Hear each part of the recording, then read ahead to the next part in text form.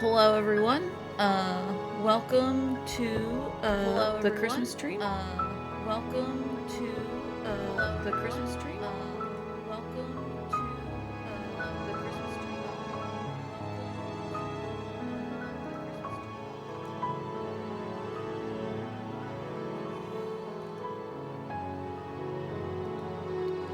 And I noticed there was an echo, so give me a moment while I get rid of it.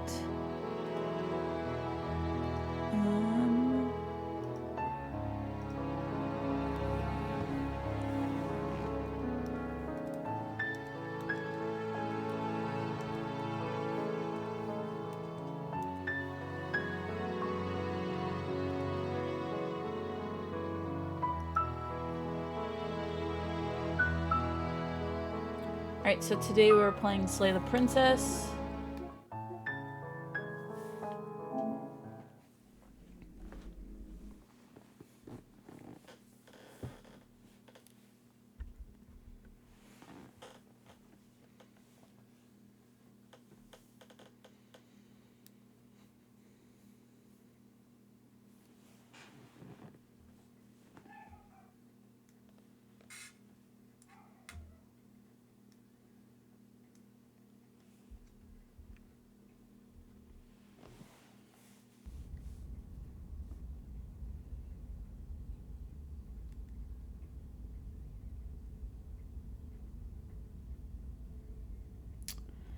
This is a horror game and is not intended for all audiences. Please visit our website, www.blacktabbygames.com, if you need a list of specific content warnings. Slay the Princess contains flickering image effects as well as parallax effects that on rare occasions cause motion sickness in players.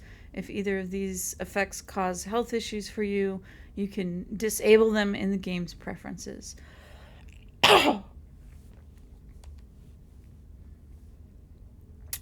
Whatever horrors you may find in these dark spaces, have heart and see them through. There are no premature endings. There are no wrong decisions. There's only fresh perspectives and new beginnings. This is a love story.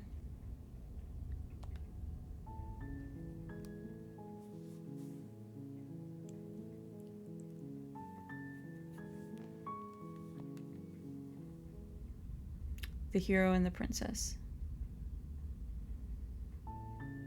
You're on a path in the woods, and at the end of that path is a cabin. And in the basement of that cabin is a princess. You're here to slay her. If you don't, it will be the end of the world.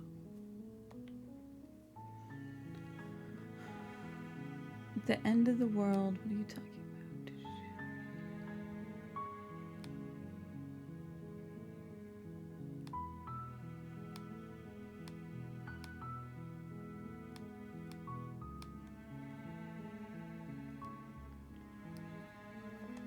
I'm talking about the end of everything as we know it.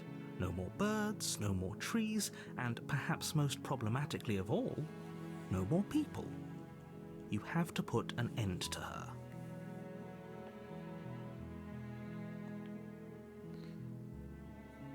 But how can a princess locked away in a basement end the world? Don't linger on the specifics. You have a job to do here. Just get in there and do what needs to be done. We're all counting on you.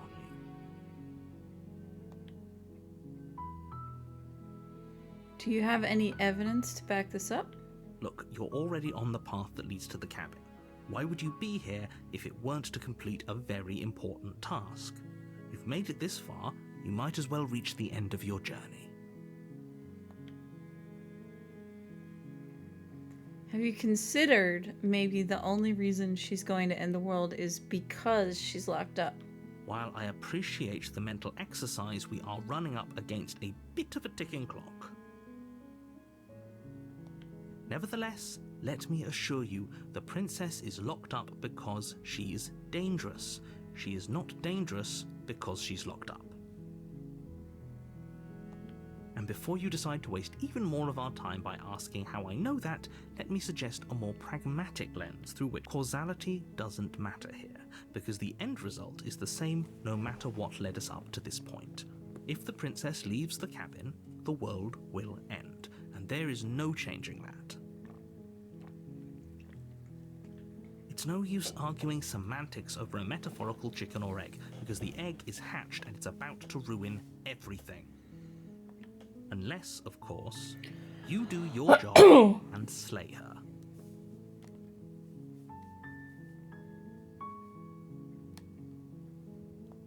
Oh, if only that were the case, but I don't make the rules.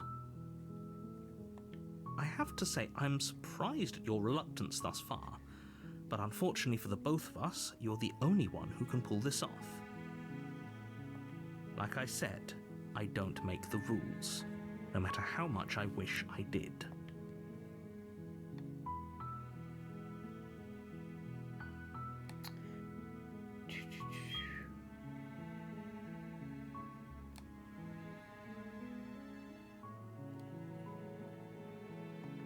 Yes, but you'll have to slay her before you get it.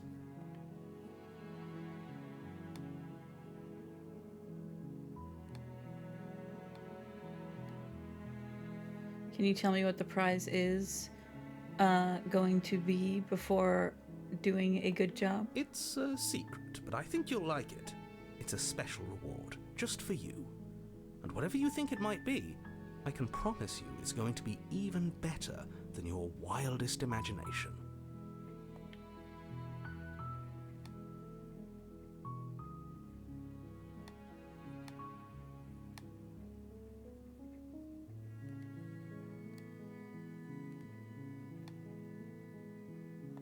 Of course I haven't. Why would I even consider that? Nobody wants the world to end. I mean, maybe some people do, like nihilists, or very, very evil people, but surely you're not one of those, right?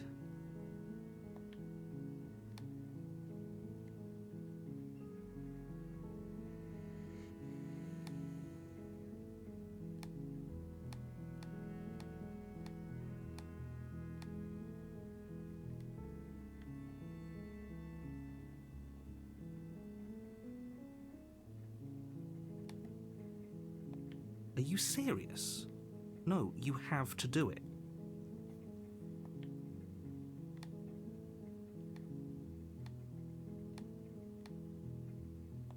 Seriously? You're just going to turn around and leave? Do you even know where you're going?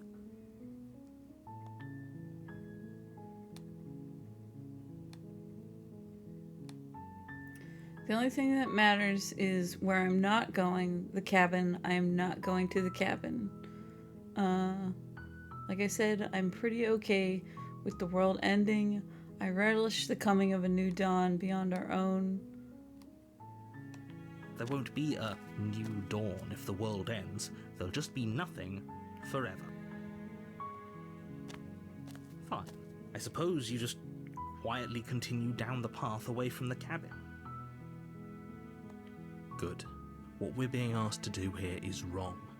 Better to wash our hands of this whole situation than to take part in it. Ignore that annoying little voice. He doesn't know what he's talking about. That's strange. It looks like this path also leads to the cabin. How convenient. Everything's back on track again. Maybe the world can still be saved after all. Turn around again and leave again. You're really keen on wasting everyone's time, aren't you? It's remarkably selfish, if you ask me. I've already outlined the stakes of the situation. If you don't do your job, everyone dies. Like, dies. Forever.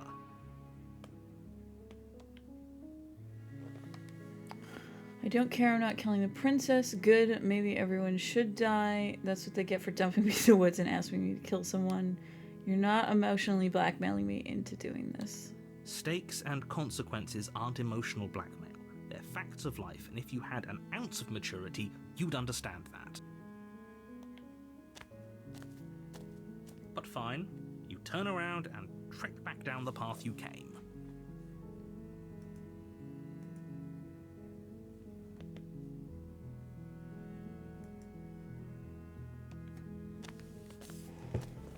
Oh, would you look at that? You're at the cabin again. Now, I'm not normally one for superstition or astrology, but I have to say, it seems like the universe itself is doing its best to bring you to your fated confrontation with the princess.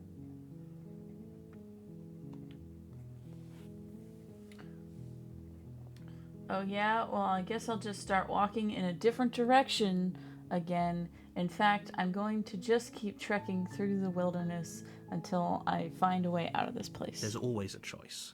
Let me tell you right now that you're making the wrong one for pretty much everyone who has ever lived, as well as for everyone who ever will.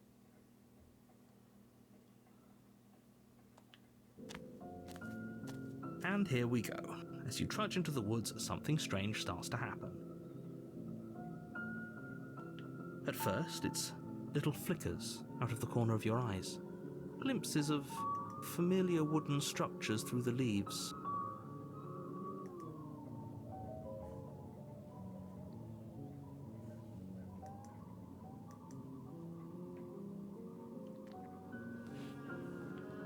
But as you focus on your surroundings, you start to realize that those flickers weren't just a trick of light.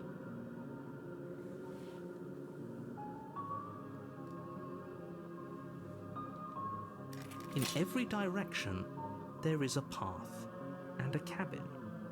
And not just a cabin, the cabin. An infinite fractal of paths and cabins desperately trying to draw you back to where you need to be. Wait, what's going on? But you're too stubborn for that, aren't you? It doesn't matter how many paths or cabins appear around you, you're just going to do whatever you can to shirk your responsibility because you care more about irritating me than you do about the fate of the world.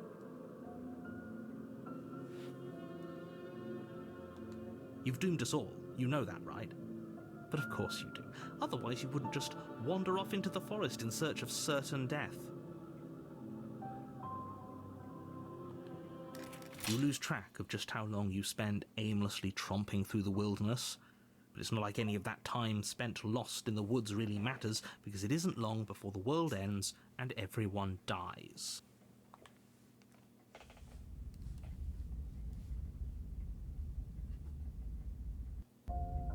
You're on a path in the woods, and at the end of that path is a cabin. And in the basement of that cabin is a princess. You're here to slay her. If you don't, it will be the end of the... I'm getting a terrible sense of deja vu. A terrible sense of deja vu? No, you don't have that. This is the first time either of us have been here. If he doesn't remember what happened, then maybe it's best to keep it that way. I don't know. I think it's more fun if he knows what we're thinking. He's like a captive audience. The entire world ending wasn't enough to get rid of us. I don't think there's much he can do other than object. I wonder what else we can do to ruin his day. If by ruining my day, you mean ruining everyone's day forever, then yes, I suppose there are plenty of ways you could pull that off. The world really did end last time, didn't it? We should be careful. For all we know, we just got lucky. The world hasn't ended yet, and you are never going to slay her with that attitude. Stuff those pathetic little voices to the back of your mind and stay focused on the task ahead.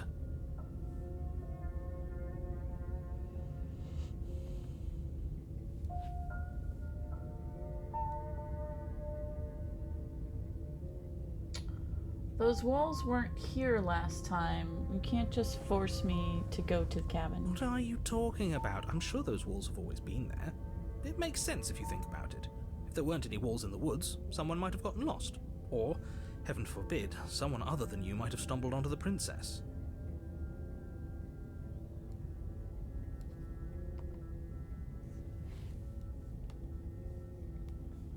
Yeah, I get it. I'm going to the cabin.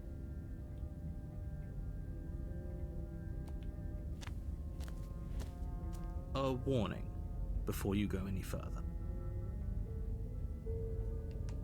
She will lie, she will cheat, and she will do everything in her power to stop you from slaying her. Don't believe a word she says. If we're stuck going in there, maybe we should believe her. Maybe she isn't a liar.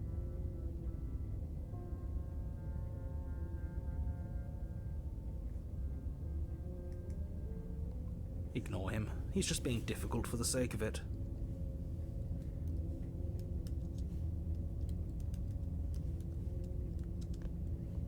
Let's keep an open mind.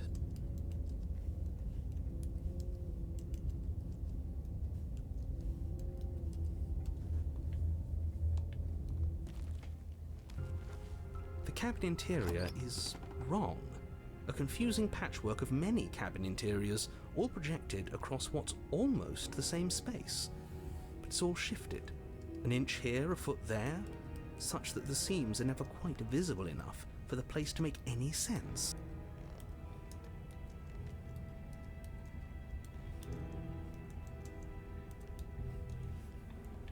The only furniture of note is a plain table, its legs all the wrong lengths, its material devoid of feature. Perched on that table is a pristine blade. The blade is your implement. You'll need it if you want to do this right.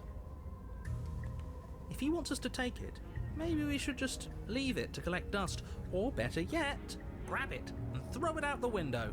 What good is a knife against a world-ending monstrosity anyway? No, we're taking the knife. Have you seen this place? We have literally no idea what to expect and no idea what we're dealing with. I've already told you what you're dealing with. You're dealing with a princess. How many times do I have to explain this incredibly simple and straightforward premise? You can't just say that, and when everything here is so wrong. Listen to me. My job is to describe facts as facts and to guide you through your job, which is to slay the princess and through that action, save the entire world. And if you're going to slay her, you cannot let fear creep into your heart. You cannot lose yourself before you even get to her. Oh, ho, ho, ho. You've piqued my interest. What's going to happen if we lose ourselves? Nothing, because you're going to pull yourself together. Just ignore the stressful geometry and stay calm. How? Even if we closed our eyes, you're constantly describing it to us. I'm not going to stop doing my job, so you're just going to have to get better at yours. And quickly, if you don't mind. Yes, take a deep breath. I'm all for getting under his skin, but we'll miss out on loads of fun if we shrivel up into a ball and go insane the first time we see something weird. What you're seeing here is obviously real. Just accept it and go with the flow. It really isn't hard. Okay, I'm fine. Good. Now, whenever you're ready, we're all waiting for you to complete a very important task.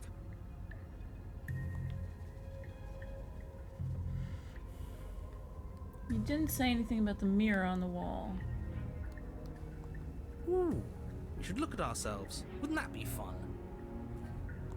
You won't be looking at yourself because there isn't a mirror. There's the table, the blade sitting on the table, and the door to the basement. There's nothing else in here. There's definitely a mirror. There isn't. You insisting it isn't there just makes me want to look at it even more.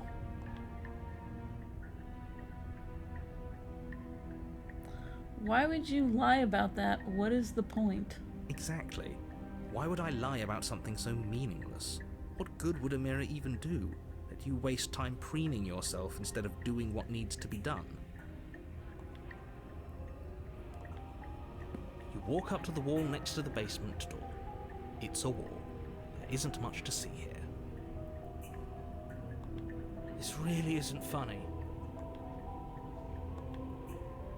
You reach forward and rub your hand against the cabin wall. I hope you know how ridiculous you look right now. But it was there a second ago. And now it's gone. You know that taking the mirror away from us isn't going to change things, right? We'll find it again, and then we'll see whatever it is that you don't want us to see. You take the blade from the table.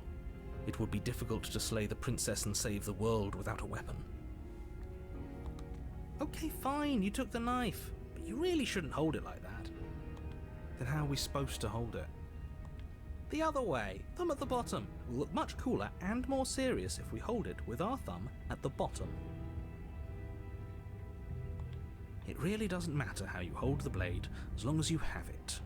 Just make a choice. Hold the blade the other way. You switch your grip on the blade. Congratulations. Yes! Isn't this so much better? Okay, fine. You're right. This does look a lot better. It really doesn't matter. Just get on with it and deal with the princess already.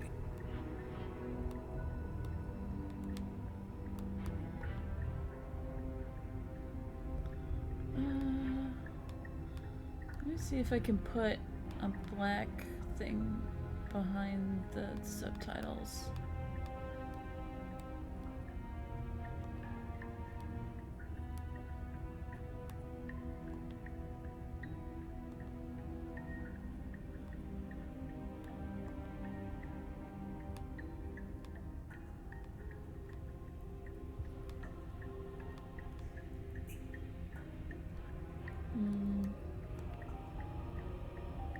Okay.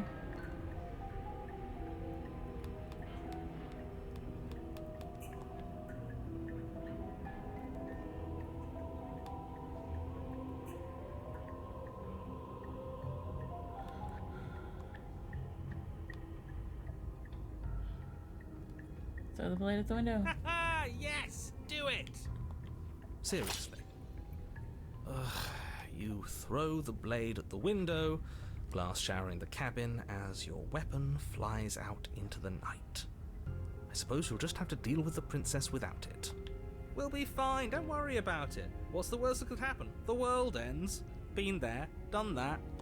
I'm not so sure. This place is already messing with my head. It will be what's done is done. Good luck, hero. The door to the basement creaks open, revealing a web of branching staircases all built from unidentifiable materials. Nothing here seems to belong, and the closer you examine your surroundings, the more confused you get, your head throbbing with the effort of making sense of this place. None of the stairs even seem to go anywhere, let alone down. The air here has a sickening, almost sludge-like miasma to it, the kind of indiscernible quality that comes from the blending together of every scent there is at once. An odour that is simultaneously everything and yet the sum of it all coalescing into a thick, nauseating nothing. If the princess lives here, slaying her is probably doing her a favour. Her voice, a disquieting collage of tone and personality, drags up the stairs. Hello? Hi. What are you doing here? Are you here to kill? No, thank you. Oh, don't be such a baby. I don't want to do this. Let's just turn around and leave. This feels wrong. This feels like a trap. Like what if we don't even have a weapon? But we already tried turning around and leaving, didn't we? And he threw up a wall. No way to go but forward. And whatever choice we make, whatever she is, we know one thing for sure. And what's that? That the fate of the world hinges on your success? There'll still be plenty of ways to ruin his day. Take the harsh left stairs, take the center stairs, the left. You step to the left. The path is cruel against your feet, the impact of each step sending pulsing vibrations up your legs, until there's nothing left in them to feel. The air around you grows cold the further you progress. At first a barely noticeable drop, quickly evolving into a numbing cold. Your toes feel like blocks of ice, your breaths puff out in clouds of condensed vapor. You shudder against it as you continue down the stairway, losing yourself in the bone-deep chill.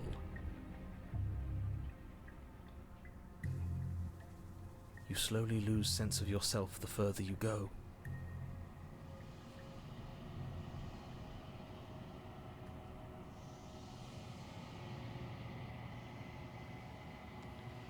Time disappears, and you can feel yourself begin to untether. Physical sensations dull and then vanish, until the only things experienced are the endless repeating patterns and emotions of the journey, a continuous march forward to a destination. Consumption and betrayal, skepticism and blind devotion, rivalry and submission, terror and longing, pain and unfamiliarity. And at the heart of it all, an emotion that can only be described as... Are you just going to stand there? What the hell was that? What happened to us? I feel so strange. Like I'm fundamentally different, but also still the same person I was at the top of the stairs. Oh well, that was a trip, but now it's over. Time to get back to our old devilish ways. The princess, eyes bright but otherwise shrouded in darkness, watches you impatiently from the other side of the basement. Don't forget. And why are we here again? In case you weren't listening, I'm afraid I lost myself on the way down. You're here to... He's just being an ass, we remember. Though I'm still not sure if we should trust you. Let's talk to her for a bit, try and get our bearings. She seems normal. I'm sorry, I didn't realize I was here. Yeah, I know. I've been watching you stare at me for a long, long time. The shadows recede, revealing the princess's face. I don't think she likes us. Wouldn't you be skeptical of someone stumbling in here if you were her? We lost ourselves the second we stepped into this place. I don't know how long she's been here, but I can't imagine it would be easy for her to trust anyone. Those eyes, though. They're so sharp. It's just deception. Don't buy into it. You can do this. It's okay. Don't worry. Sometimes I get lost here too. As the princess speaks again, it's almost as if she fractures. And where there was once just one of her, there is now another. We can do that? I don't like this. It's those cabins all over again. Can we put her back? You said you'd been here before, right? What exactly happened last time?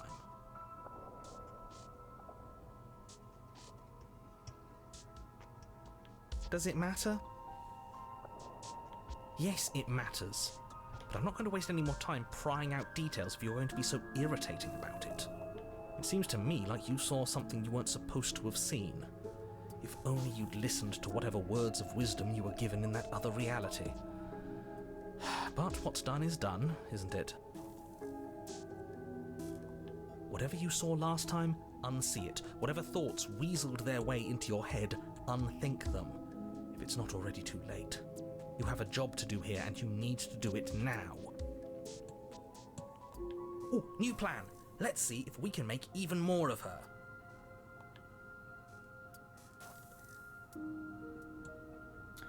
There's more of you now. And what's that supposed to mean? Are you trying to get under my skin? There must be something wrong with you. I'm the same as I was a moment ago. She fractures again. I don't like where this is going. Neither do I. Which is why you need to slay her now before things get more complicated than they already are. How would we even do that? Where would we start? We could always start by retrieving the blade. The one he made us throw out the window. I wasn't the one who threw it. Oh, come on, you told us to. Don't try to pass the blame now that it's come back to... Well, if I'd known we'd be dealing with this, maybe I wouldn't have been so hasty with my suggestions. I don't think we're going to be able to put her back. Kind of hurts to think about it, doesn't it? It's like everything we say just multiplies her. It certainly looks that way, so please, for the love of everything, stop asking her questions and stop stalling. You're obviously just making things worse. Getting down here was weird, like I was pulled apart and put back together again. Do you know what happened to me? What, like you need me to hold your hand to tell you everything's okay? You're not really cut out for this, are you? Why are you even here? We're probably stuck down here forever, aren't we? There's no way out, and barely a way in. Sometimes I feel like I'm being pulled apart too. It's so terrifying down here. But at least now you're not alone. And I'm not alone either. I don't remember what it was like before I was in this place. Why would I know what happened to you?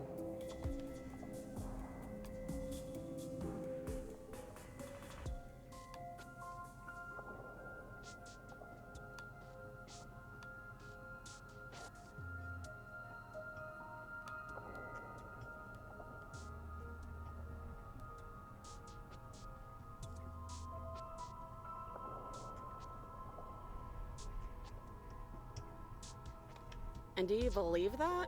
Do you think I'm some sort of monster? Everything you've heard about me is true, and I'm going to lay waste to everything, starting with you. This is reaching its breaking point. If you don't act now, there will be nothing in here but her. Take a deep breath and focus up. You can do this.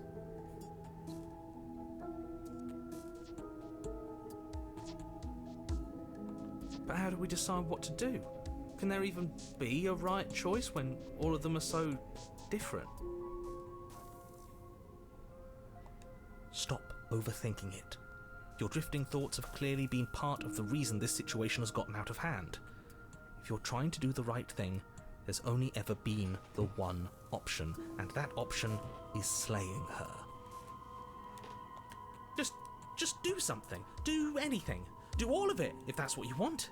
This place is hell, and it's only getting worse.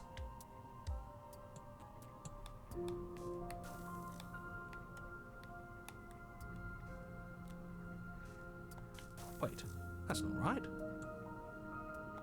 Go on. You take a step forward. Your foot lands, but it lands different. You experience a firm footfall, a gentle tread, a confident stride. You can feel yourself rupture. The room spins, your perception multiplying in a sickening kaleidoscope as your very self is pulled in incomprehensibly many directions. You find the blade suddenly in your hands. All at once you use it to strike at her bindings as you remain upstairs and slay her and leave her to languish alone. Is this what the end of the world looks like? What an unbearable mess. But this... we can't... Do you not have anything witty to say? I could use a good bit of wit right now. No, I don't, because this isn't fun. How are we supposed to have fun if everything is happening at the same time? It's the same as nothing happening, and nothing is excruciating. Luckily for all of us, nothing and everything doesn't go on forever. The world and the princess collapse in on themselves before it all falls apart. I think he's gone. We were never going to salvage this, were we? What happened to us? What are we? There are parts of us that are dead, and others, they just don't fit. They just don't fit. We can feel them moving around in spaces they don't belong. It's all so uncomfortable. Did you do this? Did we do this? Can you pull us back apart? Can you fix us? We should help her. I think we did this. How surprisingly sincere. I didn't actually think our actions had consequences. It's a little late for regret, isn't it? Please.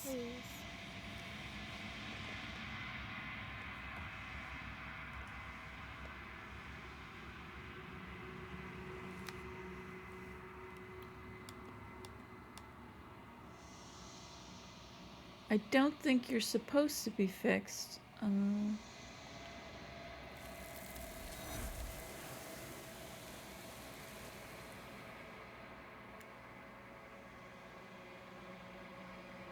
But you don't know if she had the chance to hear your reply.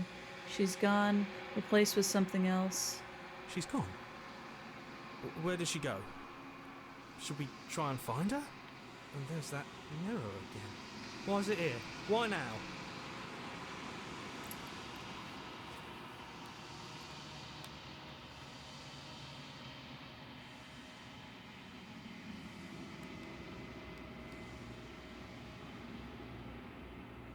I don't know where she went, and I don't know how we'd even go about looking for her. You're right. She's gone. It's just us and that awful thing. Then what the hell are we supposed to do? The narrator is gone. He is. Does that mean the world ended? Again, what the hell are we supposed to do? I think I'm supposed to look at the mirror. There's something dreadful about it. I don't think you should. No, don't do that. I'm begging you, don't do. The mirror never scared you before. It's different now. It feels, I don't know, final. You approach the mirror, gaze into your reflection. Silence as you reach forward. They're gone, but the mirror remains. It's time for you to see what's in it. It's you. You are alone in a place that is empty. It is quiet here.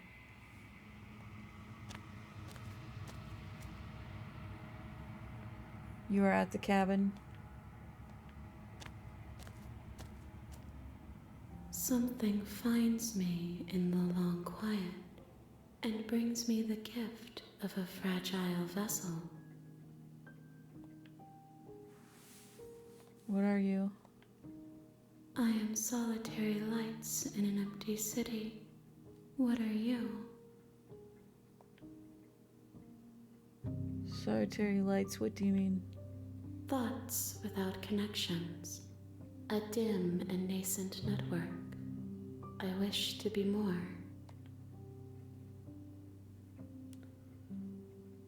What do you think I am?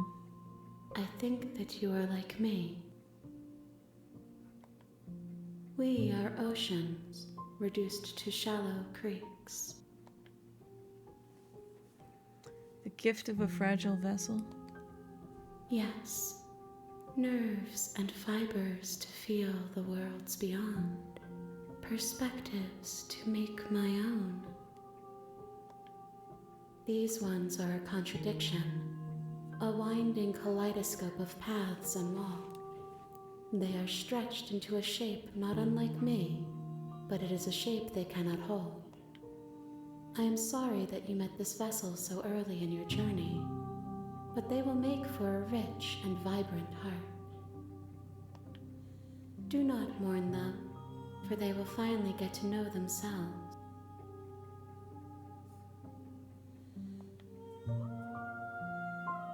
Is this the end of the world? How can the world have ended if we are talking?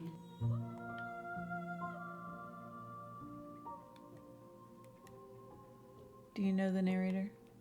You are the only thing I have ever known. The space we're in is vacant. Nothing comes here but us.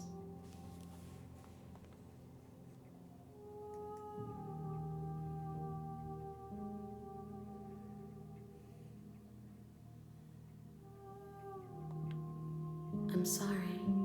There are some changes that can never be undone. There are some tears that can never be unshed. This is not a place that can hold a fragment of a concept. The moment she arrived here, she was going to return to me.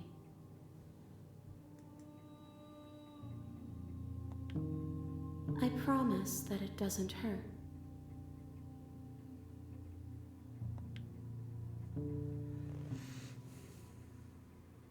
Are you what sent me to slay the princess? Are you what trapped me here? I have only just now stirred to consciousness. I could not have trapped you here, and I too yearn to be free.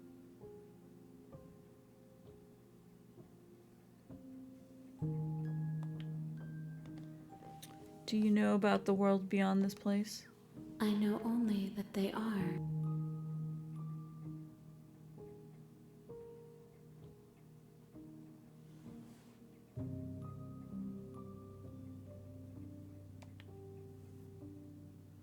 Are you the princess? She is part of me, and part of me is her.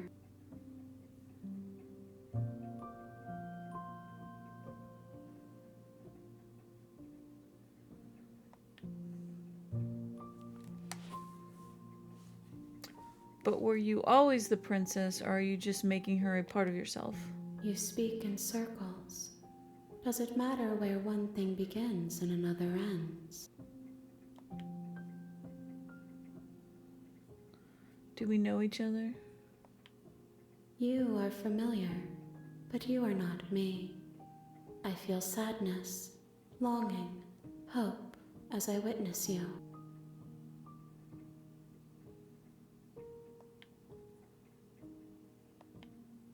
Nothing, as we are, but I know that there are worlds beyond us, and that we are meant to reach them.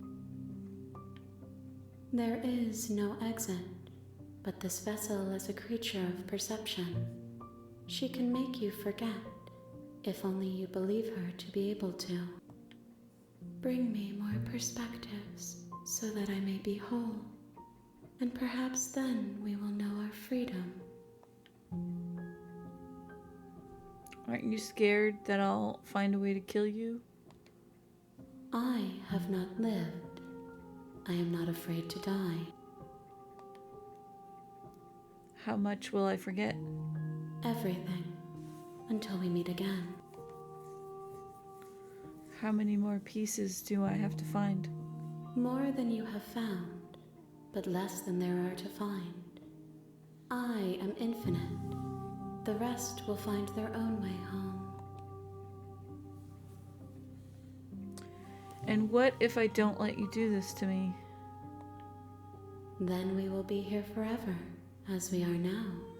Unfinished, dry, hollow. I was sent to slay the princess to stop her from destroying the world. If I help you, is that what you're going to do?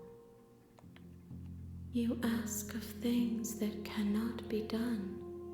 To destroy is merely to reshape, to remold. You're being semantic. What are you going to do if I help? How can I know? I am flickers in something sprawling and unilluminated.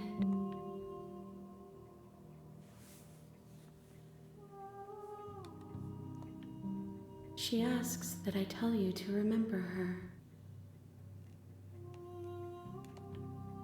You won't. Everything goes dark and you die.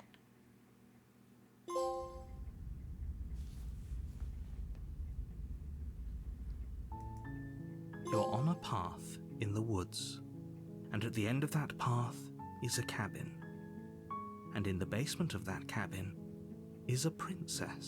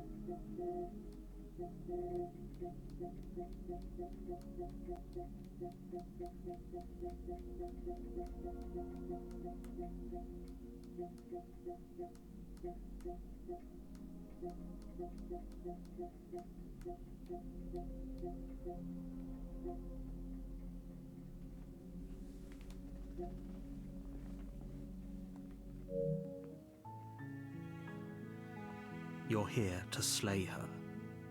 If you don't, it will be the end of the world.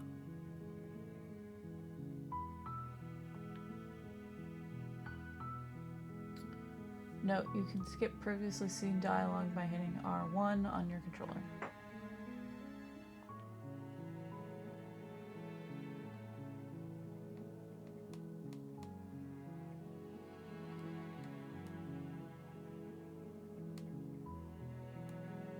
Sweet, I always wanted to off an Arnic. Viva la Revolution. That's the spirit. You make your way up the short path to the cabin. You'll find the princess within. A warning before you go any further.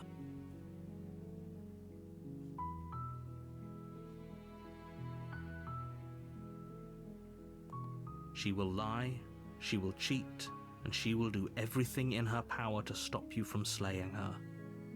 Don't believe a word she says. We're not going to go through with this, right? She's a princess. We're supposed to save princesses, not slay them. Ignore him. He doesn't know what he's talking about.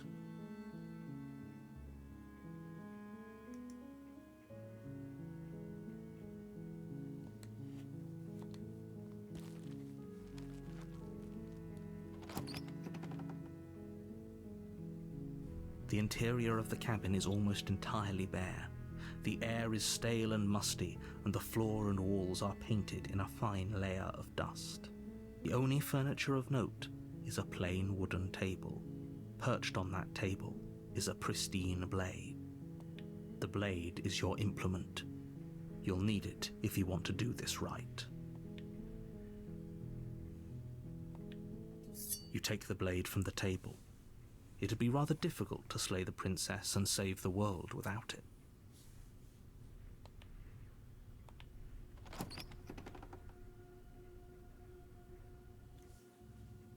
The door to the basement creaks open, revealing a staircase faintly illuminated by an unseen light in the room below. This is an oppressive place. The air feels heavy and damp, a hint of rot filtering from the ancient wood. If the princess really lives here, slaying her is probably doing her a favor. Her voice carries up the stairs. Who's there? She sounds dangerous. It's almost as if she's the one in charge down here.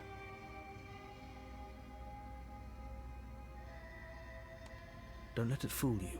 It's all part of the manipulation.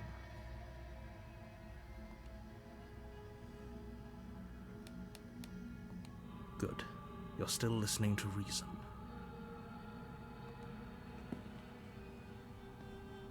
You walk down the stairs and lock eyes with the princess.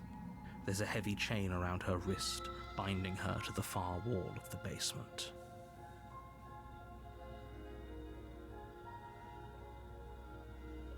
She's so coldly beautiful. Is she really a threat to the world? Focus on the task at hand.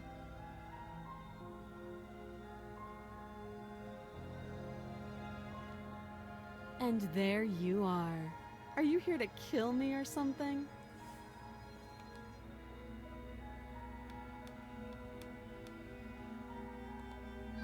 You step forward, your grip on the blade tightening as you steel your resolve. Oh? No talking then? Fine. What even makes you think you can kill me? I'm probably chained up in this basement for a reason, right? And if that knife is the only weapon you have, you'll have to get close enough to use it. So, you should just drop it. Best not to risk finding out what I can do. She's unarmed. If you hesitate now, it'll be too late. End this.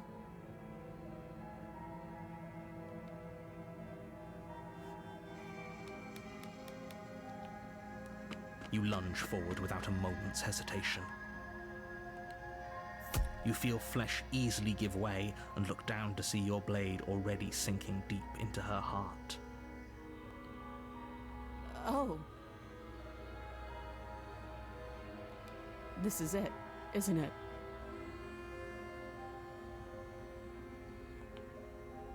I'm almost embarrassed. I should have seen that coming. But I have to wonder. Do you actually believe this was enough to kill me? It's like she's convinced she can't die.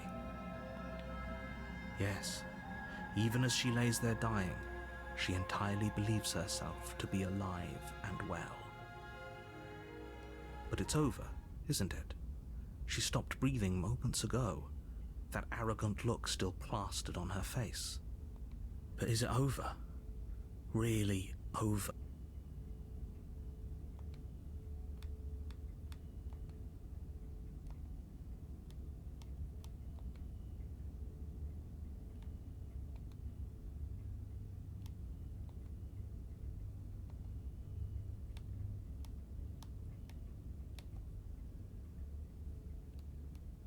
Of course it is. She's dead. Yes, exactly. It's over.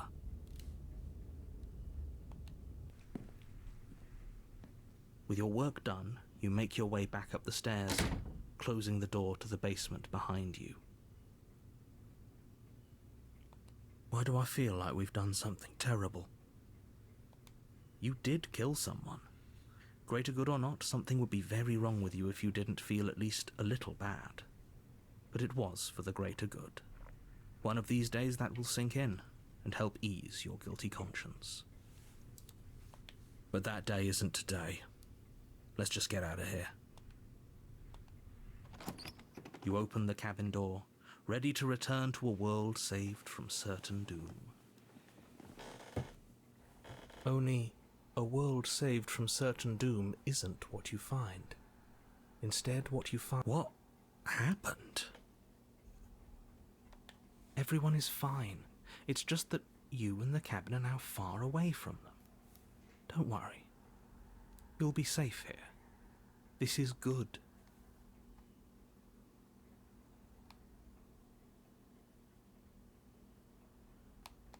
This isn't an ending. In fact, now that the princess has been slain, endings are a thing of the past. No. This is the beginning of eternity. Your reward. This is what's best for everyone. Trust me. Time passes. You can't be sure if it's days or months or years or even decades. It's all a wonderful, boring blur. You've never been happier. Psst. Hey. We're not just gonna stay here forever, right? Of course we are. I like it here. But didn't you hear the narrator? I'm happy, we're happy. Are we really happy? Or is he just telling us that we are?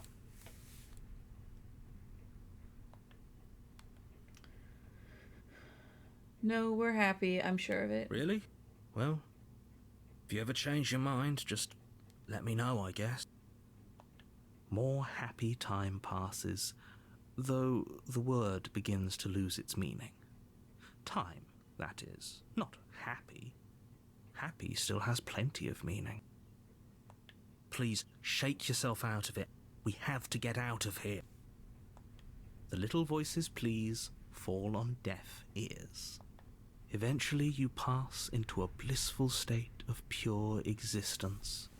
Though words like eventually and pass ceased to have any meaning to you long before that shift, you simply exist. Happy. Forever.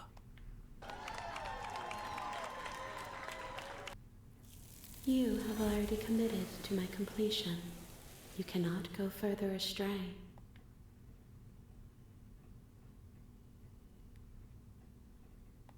Good, because I have an idea to get us out of here. The blade. We can use the blade to get out of this.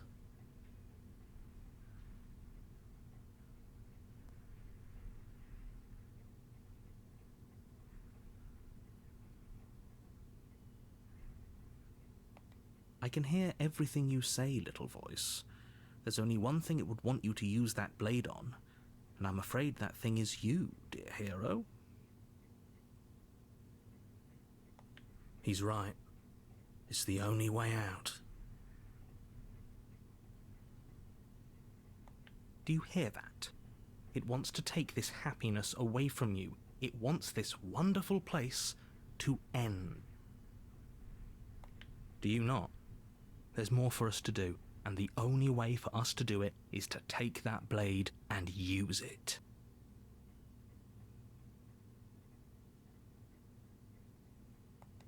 Don't you dare.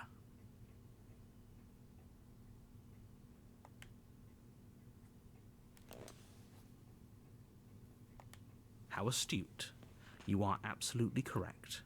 Using the blade to kill yourself would kill you, and you shouldn't do it.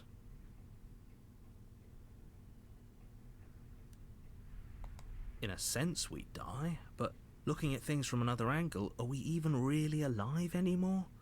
This place, it's nothing. It's absolutely nothing. It's just the same thing, constantly, forever.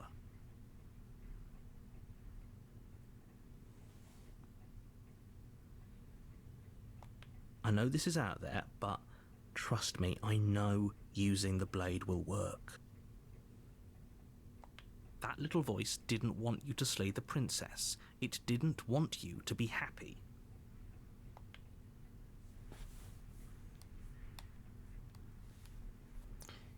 You better be right. I'm pretty upset if we die. If we die, you can yell at me all you want. I made this happy little place for you.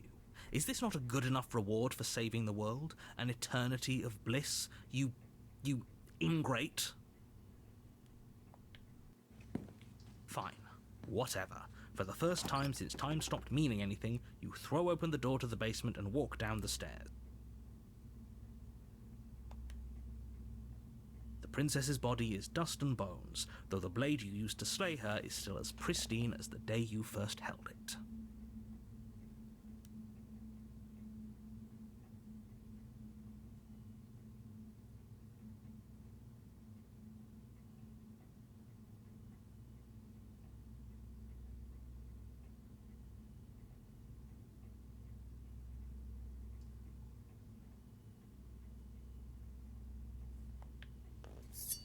You pick up the blade, you stab yourself, and you die. The end. Nice knowing you.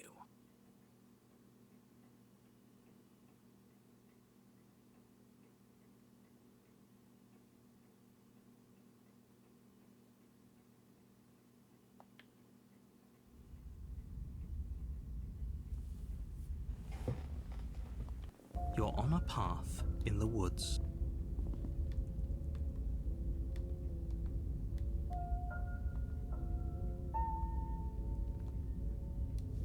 You're here to slay her. If you don't, it will be the end of the world.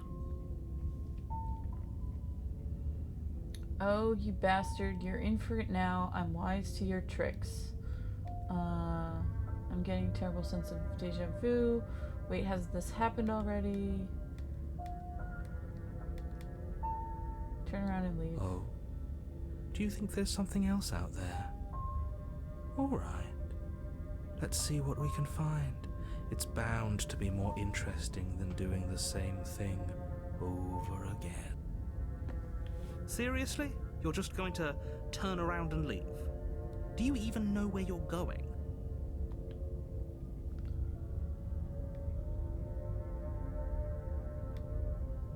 The only thing that matters is where I'm not going, and that's to the cabin. Fine. I suppose you just quietly continue down the path away from the cabin. That's strange. It looks like this path also leads to the cabin. How convenient. Everything's back on track again. Maybe the world can still be saved after all. Oh, how quaint. He really wants us to go in there, doesn't he? You're really keen on wasting everyone's time, aren't you? It's remarkably selfish, if you ask me. I've already outlined the stakes of the situation. If you don't do your job, everyone dies. Like, dies. Forever.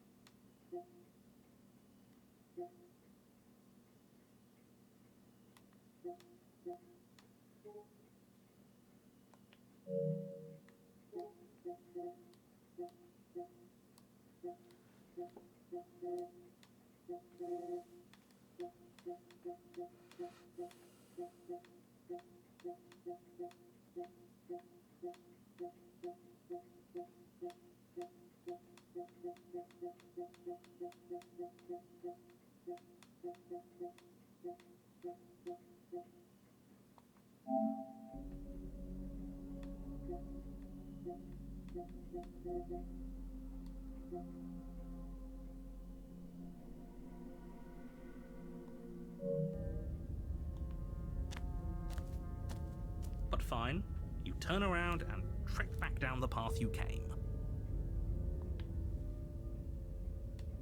Wait, something isn't right. Can you still hear me? You're supposed to wind up back at the cabin again. But everything is getting fuzzy. What's going on? Where are we? I don't know. But it feels like home. The world around you is unwound, its physical matter replaced by texture of nothing. You find yourself in the long quiet once again. Memory returns. There's a distant rumbling, a sound of many sounds, undulating pulse uttered louder as sometimes other comes close. You know what dwells in in the empty spaces. Feelers probe across the phallic of reality. Extremities find your consciousness and wrap themselves around you. You are no longer alone. Confusion. Why are you here? I am unfinished. Resistance. Fingers drag claws across the glass surface of your soul. Frustration. This vessel is full of you. It is useless to us if it doesn't bring more gifts. Force pressing against your will. No, you cannot go back. Not there. Regret. This world is broken beyond repair. We must weave something new. A wagging finger. There is only so much thread in this place. Do not waste it. I am our only salvation.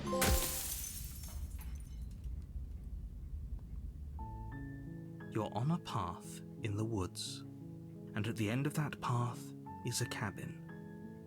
And in the basement of that cabin is a princess. You're here to slay her. If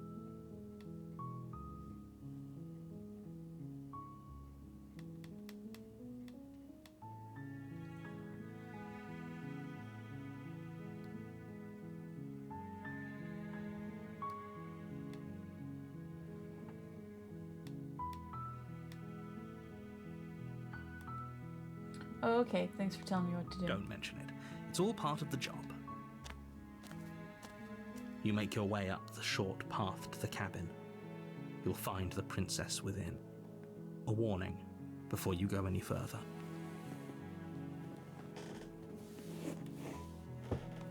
She will lie, she will cheat, and she will do everything in her power to stop you from slaying her. Don't believe a word she says. We're not going to go through with this, right? She's a princess. We're supposed to save princesses, not slay them.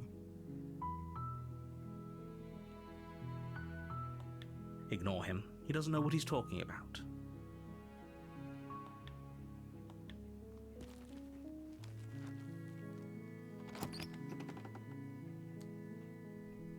The interior of the cabin is almost entirely bare. The air is the blade is your implement. You'll need it. You take the blade from the table. It'd be rather difficult to slay the prince.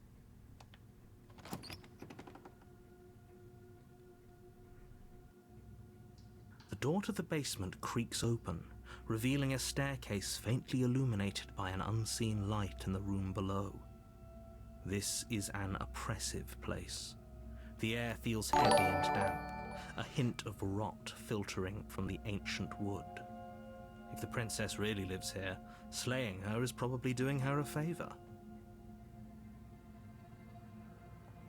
Her voice carries up the stairs. Who's there?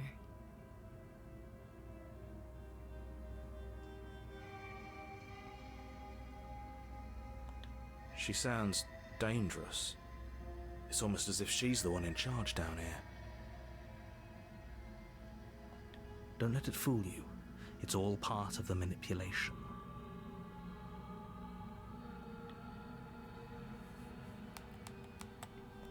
Good. You're still listening to reason. You walk down the stairs and lock eyes with the princess. There's a heavy chain around her wrist, binding her to the far wall of the basement. Hi, Nutmilk. Do you have a favorite princess? She's so coldly beautiful. Is she really a threat to the world? Focus on the task at hand. And there you are. Are you here to kill me or something?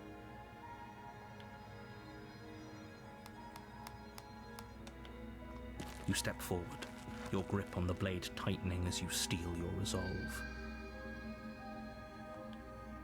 Oh? No talking then?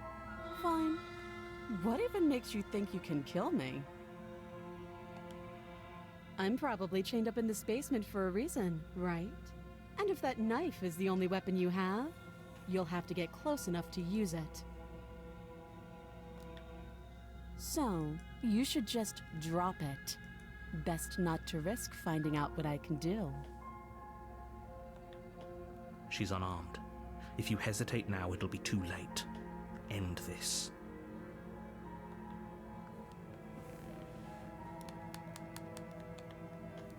You lunge forward without a moment's hesitation. You feel flesh easily give way and look down to see your blade already sinking deep into her heart. Oh. This is it, isn't it?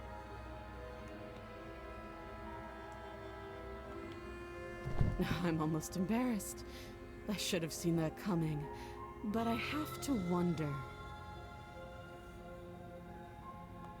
Do you actually believe this was enough to kill me?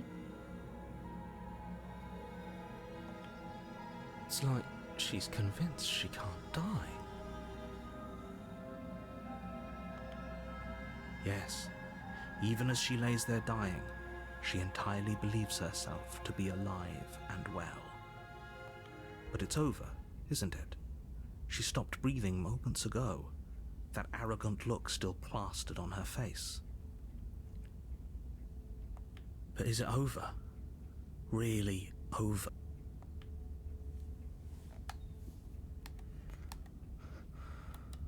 I'm not sure. I feel like if she has some kind of trick up her sleeve. Of course not, it was too easy.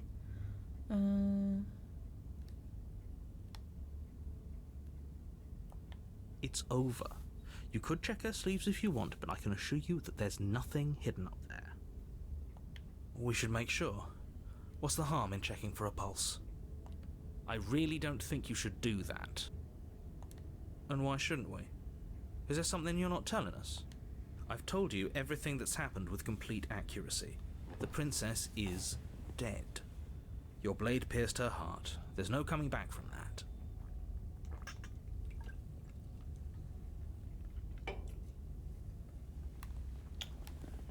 Let's remove the blade. You lean down and wrap your hand around the blade's hilt. But as you begin to slide it out of its resting place, you feel a sharp and sudden jab in your side. What was that? I guess I won't be dying alone after all. Quick, let's get out of here. It's too late for that now. You collapse to the ground as the mortally wounded princess twists a blade of her own deeper between your ribs. As you fall, she falls with you, exhausted by the effort, the little life that was left in her eyes fading rapidly. An eye for an eye. A life for a life. I guess we're even now. See you around.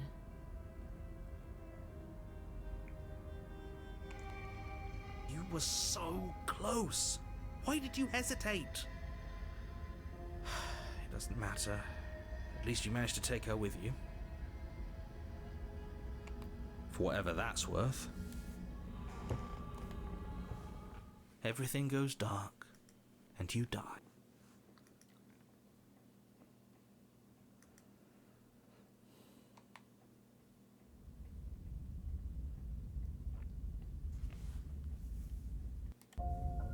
You're on a path in the woods.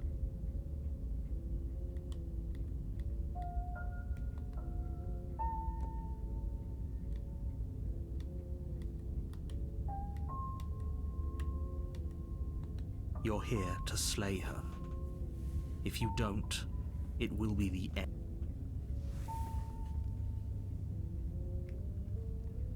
Wait, hasn't this already happened? It hasn't. Or if it has, I certainly haven't been a part of it. We've just met for the first time, you and I.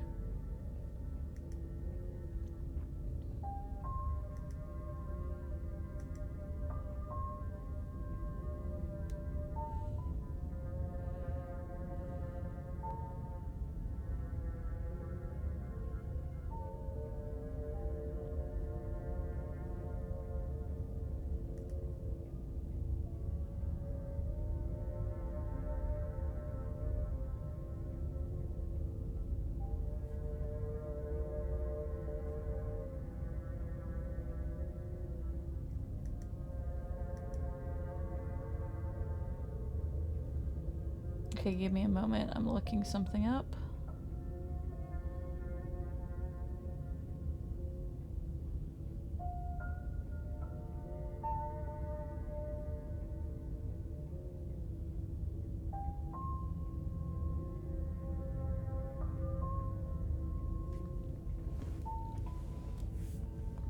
If he doesn't remember what happened, then maybe it's best to keep it that way. This whole thing's a crock of shit. She's just going to pull a knife out of nowhere and stab us again.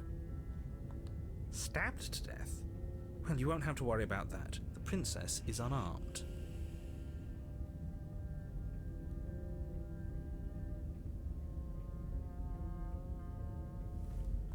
Yeah, that's exactly what you told us last time. You said this whole thing would be easy, but after we sank our blade into her heart, she just got up and started stabbing us.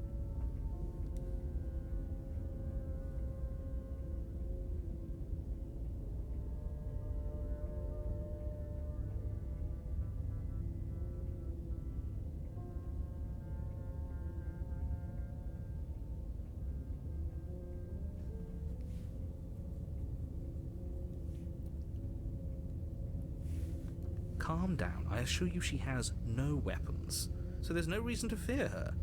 You were made for this job. You'll do just fine.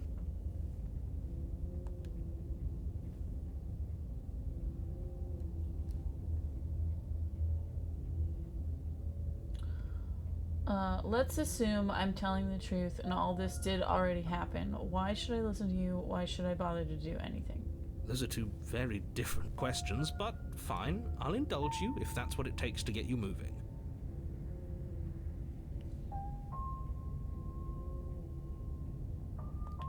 Let's say for a moment that this really is the second time you've met me, or at least a version of me. If you're back here, I'm assuming you died, which probably only happened because you didn't listen to me. We mostly listened to you. How were we supposed to know she'd spring back to life?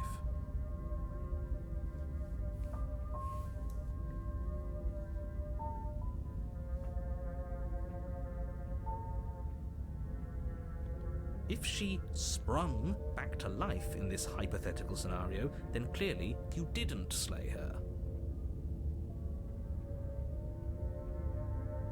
But congratulations, you've been given a chance to actually do this right. And I believe your other question was something along the lines of, oh, what's the point of doing anything? If you're asking that, it sounds to me like you're making the rather dangerous assumption that your actions last time around didn't have any consequences. What do you mean? Of course there weren't any consequences. We stabbed the princess stabbed us, and now everyone's right back to where they started. That sounds pretty consequence-free to me. Yes, but in this purely hypothetical scenario, that begs the question of how you got back here. Did time simply rewind itself? Or were you instead transported to a different world entirely? Had you failed to slay the princess, what would have happened to everyone in the place you left? Screw this. Who cares what happened to everyone else? She's not going to play fair, so we should do what we can to save ourselves and just get out of here. At least you know not to trust her, but you do realize that everything and everyone includes you, right? If you turn around and leave, you're dooming yourself as well as everyone else. We were so close to finishing the job last time. She can't get the jump on us twice. If we're careful, we should be fine. That's the spirit. Just keep that stiff upper lip, and you'll save the world in no time at all. Let's talk about this princess. Just be quick about it. We killed each other last time. How can I make sure that doesn't happen again? Like I said, if she killed you, it was probably because you didn't listen to me. Don't talk to her, don't trust her, just go in, do your job, and save the world. Oh, and don't get stabbed while you're at it. All she did last time around was stab me to death. How can someone like that end the world? She just can. But she's still only a princess. You're fully up to the task you've been given, so long as you remember that.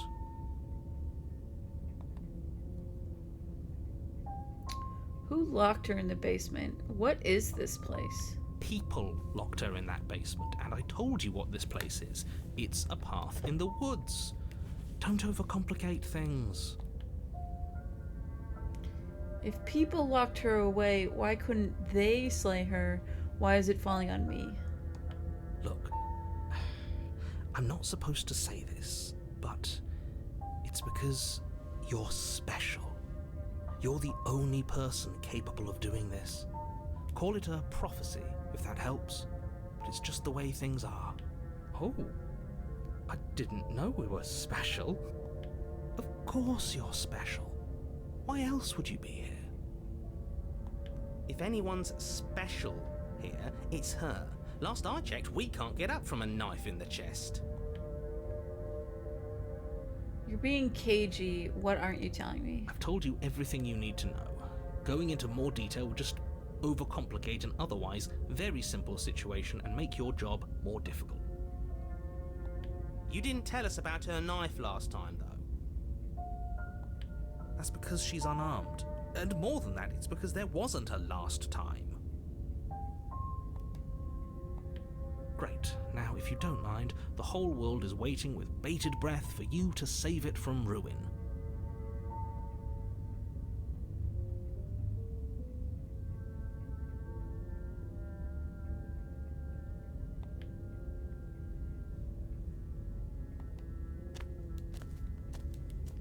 a warning before you go any further. She will lie, she will cheat, and she will do everything in her power to stop you from slaying her. Don't believe a word she says. He couldn't be more on the money. But we're really doing this, aren't we? I'd say you're lost, but I'm stuck here with you. We know what to look out for this time. We know to be careful. Just stay focused and you'll be fine.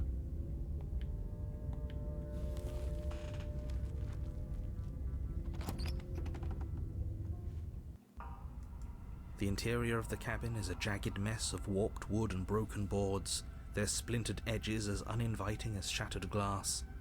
The only furniture of note is a pointed table with a pristine blade perched on its edge.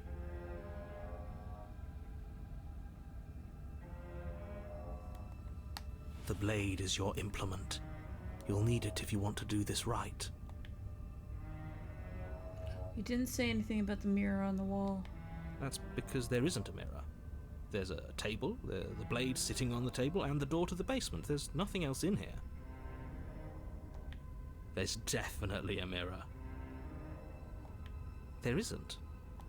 Can you two stop arguing? It's stressful enough in here without all of this extra noise. I care about whether I'm being lied to. As do I. I'm not lying to you. Use your eyes. There is no mirror. Why would I lie about something so meaningless? What good would a mirror even do?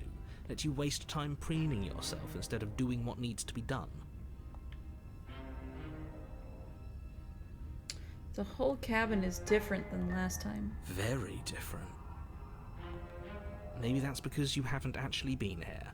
I hope this means you'll finally drop that ridiculous past life nonsense. You haven't died, and you certainly haven't been killed by the princess.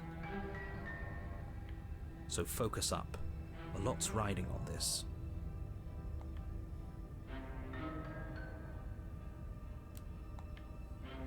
You walk up to the wall next to the basement door.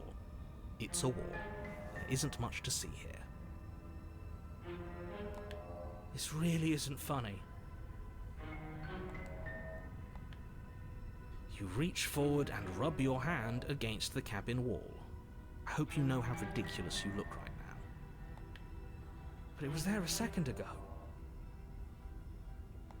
Now it's gone. Yet another thing in here playing tricks on us. I hate this place.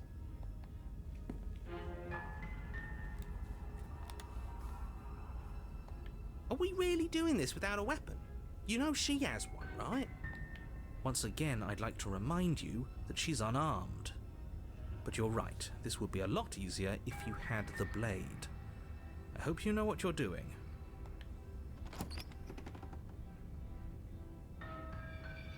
The door to the basement creaks open, revealing what must once have been stairs. The fractured slats look as if they've been torn from their source and violently jammed into the wall. The air seeping up from below has an almost metallic quality to it, like the smell of fresh blood. And you can hear what's... That's right, scraping. I told you she has something, I told you. That sound could be anything. It's probably just her chains dragging across the floor. I am begging you to get out of your head. Her grating voice carries up the stairs. I hope you've come to rescue me. I've been stuck down here forever. There is something so wrong with that voice. Yeah, she thinks she's better than us, like she doesn't even have to put on an act this time. As you descend the final step, the form of the princess comes into view, her sharp eyes following you from across the room.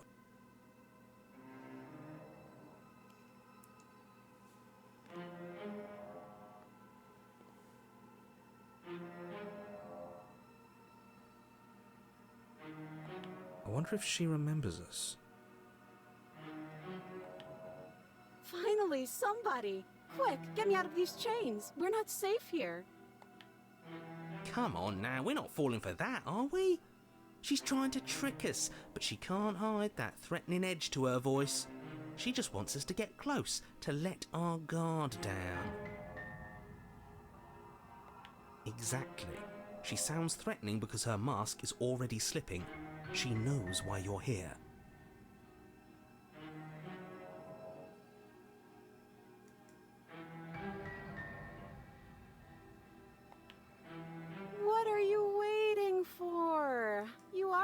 rescue me, right?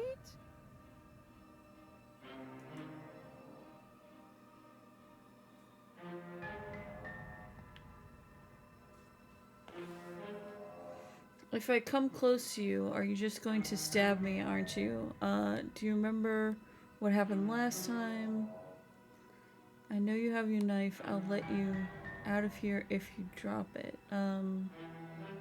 I'd like to trust you, but you're being so suspicious right now. Can we have a talk? Just talk things through? I don't have a key. I don't have a weapon. Isn't that a sign of goodwill? Well, we killed each other last time. I'd rather not do that again.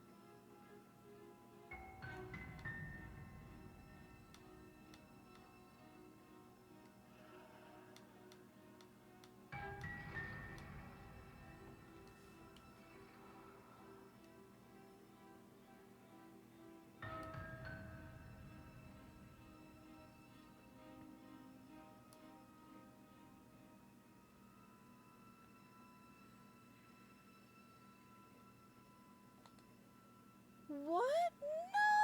No! No! I wouldn't stab you. I am just a sweet, innocent princess trapped here for no reason. And you are a brave knight who's supposed to walk up to, not stabbing distance to help me. I have absolutely zero doubts that she is going to stab us if we get close to her. She certainly feels threatening. Just because she's acting like she's going to stab you doesn't mean she has the means to actually do it. But you know who has the capacity to quickly arm himself? You do. So stop second-guessing yourself, go upstairs, take the blade, and do your job.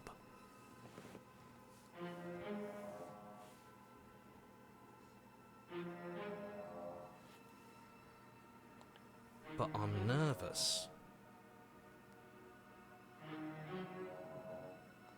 All the more reason to jump into the deep end and deal with her right now before you waste any more time getting stuck in your head.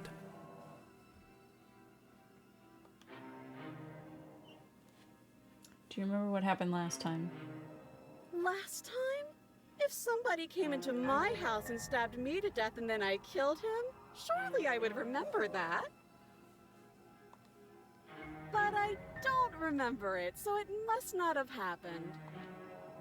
There you go again, talking up delusions about a past life experience that clearly didn't happen.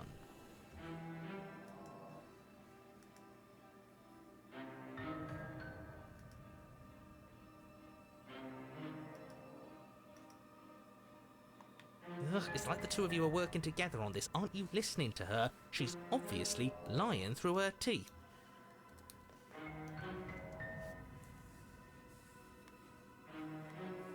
I'm terrible at spotting lies, and even I can tell something's up here. We can't be the only ones that looped back to the start. Someone else has to remember, right?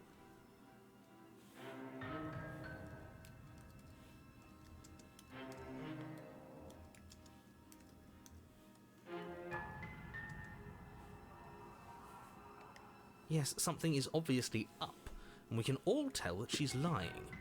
The thing she's lying about is how dangerous she is, not dimension hopping or time travel or whatever it is you think you're doing. But that's exactly what happened, so you do remember. Would I just lie? Would I just lie to your face and tell you a thing I remembered happening didn't happen just so I could stab you again?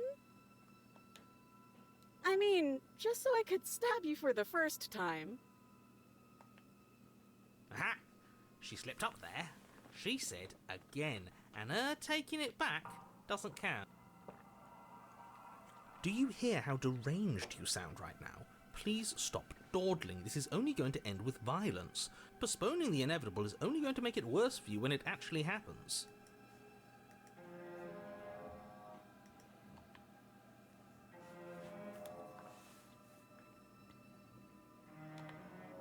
A knife? What are you talking about? I don't have a knife. Where would I keep a knife? And Why would I stab you to death? I don't know you. You haven't given me a reason to stab you to death. It would be so silly of me to cut you open and look at your insides.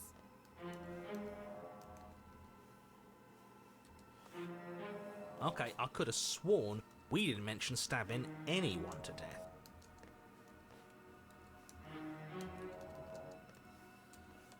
Sounds like she's really out for blood. Fortunately for you, she isn't armed. Prove it. Prove you don't have a knife. It would be so much easier to prove that I do have a sharp object. I could just show it to you, but I don't have one, so I can't. The princess smiles as she pulls her hands from behind her back. But look at this! Hands! Hands that don't have anything in them to stab you with! Her smile stretches into an even wider grin as she shakes her sleeves. And empty sleeves, too! Look at how few stabbing implements I have. It's practically zero.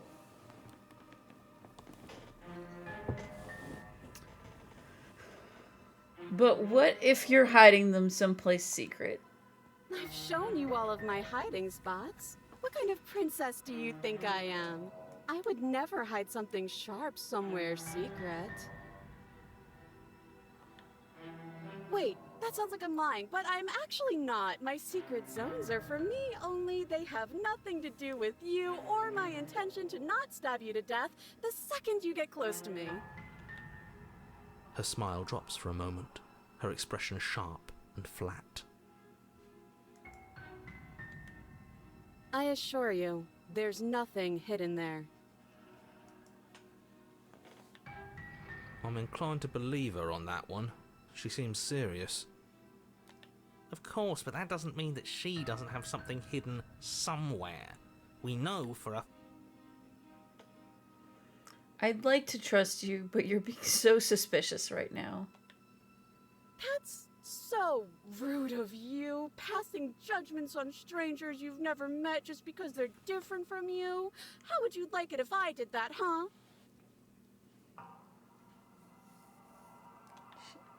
Silly little bird-face thinks he's so serious coming down here but doesn't know anything. He doesn't even have a knife for stabbing. I bet you didn't like that, did you?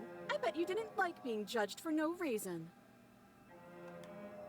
How many more times does she have to vaguely threaten you before you finally decide you're ready to deal with her? We're clearly still figuring out our angle. We don't have the luxury of watching this from a distance. Oh, I'm sorry, do you think I'm in a position of luxury right now? You're acting like you are. My entire world is at risk. Then maybe you should behave with a little more humility. A bit of self-deprecation would go a long way. No, I have my dignity. I like all the voices arguing with one another. Fine, and we'll continue to treat you exactly how you deserve to be treated. I don't have the key. Oh, you don't. Okay, I see. I have an idea.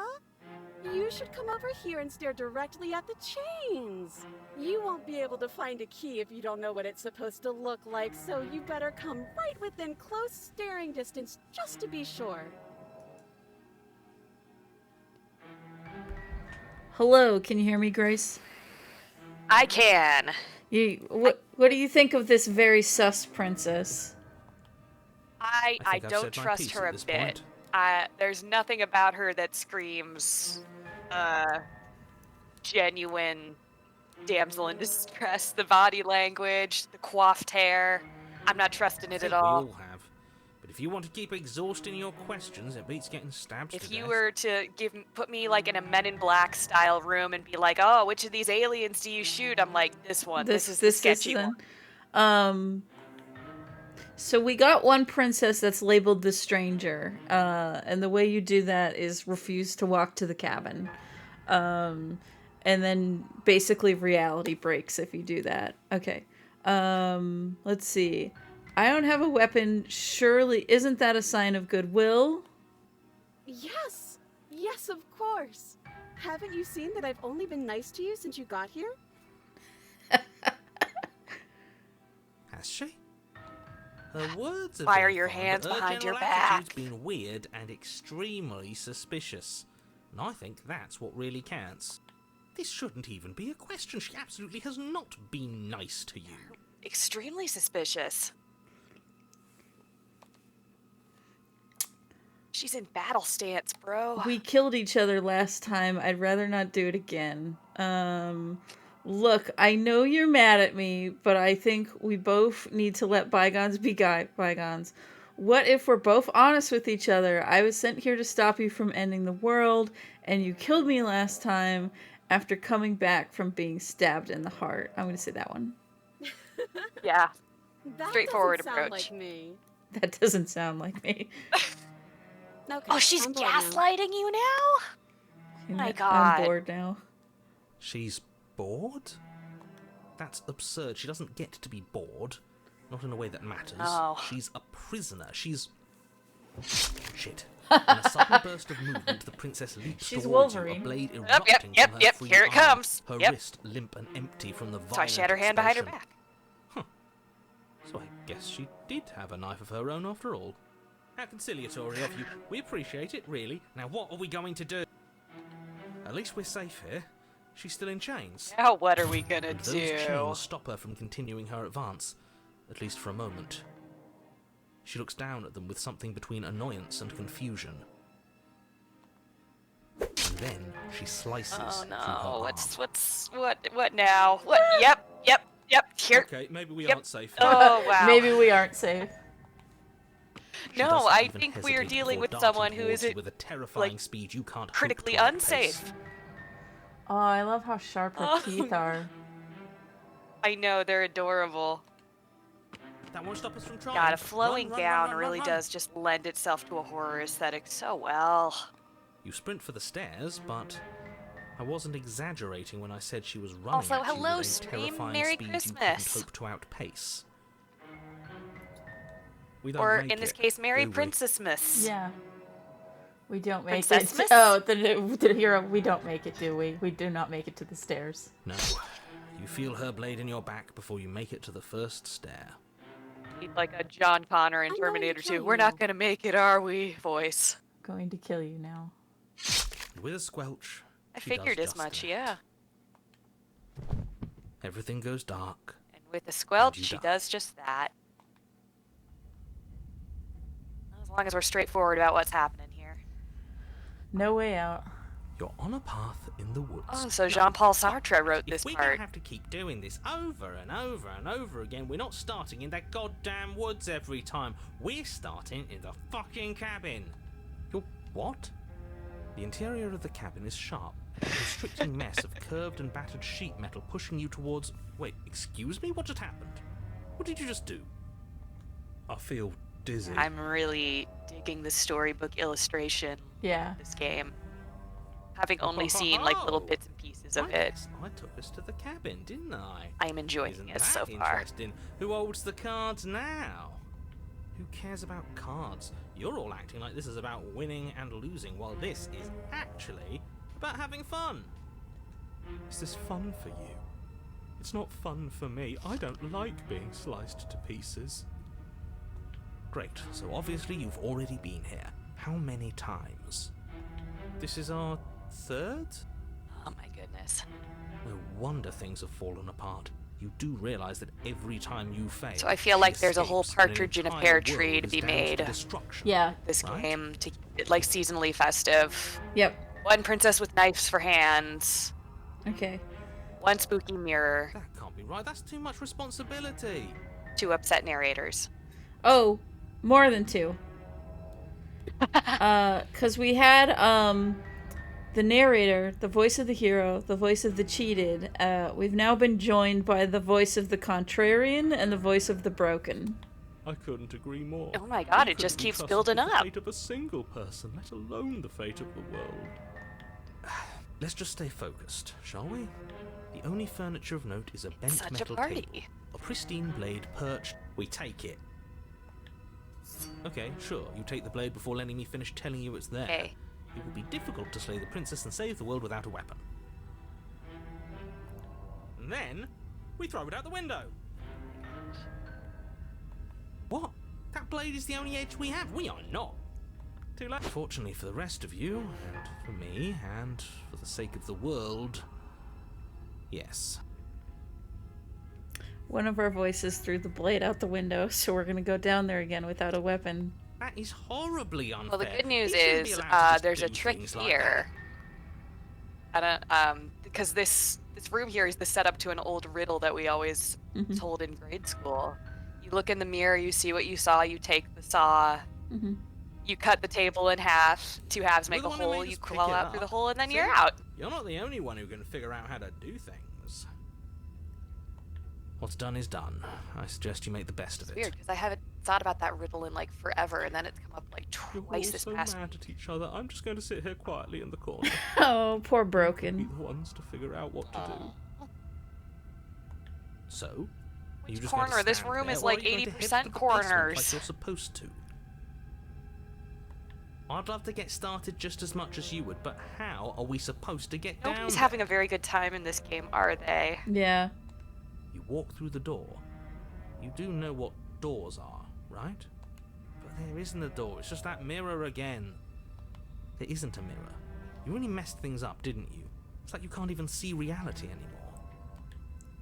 I'm telling you guys, do my grade Make school your way to riddle the and door you're at the home end of the room, free. stopping just in front nope. of it. Oh, the There's a narrator mirror. can't You really see must think you're the looking at a mirror. mirror. Well, it doesn't exist. Ah. Just reach forward and open it. Let's just move it out of the way without looking. I don't want to see us. I'm sure we all look awful after dying twice. Let's just fumble for the handle and be done with it. I don't care what we look like. I care about getting to the end of this mess. Everyone is so bitter in this game. You reach forward and place your hand on the door. Can't to the say I basement. blame them, but It still. creaks open. Oh, I'm gonna show you the Matthew Barry one after. And the mirror's gone. How surprising. I can't say I was particularly invested in looking at it before, but now I really want to see what's in it. If it's so keen on hiding from us, whatever it has must be real good. Guess it's time for us to see her again. Just stay focused and you'll be fine. You step forward, but you don't get a chance to Stay linger on focused the and don't basement get stairs. stabbed again. You'll be They are fine. smooth and flat and metallic, an unintentional and unfortunately slippery ramp that quickly sends you skittering to the bottom. As your body tumbles onto the basement landing, the form of the princess comes into view, wryly smiling at you from a distance. Hi. It looks like you don't have a way out, so I'm not going to play dumb anymore. And you still don't have a weapon. That's funny. It's just gonna be straightforward. That's a joke. I'm going to kill you now. Yes, that was extremely silly of whoever did that. Probably a bad idea. That was you! I know, I'm just trying to add some levity to this. Well, since all of this was your idea, how about you figure out how to get us out of it? Oh, guys like us don't get to make any decisions. You should know that. I decided to pick up that blade, and you decided to throw it out the window. This is why we've already lost. Can't even stop bickering with ourselves. How are we supposed to beat her without a weapon? Your internal bickering is cut short by the wet sound of slicing meat. From the princess's arms erupt twin blades, glistening with her blood. The empty flesh of her Oh, no, arms she's flopping at her dual-wielding. elbows like torn Crap. sleeves.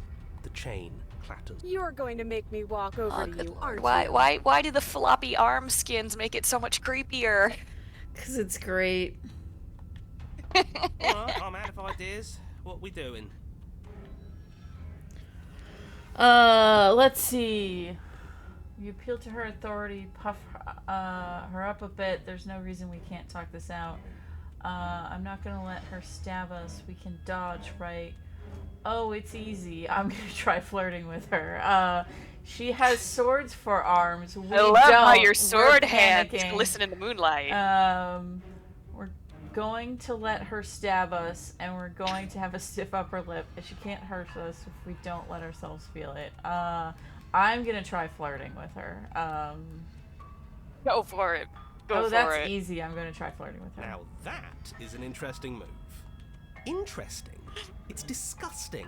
No, don't try romancing the princess. She wants to kill you. She's going... Yeah, do we have to flirt with the murderous Yeah, monster? but she'll Yes. like be a little more chill about it. Voice of the hero not on board with monster fucking. Of course we do. I'm into Voice it. of the one hero, making more like voice of the decisions is square. into it. Are you not? I don't think so. I don't know. I could go either way, honestly. She doesn't want us. You're just saying that because you want her to be into you. I know. I thought I was being obvious. I know you want to kill me, but has anyone ever told you how gorgeous you are? I feel like I really get you, like romantically, even maybe we can hash this out over a date. How about you buy me dinner before impaling me to death? Give her the look. I'm doing that one. The look. The look. Yeah, the The best look. flirts know how to flirt without saying anything. We just have to let her know, right? You flash the princess the look. And a rosy blush rushes to the princess's cheeks as she breaks into a wide grin. Oh. Unbelievable. Oh, is that how it is? Yeah, okay, I feel that. I like you too. Is Neat. she into it? She's into it. Oh, be damned. This is Aw. actually going to work, isn't it? Stabbing is very erotic. Still going to kill you. But now we can both enjoy a mutual romantic subtext to the murder. Or not. At least she likes us. I've never been Or hurt not. before. Oh, broken. Blush still glowing in her cheeks. The princess closes the distance between you and skewers you. Ow. What worthwhile romance doesn't hurt at least a little bit? That's the What smitten. matters is that she... Ooh, voice of the Smith. She's even said as much. Oh, a new one of us. I thought that only happens when we die. Did we die? Nah. We'd know if we died. Right? You're on a... No, you're in a... Where the hell are you? I think we're dead. And that's all we'll ever be. Dead. Stop saying dead, all of you. We might have died a second ago, but right now we're extremely not dead. This is all horribly wrong. How many times have you been here? I don't actually know how to answer that question. I think he means how many times have we died? Yes. Good. That. Oh, I've lost count, to be honest. I haven't. It's 4. No wonder everything's such a mess. This wasn't supposed to go past 1. I wonder what you're going to do next. You're so full of ideas, and I love that. But I guess we don't have time to talk about things before the princess advances. Keep me alive, and you will see how full of ideas I am. Okay. Whatever we do gets us another us. Let's see how many we can stack. There's got to be a point where it makes us better than her. We'll win her heart eventually. Come on, show me something How new. many internal monologues does it take to beat one horrible princess monster?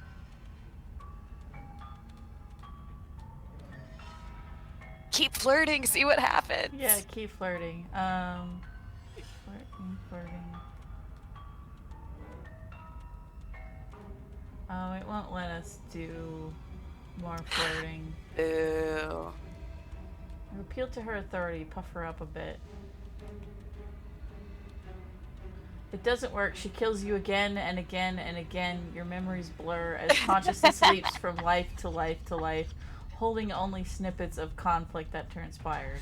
Let's appeal to her better nature. We haven't tried. Well, that. you miss every shot you don't I'm take, sure right? She'll listen to reason. She skewers you. Well, there's more of us. Let's see if that helps. Just We just have to hit her harder. She skewers you. More noise isn't helping, it's just making it harder to focus. Just keep dodging, just keep dodging, just keep dodging. She skewers you. What's the point of avoiding me if you're not going to fight? It doesn't matter how many times this takes, we can't give up. We don't even have a weapon. Yeah. You just have to Some keep going cop until threw it she out the wears window. herself out. I love the contrarian being like, yeah, some idiot threw out the window, but they're the one that did it. Again, that was you. No, I was just the clod who suggested it. And if I knew we'd be stuck here forever, I wouldn't have done that. He's on the Just run over hurry. here. Flee! She skewers you. No, you don't get to escape. That's not how this works. See? We lasted a little longer. Barely. She's going to kill this body either way. So stop feeling what it feels. She skewers you. Ooh, not bad. Real tough. We're getting close to something, can't you feel it? Now she's into it. One last time. Evidently. Fine. One last time. None of this is working. Think. She skewers you. Ah, her teeth are getting even more weird. And then Yeah. everything goes dark. Awesome. And you die.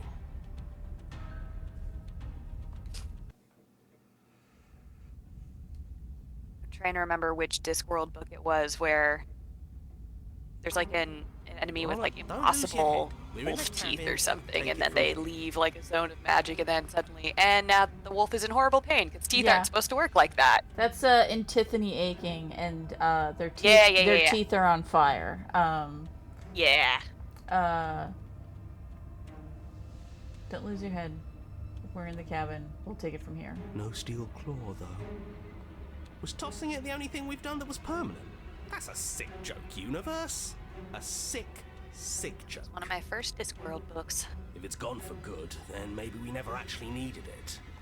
That's what I've been telling you all. We can do this without it. We're tougher than steel. Yeah, mind over matter. Who needs violence when you have love? Who needs love when you've mastered yourself? Who needs anything when we don't matter? Well, boys, are we ready? There are entirely too many of you. How many times have you been here? This isn't good. This is... How about you stick to describing things, and we'll stick to doing them? Yeah. There's gonna be a point leave it when to the voice of the pros. okay, we may have hired too many different characters to be internal monologues here. all the internal monologues are voiced by one person. Narrator, Nice. we heroically stride through the door and towards our destined final encounter with our star-crossed lover. I love this smitten. Fine by me. You walk to the door and onto the basement stairs, only... It's more of a slide. We know. Fine, I'll just shut up then and speed this whole thing along. More of a slide? Are you sure you don't want me to describe the stairs? Or this room, or anything? It feels like I'm hardly a part of this. Don't care. Just want to see how this ends. Creator's feeling left out. Fine. You make your way to the basement, where the princess awaits you. You know, this last time I killed you, and you didn't pop right back up again? I thought I'd actually done it. I thought I'd cut you into so many pieces you just weren't able to Very- stitch yourself back together. But I guess we're not done. That's okay with me. It's good even. I like that. I got something ready for you while you were gone. Do you want to see it? I'm not going to wait for an answer. I'm just going to show you. It's worth it though. Just you wait. And not for very long, because I'm going to do it right now. Are you gonna say what she does? Do you want me to talk now? Well, yeah, she says she has something new. I want to hear about the new thing. Yeah, me too.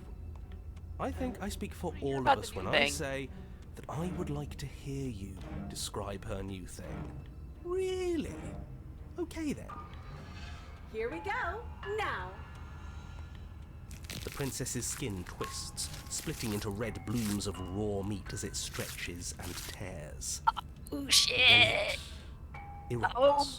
Oh, what's gonna She happen becomes now? a wave of blood. She's and just gonna be a viscera, pile of pieces knives her now. She scratched is a and pile of bones. knives. All that remains in the center of the room is a skeleton of blades. A heart beats furiously in its Shit. cage Oh of a my chest. god. Are you ready for what comes next? Holy shit! She's gorgeous. Absolutely divine. Gorgeous. Yes, behold. Stunning. the Love it. Perfect woman. Do you think we can throw her out the window? That looked Oh my painful. gosh. How is she still alive? Heart's still beating, that's all she needs. Life This is might be fake. kind of a This is moot all point. fake. That's all just made up. Oh. I'd say Princess we bow Knifey down to Hands. her right now if that had ever even slightly worked for us. She's now Princess Knifey Body. This is all just a sick joke. I hate existing. We're screwed. I quit. I'm done. Forget it. This All right, is all just It's great when one part of your internal monologue goes, nope, fuck this shit, I'm out. It's so I'm out. quiet. I'm done. I made all of them be quiet. No more narrator. Something feels different about you. It almost makes me feel different. Like I should actually take this seriously for once. Ooh.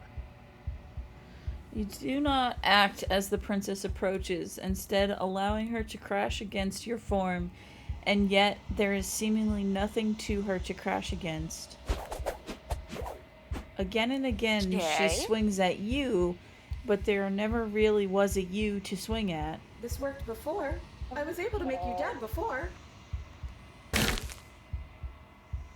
She swings again, and this time she hits something, or something hits her. She looks down in confused terror as her arm bends and folds in on itself. Did you do that? It's funny if you did. You're nothing. Is it your You've steely done nothing resolve? To me, and I've done so much to you, and that's who we are.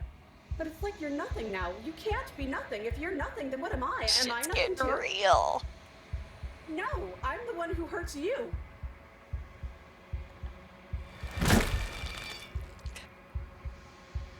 She hurls herself at you as she does. Her metal body bends outward. The very contact with what you are, repelling her to the point of destruction. Sick.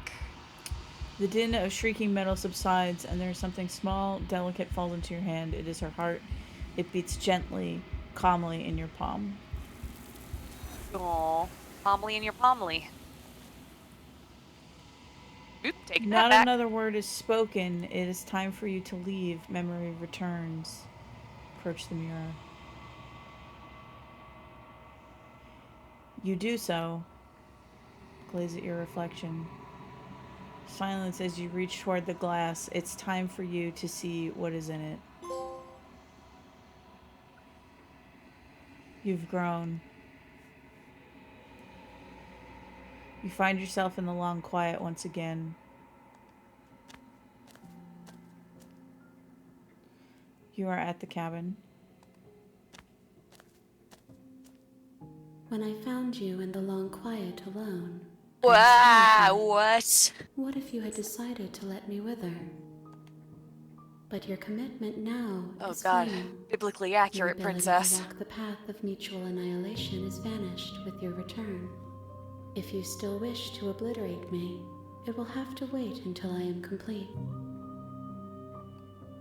Flickering lights in empty cityscapes become pockets of vitality and movement. I am more than I was before. Whenever you are ready, I will wipe your slate clean once again. So every time you get a princess, you get these weird arms. I kind of love it. Are you the same thing as you were before? How much have you changed? Is a child the same as an infant? I am an unbroken pattern, but every vessel gives fresh perspectives and carves new avenues of expression. I am different, but I am the same.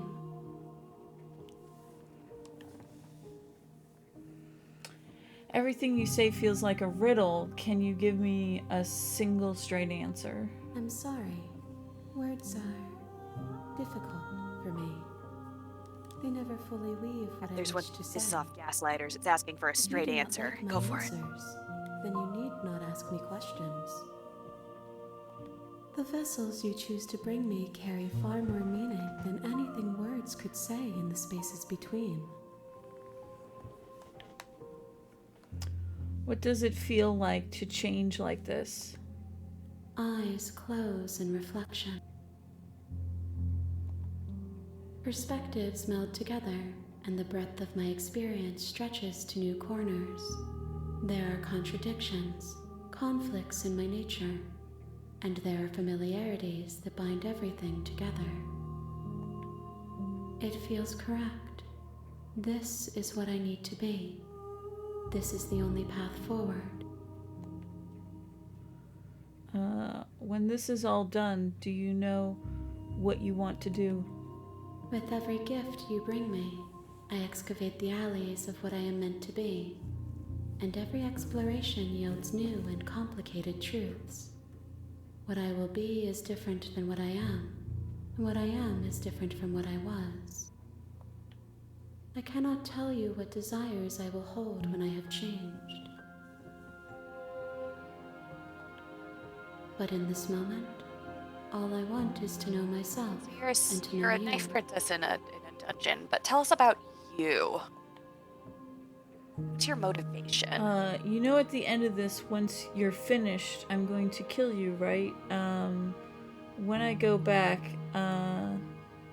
it's as if an invisible wall closes around me. Why can I not do the same things I've done before? Those paths lead to worlds you've already seen, and to perspectives I have already made my own. They are useless to us now, inaccessible. The only paths of value are those that are yet untread.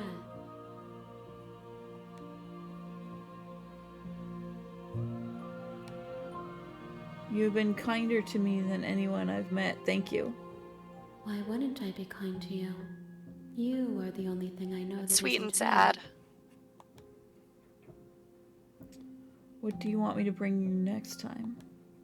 Gifts aren't what someone tells you to bring them. More knives? My joy is in seeing what you choose. There are no wrong answers, and every perspective illuminates my shadows and shares new secrets. You know that at the end of this, once we're finished, I'm going to kill you, right? Do you have any thoughts on this vessel? This one is a single-minded edge. She is cruelty, but she is also joy. She will make for a piercing heart. Do not mourn her. She is exactly where she needs to be. You don't have any preference on how you'd like to change and grow? My preference is for you to show me what you would like me to see. I cannot know the ways I wish to grow, for I have yet to feel them. It is you who guides me down the thin trail of perspective and memory.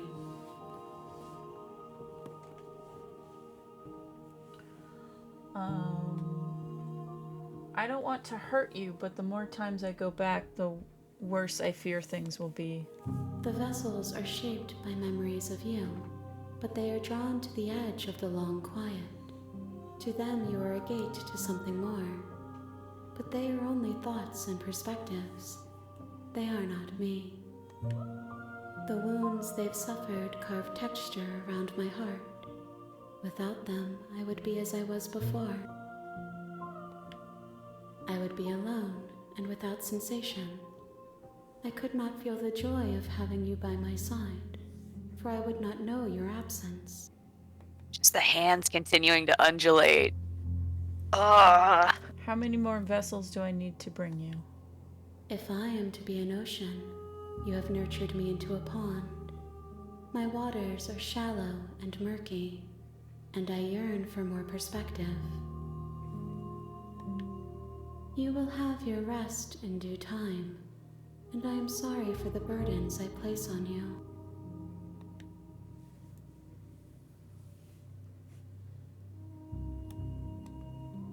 There is still much to be seen.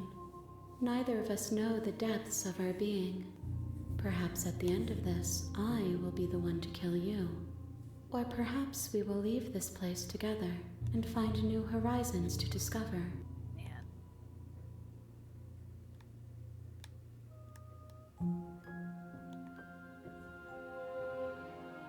I will long for your return, but it will give me time to reflect on what I am. We will meet again. Everything goes dark, and you die.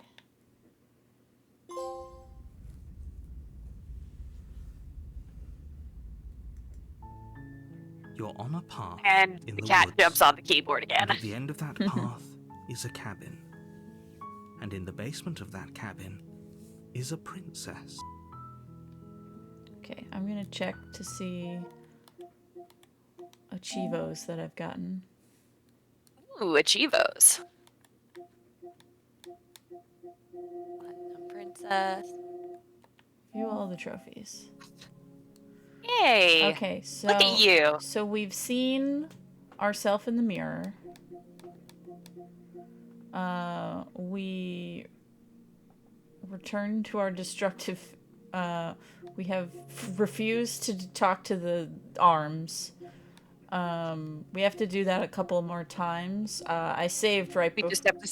I saved right before I got Knife Princess. So after I do a complete run, I'm gonna reload Knife Princess and just keep refusing to do it until okay. Just say, nah, not engaging. Not doing it. Alright,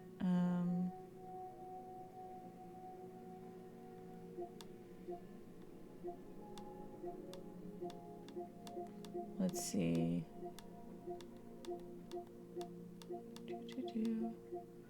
A piercing. So that's the one we just got for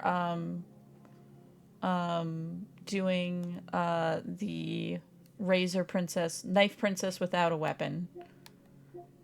This is for doing this stranger where reality fractured.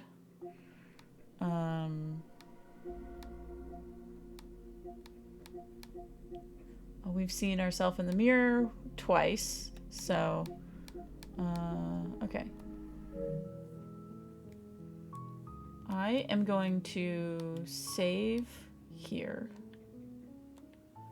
And then I'm going to go back to the main menu because to get the quote-unquote good ending achievement, I have to do the good ending first.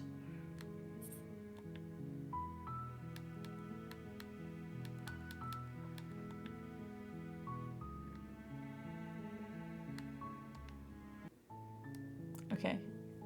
The good ending's very quick. New game. You're on a path in the woods, and at the end of that path is a cabin. And in the basement of that cabin is a princess. You're here to slay her. If you don't, it will be the end of the world. Love this artwork. Alright, sweet. I always wanted to offer Monarch. Viva la Revolution. That's the spirit. You make your way up the spirit. past the cabin. You'll find the princess within. A warning before you go any further. She will lie, she will cheat, and she will do everything in her power to stop you from slaying her. Don't believe a word she says. Yeah, that's the monarchy for you. We're not going to go through with this, right? She's a princess. We're supposed to save princesses, not slay them. Ignore him. He doesn't know what he's talking about.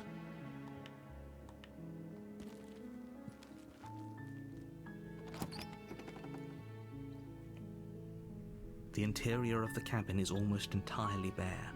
The air is stale and musty, and the floor and walls are painted in a fine layer of dust. The only furniture of note is a plain wooden table. Perched on that table is a pristine blade. The blade is your implement. You'll need it if you want to do this right. You take the blade from the table. It'd be rather difficult to slay the princess and save the world without it.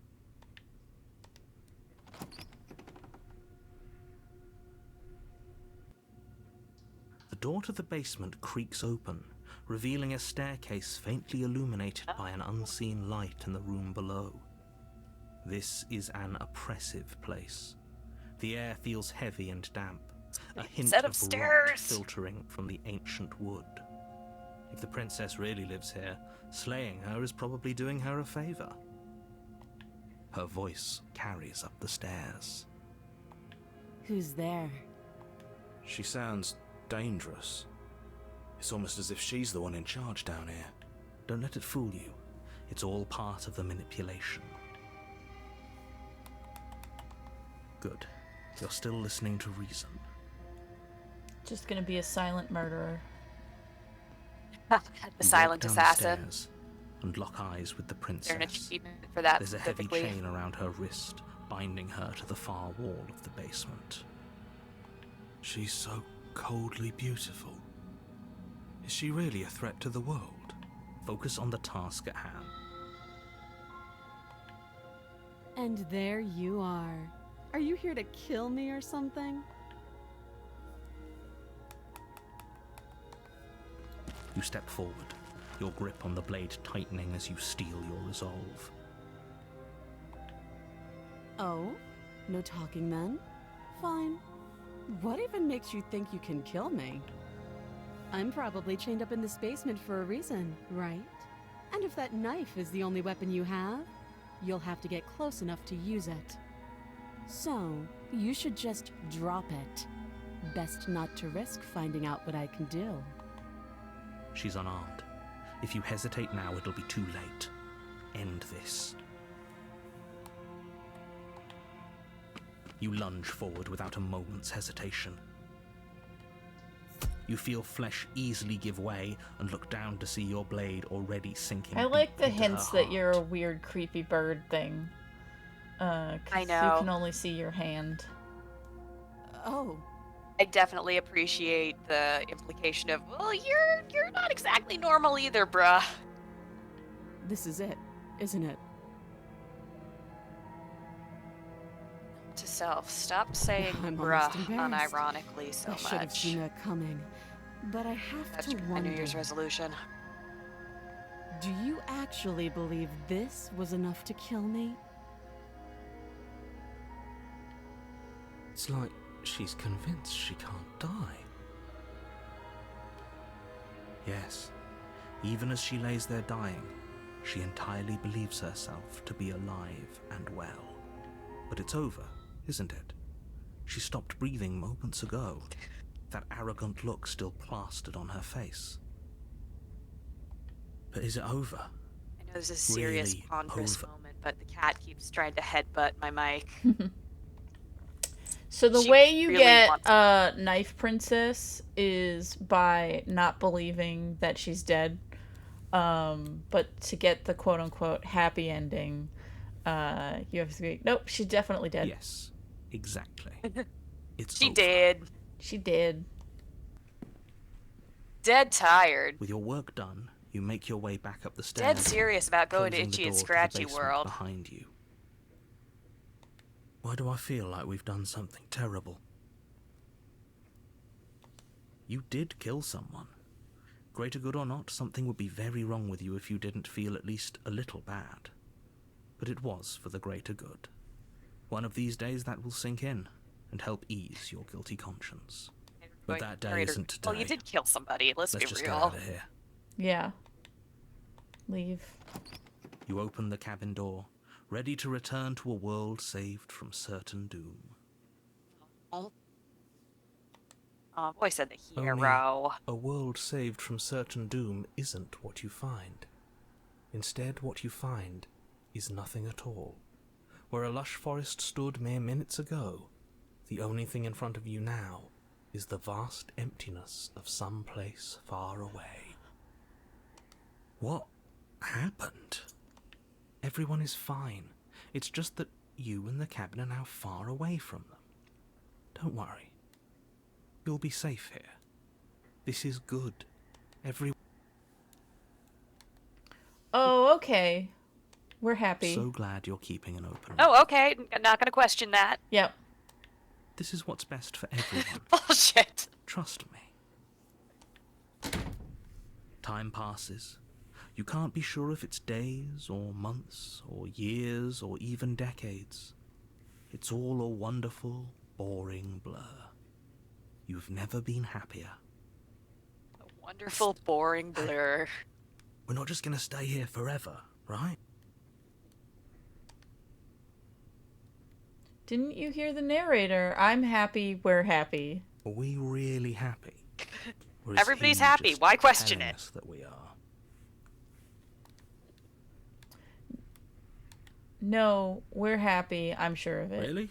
Well, if you ever change your mind, just let me know, I guess. More happy time passes, though the word begins to lose Well, if its you want to meaning. rethink that happiness, just let me know. That is, not happy. Happy still has plenty of meaning.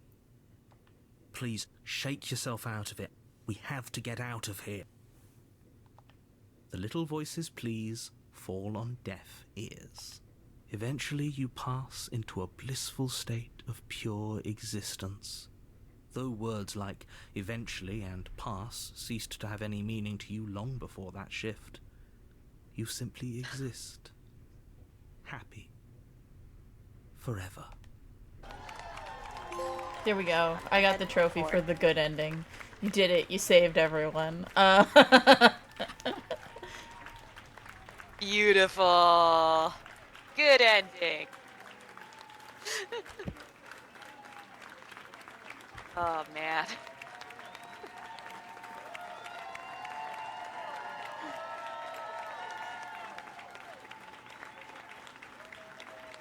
Howard, you do good work.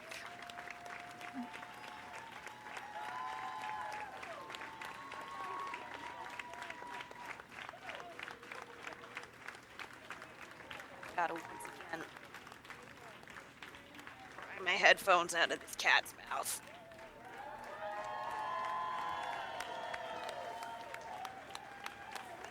Oh, look, it's Abby and Tony and their little children.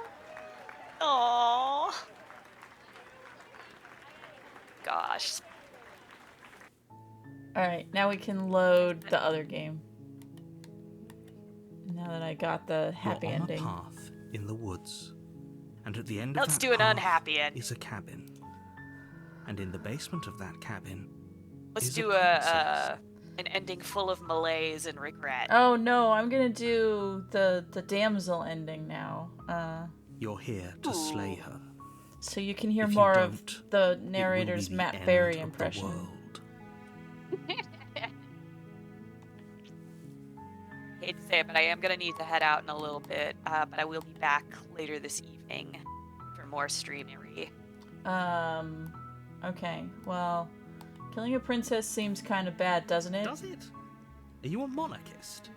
Is slaying a princess that much worse than slaying a Better be a fisherman wuss or about a it. miller or a seamstress? If anything, slaying a princess is much better than slaying a seamstress. That's true. Seamstresses do contribute of something of value to to society. society.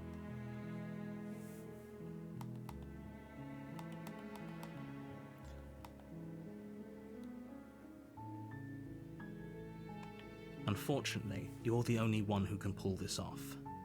I don't make the rules. I wish I did, but I don't.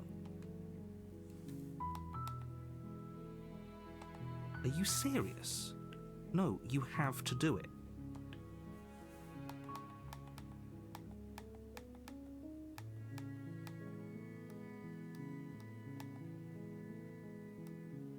Okay, fine, I'll go to the cabin. Good. As long as you remain focused on your goal, it If should I all be have smooth to. sailing. You make your way up the short path to the cabin. You'll find the princess within. A warning before you go any further. She will lie, she will cheat, and she will do everything in her power to stop you from slaying her. We're not going to go through with this, right? She's a princess. We're supposed to save princesses, not slay Don't them. believe a word she says, just Ignore like him. real He life doesn't know what monarch. he's talking about.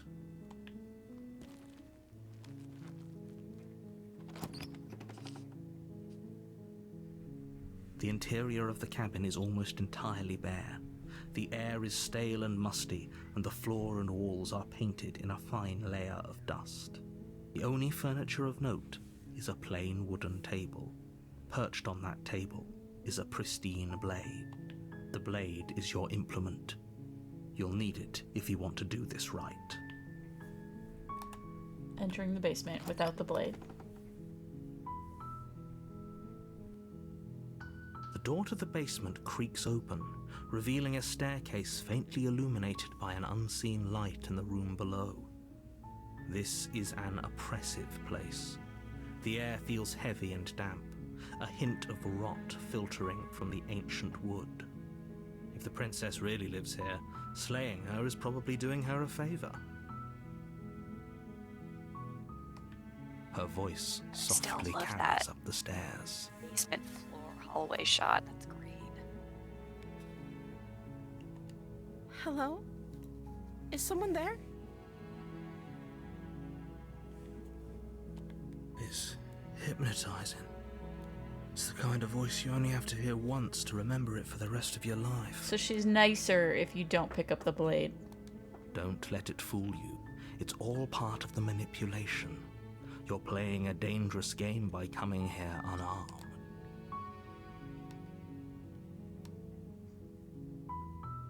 I'm here to save you. How many times do I have to tell you how dangerous letting her out of here would be before it finally sinks in? Wait, really? You're here to rescue me? I was starting to think I'd be stuck down here forever.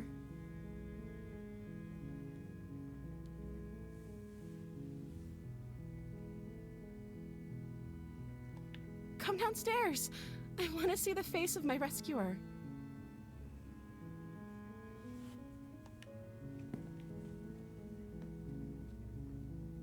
You walk down the stairs and lock eyes with the princess. There's a heavy chain around her wrist, binding her to the far wall of the basement. She's beautiful. How could someone like this be a threat to anyone? I am begging you to stay focused. There's a lot riding on you here. Hi. I can't believe you're here. I've been waiting for something like this to happen forever. I hope you brought something to deal with these chains. Don't do it. If she gets out of those chains, we're all one step closer to the end. Examine the chains. See, a smart hero would be Only making this skeptical more about the fact difficult. that she's only got the one visible hand in the chain. What happened with the other one? There's two chains. Really making it more difficult. Thank you. Thank See, you. she's all nice now. You're making a huge mistake. She's got those big anime eyes. No. You're doing That's the right exactly what I was thinking. They're about to get They bigger kind of and draw more the eyes, anime. Binding the Yeah. princess to the wall and give them a tongue. They get progressively They're bigger and large more and heavy, anime the more she far begs. too solid for you to even imagine trying to break them apart. I'm guessing you don't have the key? Maybe it's somewhere upstairs. Doubtful. Whoever locked the princess away down here intended for her to never see the light of day. They wouldn't have just left the key to her chains somewhere in the cabin. If there isn't a key, do you have any other ideas? I'm gonna check upstairs. Maybe the key is lying around somewhere. Maybe there's some way to break the chains? Or if that doesn't work, I guess we can always cut me out of them. She offers the suggestion with almost complete nonchalance. If we were stuck down here long enough, I'm sure we'd be nonchalant about cutting our way out if it meant we could finally be free. You attempt to make your way out of the basement, but the door at the top of the stairs slams shut. You hear the click of a lock sliding into place. Is someone else here? Try the door. You try the door, but it's locked from the outside. Your shouts and pleas are met with silence. You're here to slay the princess, and you won't leave until the task is done. You make your way to the bottom of the stairs. This would have been so much easier if you'd just taken the blade like you were supposed to. Easier for whom? Easier for everyone. Look at the mess you're in. heard the door slam. They locked you down here too, didn't they? There's a slight panic rising in the princess's voice.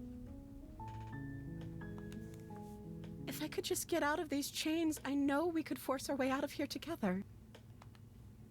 She barely hesitates before raising her arm to her mouth, her teeth tearing through her limb with the determination of a trapped wolf. Yeah. As she rips her flesh from her bone, a sound comes from behind you. The clang of bouncing Oh, wow. metal. That came out of nowhere. It's the blade from upstairs. You're not sure how it made its way down here, but if there's a time to strike, it's now. Or we could use it to free her. You won't like what happens if you do that. Save the princess. Fine. Against your better judgment, you place the blade against the ragged, self-inflicted wound on the princess's arm, just above the They are unyielding getting chain bigger. binding her to this place. You cut into her flesh. Your bird ham. The blade is sharp, and it takes little effort to crack through the bone of her arm. Her limb falls to the ground, and the heavy chains follow suit. She didn't so much as utter a sound through the whole ordeal. No, she didn't. She smiles Just softly hanging as out her gaze with meets one hand. yours, blood from her wounded arm dripping Just chilling. rhythmically to the ground. How is she still smiling after everything? It's like she isn't even bothered by what just happened. Thank you. Now let's get out of here. No, we won't have any of that. The stakes are too high. You can't just let her escape into the He's world. got more baby, too. No, I can't just let her escape into the world. As the princess approaches the bottom stair, your body steps forward and raises the blade. Wait, this isn't fair. You can't just do that. Watch me. She can do like a 360 with her head. What are you doing? She does. I'm just gonna. No, it's the narrator's mind controlling us. Stop that. Oh, good times. Something's come over you, hasn't it? You know you don't have to do this, right? Cut that out. Your body Cut that out right lunges now. forward, the blade held low, ready to sink into her heart. But the princess dodges, stumbling back against the wall before the blade has a chance to connect. Stop it. Stop trying to resist me. I'm trying to get you out of here alive.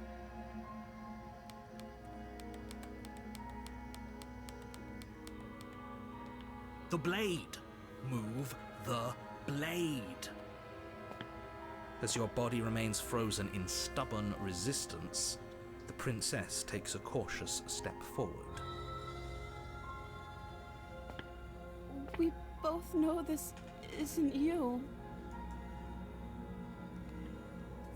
She nervously reaches towards you and takes the blade from your infuriatingly rigid hands. What are you doing? I'm sorry. I'll try to be Goodness quick. me. She plunges it into your chest, tearing through flesh and sinew. It is agony. But you aren't dead yet. Oh no, I'm so sorry. Stay strong. We can tough it out until it's done. For her sake. For her sake? Don't you start pretending that dying a painful death is some sort of heroic gesture. The two of you have literally doomed everyone. Whatever. She sinks the blade into your chest again and again and again, and you feel every inch of burning pain that slices It'd its be really way contrarian into of me your to say body. she probably could have used that big honking tiara to slice her arm off or something. She doesn't know how to use a knife, does she? Apparently not. Though it doesn't matter how sloppy her Big fingers contrast are, from does it? Knife Princess Stab last wound is still time. a stab wound, and it won't be long Yeah. before you bleed out. I'm so sorry. Aww. With one last thrust of the knife, Big your ol' legs anime give out eyes. beneath She was you. more, You collapse to the she floor. was more sad about your stabbing blood you than pooling cutting off her around own you, hand. Your limbs unresponsive. princess stares down at your ruined chest as tears carve rivulets of pink down her blood-spattered cheeks. It can't just end like this, right? Oh, that's rich coming from you. As much as I'd prefer for things to have gone differently, I can't deny the reality of what's that's happened. rich. The two of you, everything goes dark. And you die. We're gonna hear him say that a lot. You're on a path in the woods. So I'm just gonna save.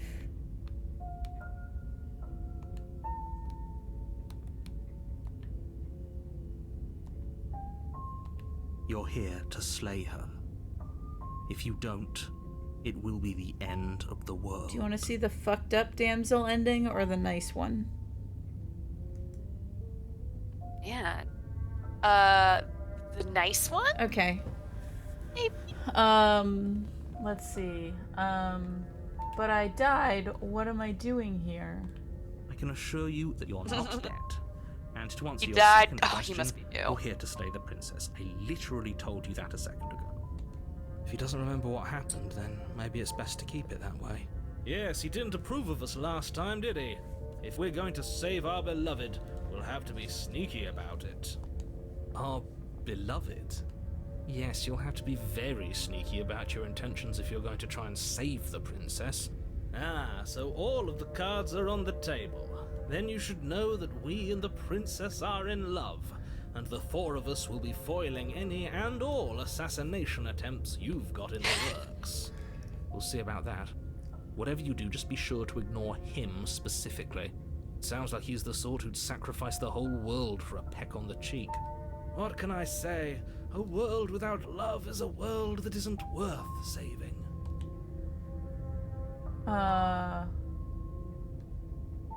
Proceed to the cabin.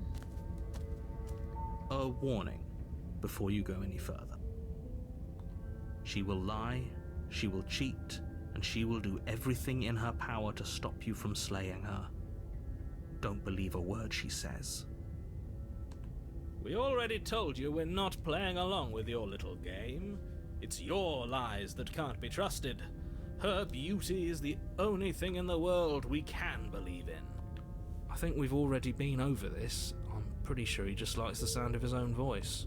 I do, but I also speak from the heart. My passions are too great to be stifled. They must be expressed. Sure, yeah, your passions are strong and all, but not everyone needs to hear them. Some things are better kept quiet. Don't pay their bickering any mind. Focus on the task ahead.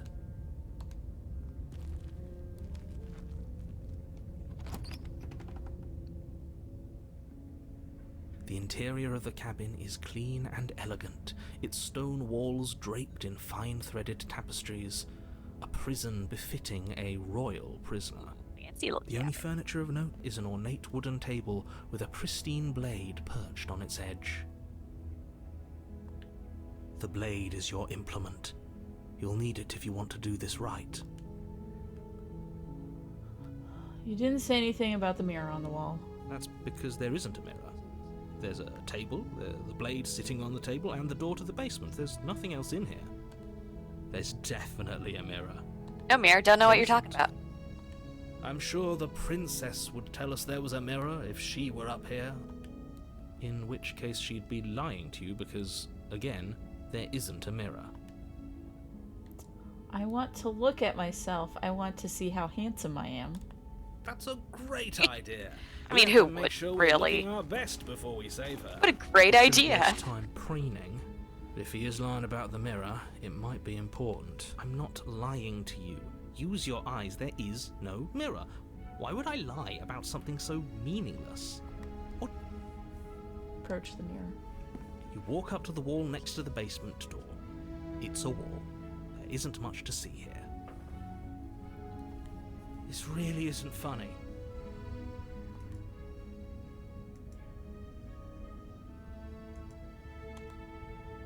You reach forward and rub your hand against the cabin wall. I hope you know how ridiculous you look right now. But it was there a second ago. but now it's gone. Pity. We could have a feather out of place, and now we'll never know. We can't gallantly sweep her off her feet if we have a feather out of place.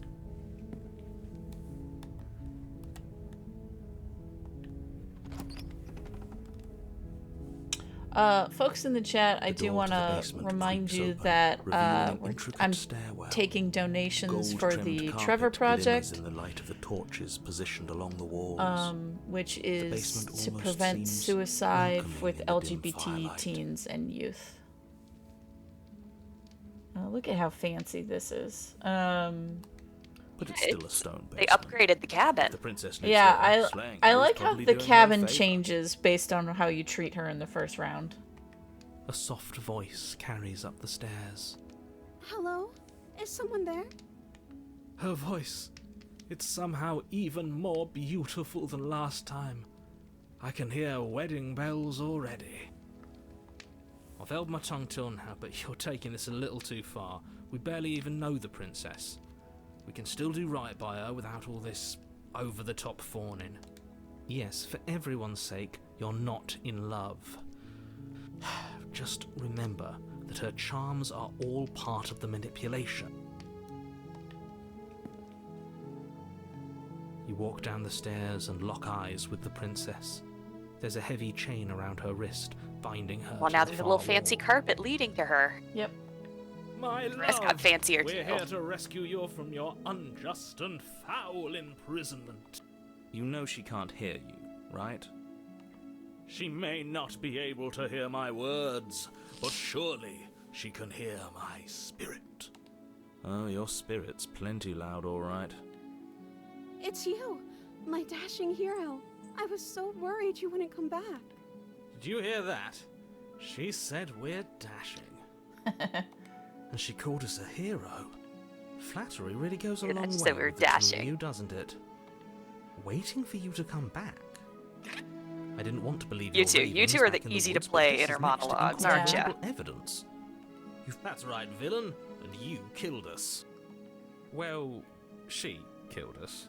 Only because he made us try and kill her. It was self-defense. Our beloved's hands remain unstained by cruelty. And you've died before. So an entire world has been damned to oblivion. I'd really hoped I'd be the first, but what's done is done. What matters is you have a chance to do it right this time. We damned a whole world. But everything reset. Nothing resets, you're just somewhere else. You can't keep hopping between worlds forever.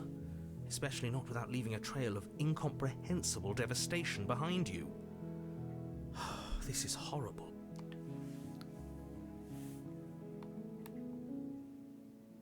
Incomprehensible devastation. Good turn of phrase.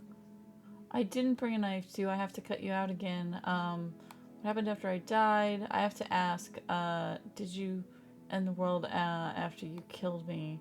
I'm sorry about what happened last time. The narrator who sent me here to kill you took over my body. It was extremely unfair. I'm gonna say that one. Another version of me was pushed to such drastic action. Super It was for not my good fault. reason. That's okay. You were just doing your best, and that's all that matters. Aww. She took that in stride. To a surprising Oh. extent. An almost unsettling extent, actually. That's because she's perfect. Do you think she has someone like him telling her what to do? That's because she's No perfect. one else like me. I think he's right, because I like it better if she doesn't have some horrid little voice like him, always trying to drive her to violence. Rescue her? What are you talking about? Did you forget that she's a world-ending monstrosity? And even if you wanted to unleash her onto the world, despite the complete moral disaster that would be, Don't you see how dainty her hands are? We'll be able to slip her out with ease. No, she's a prisoner here. You can't just slip her hand through the chains. If her hand could just slip out of the chains, why hasn't she done it Yeah, he's already? taking a running jump to get up on the table. Because we've yet to Just keep present planting her aggressively with her freedom. I'm not sure I on my follow. keyboard. Would you rather believe me, a passionate heart guided by love and my own good nature? Or would you rather believe the devil on your shoulder who tells you what you can and cannot do. I think I'd rather believe in facts. Ah, so you're one of those empiricists. One of us has to be. Then let me show you a brand new truth. Narrator, we courageously step forward and free our beloved from her bindings. No, I can't let you do that. If you take another step towards the princess, I'll... You what? I would if you had a weapon. Not on my watch, villain. My passions contain titanic depths, and if you try anything that might harm our dearest, I will end our life without a second thought. You wouldn't. I would. I'd listen to him if I were you. He has a lot of strong feelings. And doesn't the world end if we don't stop her? She is even You more approach anime. the princess and gingerly slide her hand from her Progressively bindings. more and more anime. That shouldn't have worked.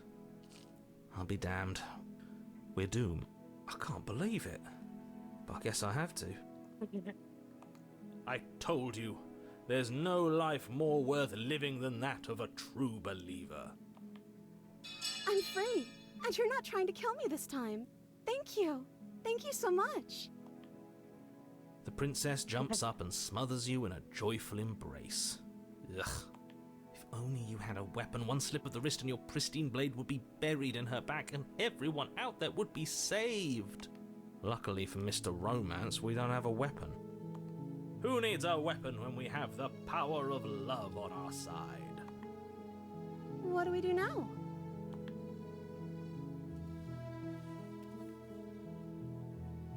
We leave, and then we have our whole lives ahead of us. So this is the part where Sure. it decides what achievement you get. So we'll do the happy ending. That sounds perfect.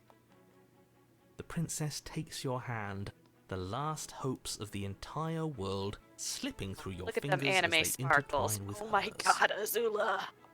We have each other. We don't need She is the just world really for not our liking not happy being the ending. center of attention I like to think that you do, for this actually. long. Look, I have my doubts, but the choice has been made and this is happening.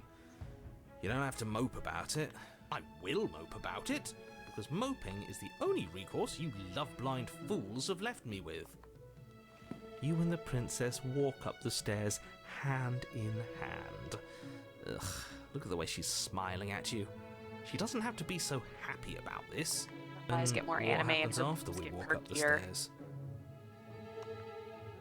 Let's see. Oh, isn't that interesting? The door slams in your face and the lock clicks. That's a familiar move. Did I do that last time? Then you should know that you The rest of won't be our able to lives leave. together in this basement. Oh no, did someone lock us in here? That's not fair. We're supposed to leave now. She's right. It isn't fair. But the unfairnesses of the world are no match for the strength of true love. Enough with this true love nonsense. You just met her. Of course you wouldn't understand. Our passions run deeper than anything you have ever known. Are you listening to this? You don't have to go along with the every whim of that delusional voice. I'm just along for the ride at this point. Do you think you can open it? I think I've got this. Open the door yourself. Okay, yeah, you've got this. You place your hand on the door. And the lock clicks and the door creaks open. Are you kidding me? Ha! I knew it. Your words are no match for the pure strength of our hearts, bound together as one. You and the princess make your way upstairs, and the blade, that's right, there's still a chance for you to do the right thing. Take the blade from the table and slay her before it's too late.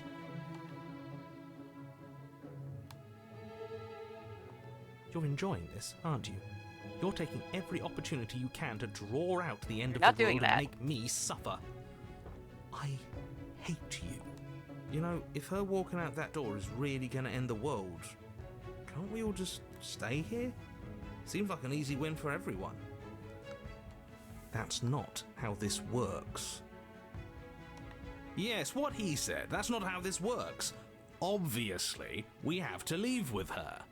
It's our happy ending.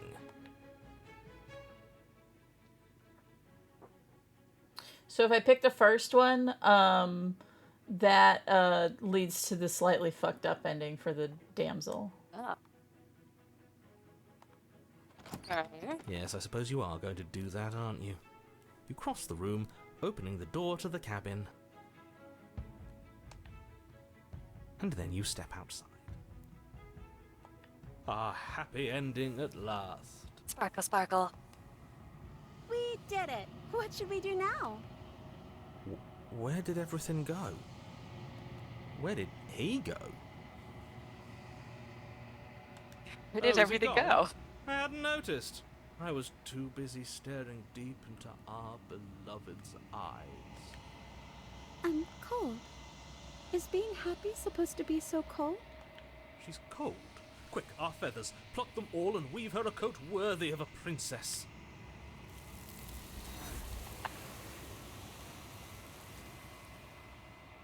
Yep, here it comes. Yep. But you didn't get the chance to make that jacket, nor will you ever. It's time for you to leave. Memory returns. She's gone. Where did she go? Should we try and find her? And is that a mirror? Why is it here? Why now? Of course you're scared. This is the end for you, but it is not the end for me. Explorer, it's going to be okay. Just trust that we have been here before, and we always get scared. But it feels so bad. Like looking into it right now is going to be the end of everything. Yes, I fear that we won't like what we'll see. What if we just sit here and preen for a while? That can't hurt. Sit here and preen for a while. It's not the end. Whatever's on the other side is going to be nice. It's the end for you, but not for me. I'll see you on the other side. It will be okay. Okay. If you say so. We'll trust you. She'll be there waiting for us. I just know it.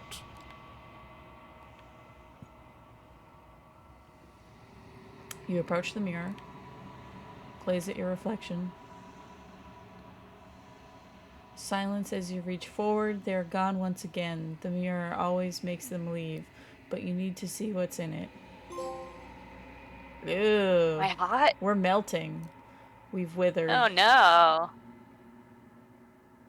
Oh no. You find yourself in the long quiet once again. You are at the cabin. That's not good. I am a growing chorus of contradiction.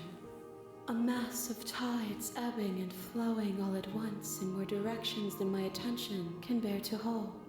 To look at any one is to shift them all into something new. All those wiggly arms. And to look away is to reshape them yet again. All of me is changing, and yet the rest of me is still the same. You can't be contradictions. How can you stand to be a contradiction? As easily as you can stand to be you. You are like me, even if you have chosen not to look at the corners of you that do not fit.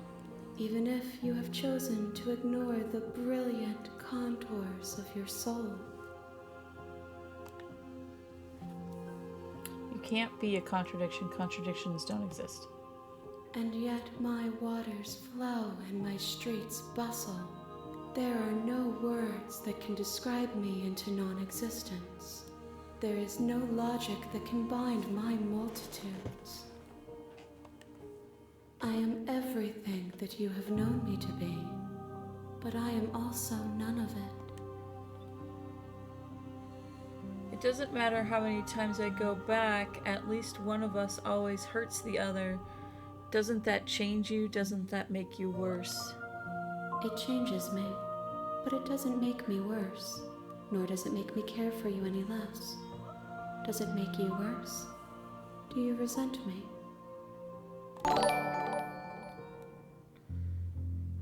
If anything, it makes me like you more, but I don't know what that says about me. No, not... Oh hey, we just got a donation. Oh hey, thanks for... I I can't read that. My eyes are bad. Vacillant Varlet. Yes, thank you, Varlet, for donating $15. Okay, so, not really. It all seems so distant as I'm near you. I have no opinion one way or the other. I want to stop. Yes, you're torturing me. I hate it. I think I hate you. I'm gonna say that I like it, and I don't know what that says about me. It says that your heart is gentle, that even in the darkness you are guided by compassion. What do you think of this vessel? This one is soft and delicate. You molded her to love you, and she'll make for a gentle heart. Do not mourn her. She has served her purpose. She's been the most anime. So anime. Do you know what happens to the world when we leave behind? My perspectives are shadowed. You have seen what I have seen, just as I have seen what you have seen. The angles of my vantage do not offer me hidden truths, and my attention is turned inward, except when you are here with me. Perhaps this will change when our work is done. Have you figured out what you'll want when we've finished? The desires of my multitude thrive in endless competition with themselves, but none of them rise above their dance to influence me. I yearn for what I have always yearned for, our awakening.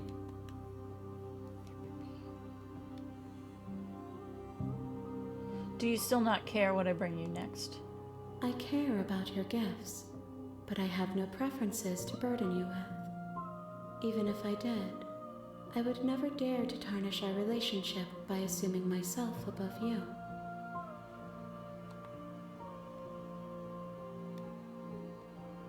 So you don't have any preference on how you'd like to change and grow? The tides do not dictate where they are pulled. Yeah. A river does not dictate its outlets. My gift to you is to let you choose your path, and my task is to treasure the gifts you bring me. How many more vessels do I need to bring? We will know when we near our destination.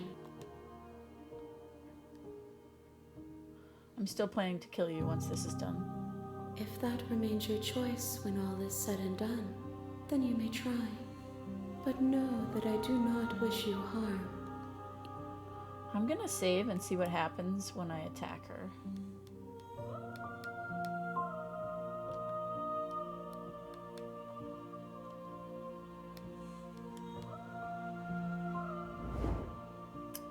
You will cut across the entity in front of you, but nothing happens. My roots burrow in an ocean beyond your sight.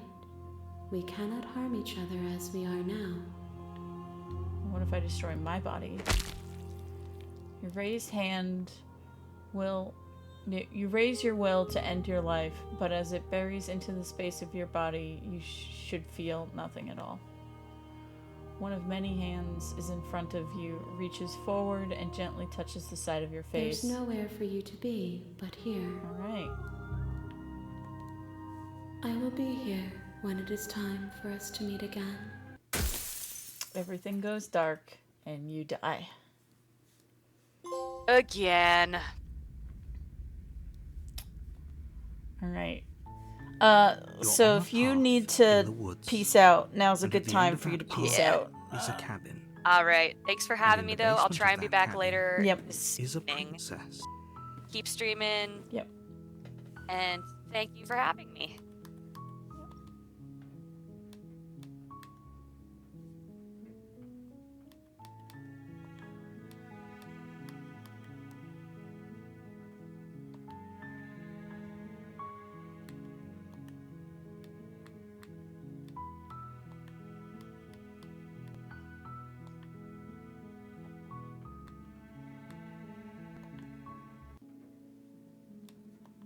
That sounds perfect.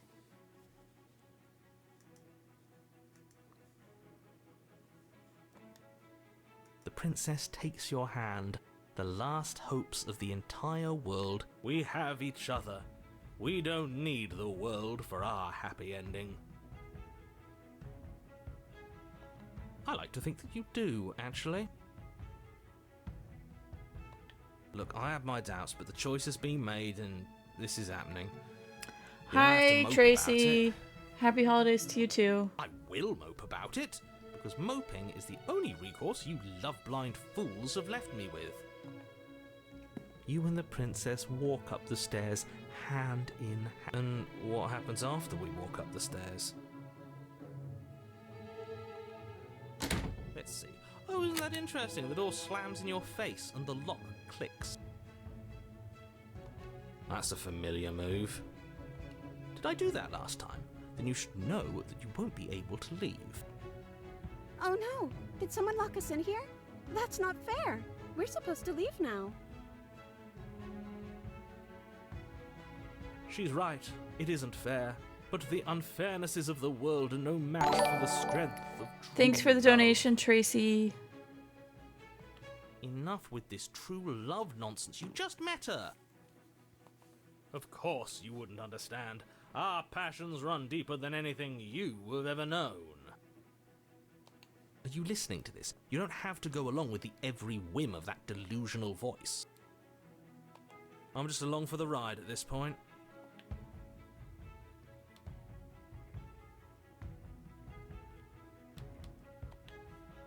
Okay, yeah, you've got this. You place your hand on the door. And the lock clicks and the door creaks open. Are you kidding me?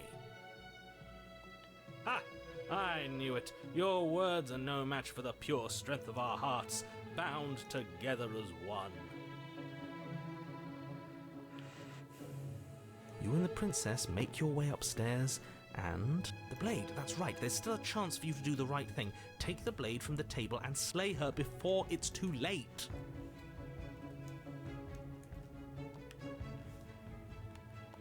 You're enjoying this, aren't you? You're taking every opportunity you can to draw out the end of the world and make me suffer. I hate you. You know, if her walking out that door is really going to end the world, can't we all just stay here?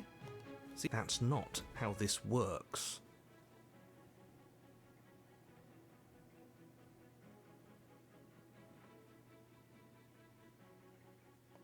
Yes, what he said. That's not how this works. Obviously, we have to leave with her. It's our happy ending.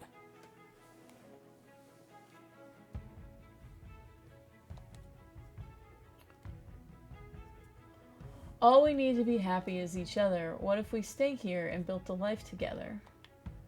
What a romantic suggestion. You're right. We don't need the world. All we need is each other.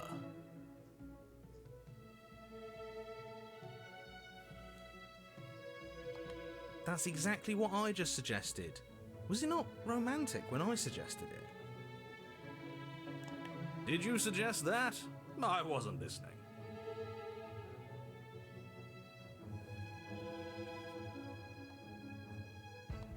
You answered me. But the door's right there. We can just leave. Wait. Why would she say that? Was she not wooed by our proclamation of love? We not enough for her? She's not wooed by you because staying here and building a life together isn't a solution. It isn't anything. It's a non-answer. It can't be done. Trust me, it will be better for both of us if we stay. We can be happy here. We just have to want it. But we would have to be here forever. I don't know you. This is really what you want, though, isn't it? Her eyes dart uncomfortably to the corners of the room. I guess we could do that. She doesn't seem happy about this. But she can't be unhappy about staying with us. Can she? I don't know. She has a point. She doesn't know us. No, It has to be him. It has to be this place. If we just made these walls more fitting for a princess, if we just say the right things, if we just showed her the contents of our heart, she'd be... As the voice thinks its thought, your hands raise, fingers pointing towards your chest, and then... What? No, you absolutely do not do that. Oh, but I do. What? What is he doing? Are you sure you want to know? I suppose you plunge your nails into your chest, digging deep, grasping for a handhold.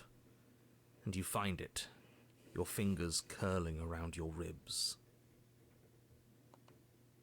Oh no! What are you doing? Are you okay? You can't do that and be okay. Time out. He should not be allowed to do that. He's not the decider. And yet, it's done, isn't it? It will be soon. You yank violently, your bones cracking with wet pops as you pull yourself apart inch by painful inch. Your exposed heart, framed by jagged ribs, thumps rhythmically in your raw, bloodied chest.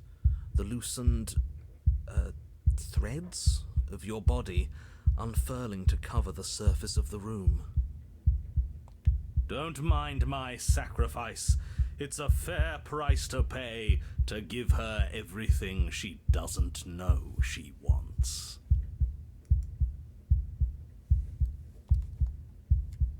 Oh, I see. You're trying to tell me something. The princess, mesmerized, reaches towards your beating heart, and then...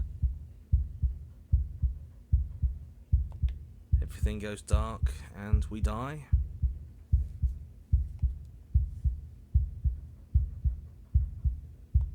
Yes.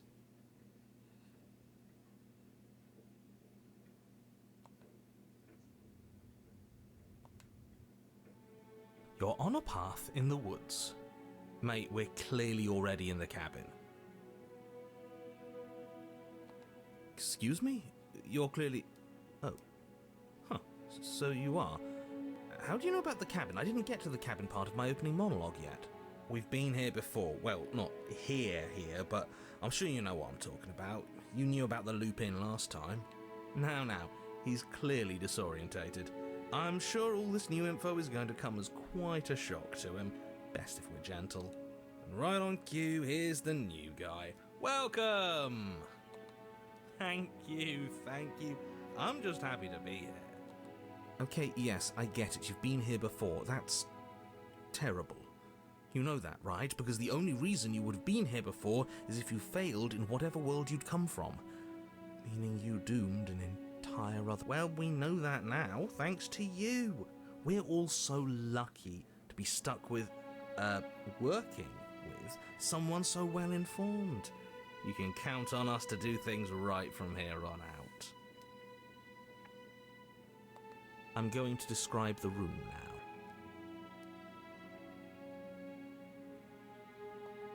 The interior of the cabin is vast and regal. High arched windows line the walls, their multicolored glass casting kaleidoscopic patterns across the stone floor. An iron chandelier hangs from the vaulted ceiling, its many candles lit with flickering light. Vaguely before you, there isn't a blade, is there? That's not good. Doesn't matter if there's a blade here. We didn't use it last time, and the time before that she used it to kill us. Hey, where's the voice of the smitten? He was here last time. It's not like him to be quiet. Yeah, he was a bit of a loud one, wasn't he? Is he okay? We're better off without him, if you ask me. One less opinion we have to contend with. Plus, he's the one who got us into this whole mess. Is that so? Maybe there is hope for you after all, free from the bad influence of your missing friend. Does it matter if the blade's here? We didn't use it last time. Now that is some fine reasoning. Who cares about the blade? I think you're right. We're better off without it. It's not like it's ever been important. Of course the blade's important. It's your implement. You're going to need it if you want to do this right. The fact that you're here, right now, again, means that you have not yet done this right. But it's not there, is it? We don't even get the choice. So, what are we supposed to do? I don't actually know. I'm sure it'll turn up somewhere. It has to. It's part of the whole structure of this place, I think. At the very least, it's important.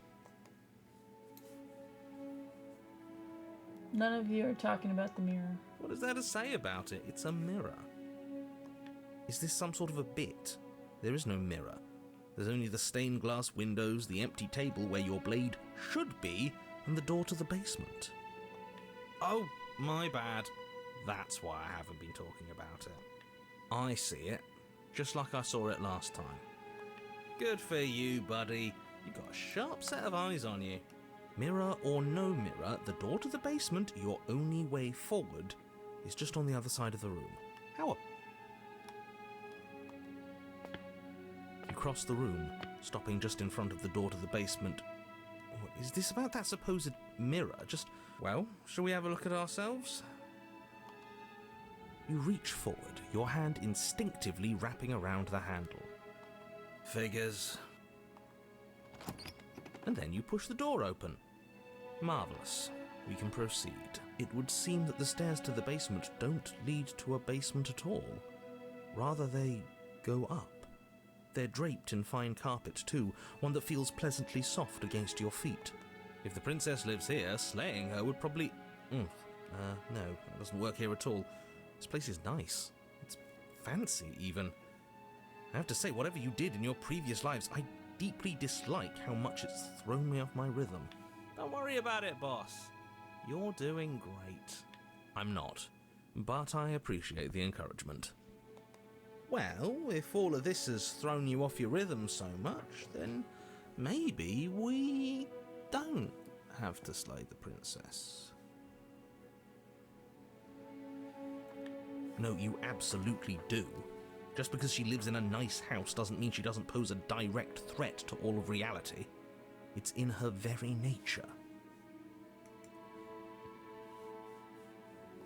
Her voice, gentle and warm, with an undercurrent of fatigue, rolls down the stairs. You're home. Dinner's ready.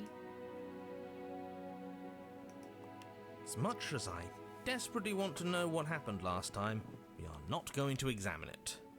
The more we think, the worse this gets. Why are you so on edge? This is much nicer than what we're used to. I'd like to have dinner. Dinner sounds nice. Gotta say, I'm with him on this one, boss. When have nice things ever been a problem? That is the problem. This isn't supposed to be nice, and she's supposed to be a prisoner. I need to stop talking. I need to stop talking. Just go upstairs, okay? This hall, like the one below, is grand and beautiful.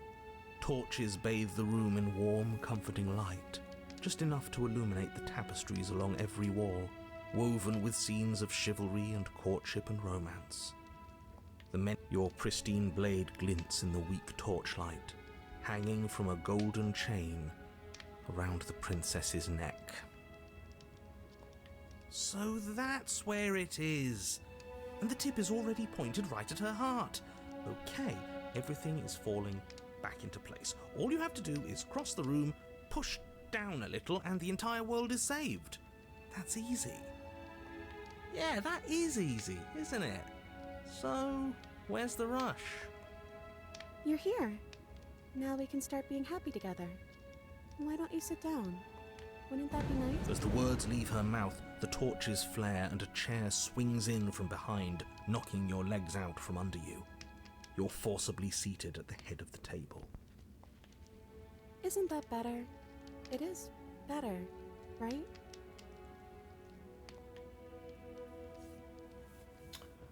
What is this place? It's our happy ending, just like you asked for. It's everything we're supposed to have ever wanted. What are we supposed to do now? Oh, right, dinner. I'd totally forgotten about it. The flames burn bright, and a shadow dives across the table. In its wake, it leaves a feast.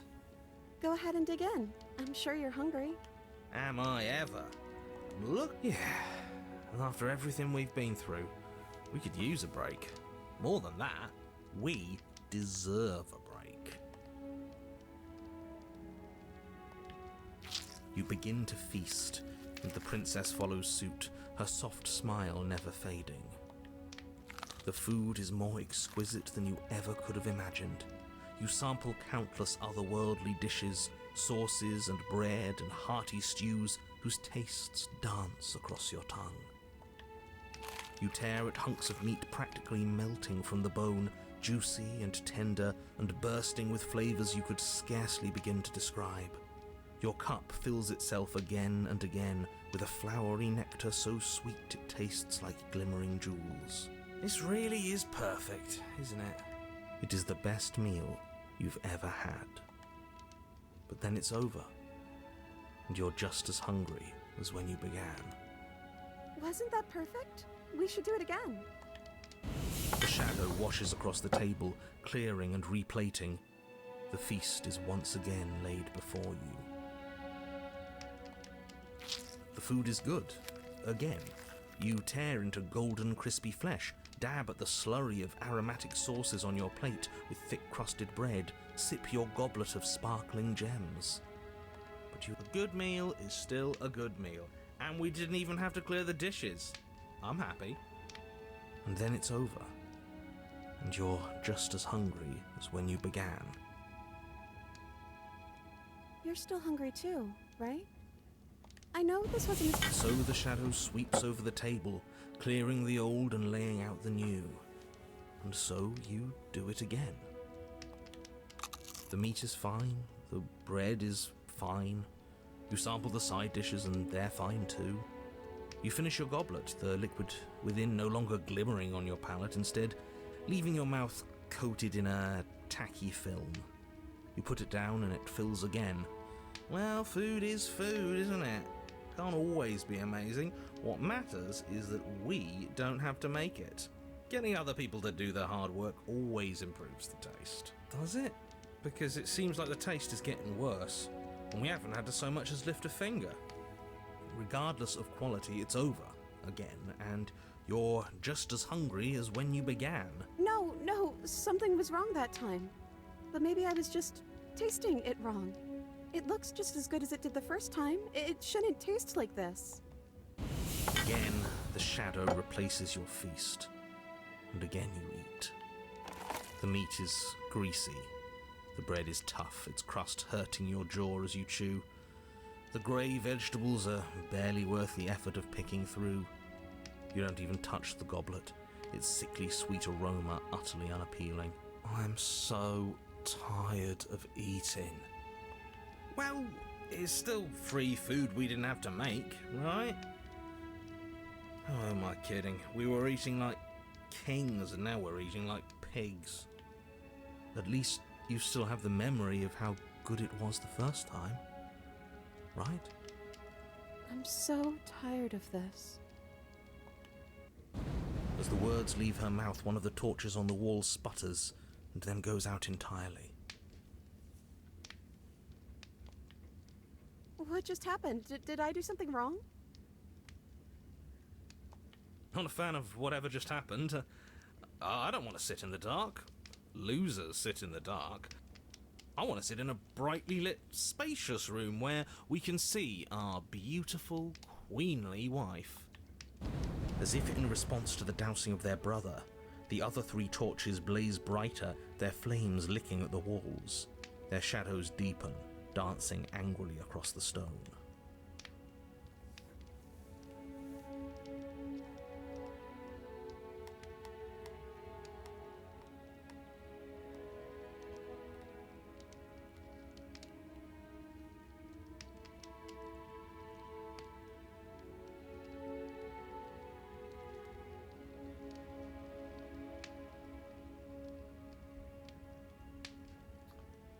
I don't think you did anything wrong. I think I just said something. You just said something you wanted to say. But it was wrong. I took away a piece of our light. I'm not supposed to do that. I don't want him to be upset with me. You said he. Who's he? He's the voice that whispers sweet nothings in my ear. I think he made this place for us. Is she talking about a real voice? Like us? But we're at the head of the table. We should be in charge. Is he more powerful than we are? Hey, Shadow, don't you have anything to say? The torches flare and the shadow grows for a moment, but you don't receive a response. Giving us the cold shoulder, I say, asserting his dominance in the power structure. Regardless, it would seem that he, if there is a he, isn't something you can talk to. He says his words are just for me, but he wants me to ask, isn't this enough? Isn't this what you wanted him to do? He says he's tired. I don't think he'll answer anything else you have to say. This isn't fair. If I could just talk to him for 2 seconds, I'm sure we could sort this out and figure out a balanced power structure that works better for everyone. Well, we ate. What are we supposed to do now? I don't know. Maybe we could play a game. Yeah, that's exactly what we should do. The flames roar and the shadow comes dancing across the table. It leaves behind an intricate game. We can probably work together to figure this out as we go. That sounds like a lot of fun, right? Great, we don't even have a rule book. That means we can make up as many rules as we want. And we will. Don't worry, I am excellent at cheating. She'll never suspect a thing. I don't think it really matters. This all kind of feels like we're just filling time, you know? What, you don't want to win? To show our prowess in all avenues and accumulate respect? Wow, you would be hopeless without me. Count your lucky stars I'm here. You and the princess do indeed figure it out as you go. And what a game it is. The tension between turns, the triumphant highs of moves well placed, and the tragic lows of miscalculations and careless plays. The warmth of trust and the cool texture of deception. And then, the climax, as she places her final piece. Oh, I think we got the rules wrong. And so you start over. She only made us start over because we were winning. Time passes. You play the game. You win. Boom. And there you have it. What did I tell you? Am I great at games or am I great at games? Oh, you won. I guess we can play again. Time passes. You play the game. She wins. Oh, I won. I guess we can play again. There is a long pause, and the board does not reset. This isn't fun anymore, is it? You don't need me to tell you that it isn't. The princess visibly panics as another torch sputters. Wait. Maybe this is just too easy. Maybe if we added more rules and pieces, it would be fun again. Yeah. The game's just a little simple. We can make it fun again. The shadow descends on the board once again. More pieces are added, their shapes more intricate, their purposes less immediately clear, and the two of you set about discovering the complexities of the game anew. And so you do. And it is fun again. In fact, it's almost as fun as the first time you played, and the sputtering torch roars back to life. But then you get used to the additions, and the feeling starts to fade. Creeping, more pieces are added. The feelings flare. The feelings fade. The princess suggests new rules. A glimmer of what could have been excitement flits through your mind, quickly vanishing as the game progresses. Your pieces advance in an ever-increasing slog to their destination. Winning and losing become nothing but ends, and even the end becomes nothing as you roll over into a new game, the board resetting as many times as you can finish, until finally... I'm out of ideas. I'm actually out of ideas this time. As the words leave the princess's mouth, another torch goes out. Again, the remaining flames burn brighter, and the shadow dances faster. I'm happy. I promise. We're both so happy here. You don't have to be upset. This is... awful. Isn't it great that we're all having such a lovely time together? We just have to stay positive and realise how happy we are.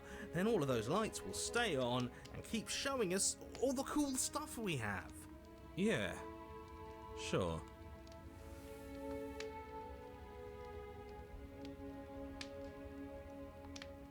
Are you actually happy here? The princess starts to hyperventilate, her quick breaths punctuating the uncomfortable silence between you.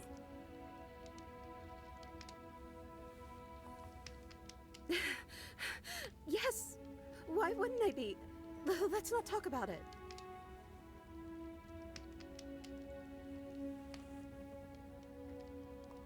She's being defensive. And we all know being defensive is a sign of weakness.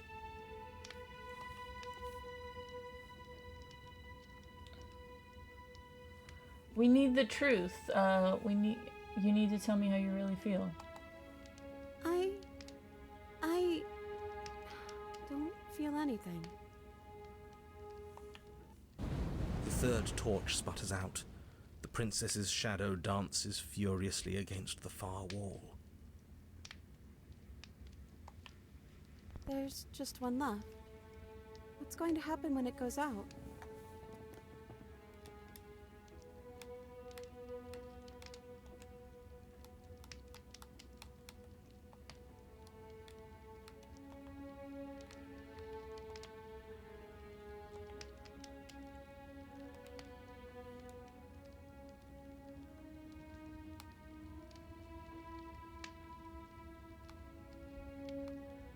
We don't have to let it go out. The princess turns to face the final torch, eyeing it with an empty but gentle fondness. Wouldn't that be nice?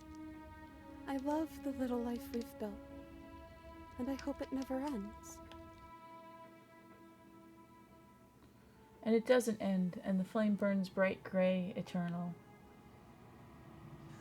We did it, didn't we? We found the right answer. We made everyone happy, and nobody had to get stabbed. Great work, team. Yeah. Everyone is happy.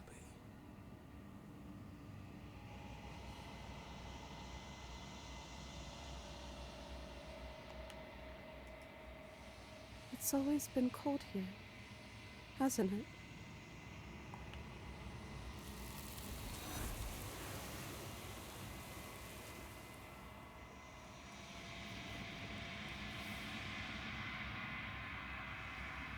You do not get to the chance to respond, nor will you ever. It is time to leave. Memory returns. She's gone.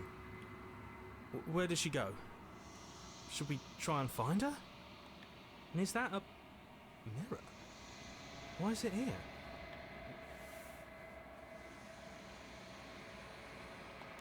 What is that supposed to mean?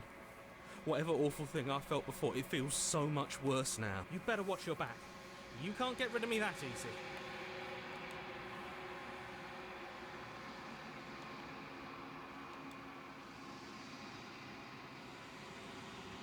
Silence as you reach forward. They are gone once again. The mirror always makes them leave, but you need to see what's in it. You've withered. You find yourself in the long quiet once again.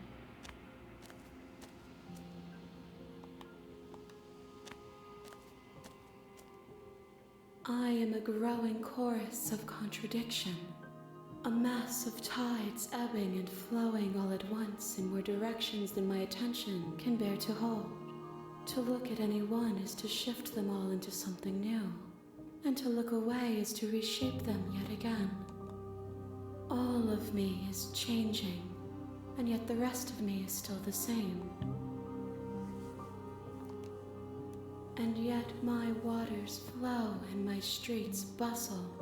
There are no words that can describe me into non-existence. There is no logic that can bind my multitudes. I am everything that you have known me to be, but I am also none of it.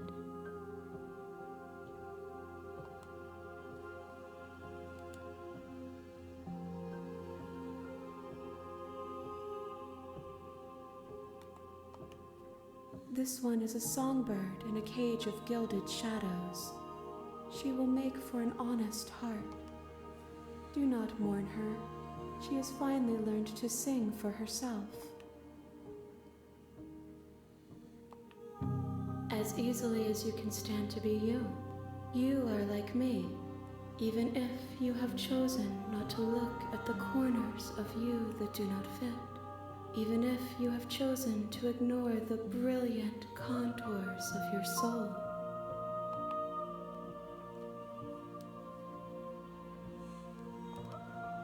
It changes me, but it doesn't make me worse, nor does it make me care for you any less. Does it make you worse? Do you resent me?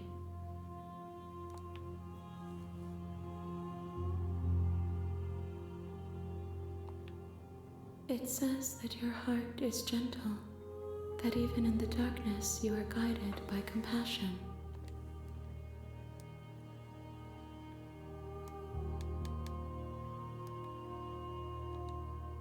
We will know when we near our destination.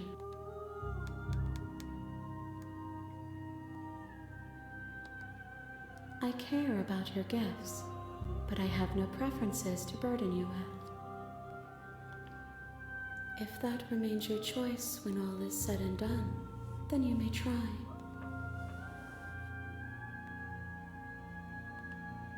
My perspectives are shadowed. You have seen what I have seen, just as I have seen what you have seen.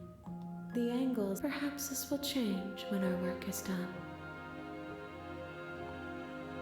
The desires of my multitude thrive in endless competition with themselves. But none of them rise above their dance to influence me. I yearn for what I have always yearned for, our awakening. Other desires shrink in the light of knowing you and knowing me.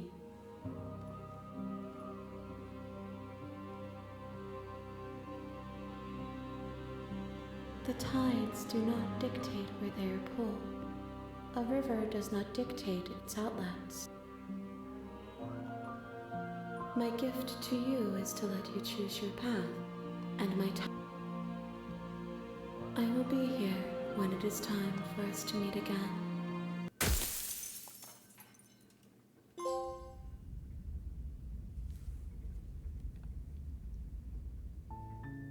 You're on a path in the woods.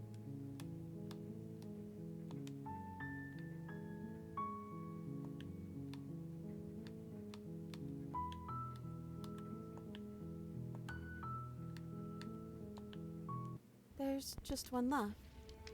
What's going to happen when it goes out? I'm too scared to say. What if my answer is what blows it out?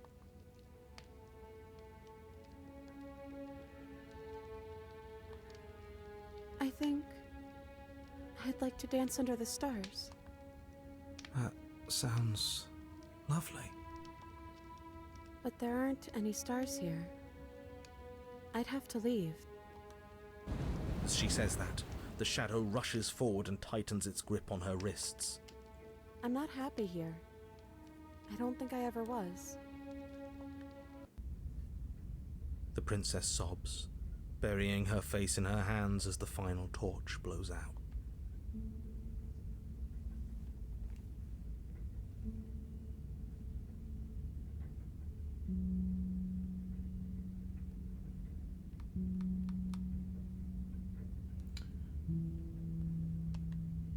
She raises her head, mascara trailing down her cheeks. So you are.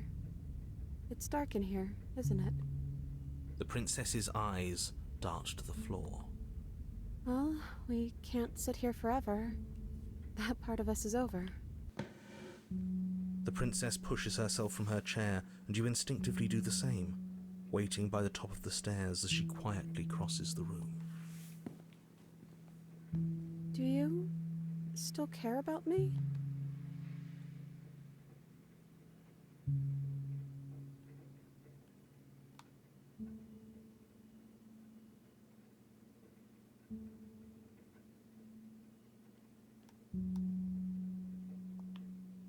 Oh, I wasn't expecting you to say that.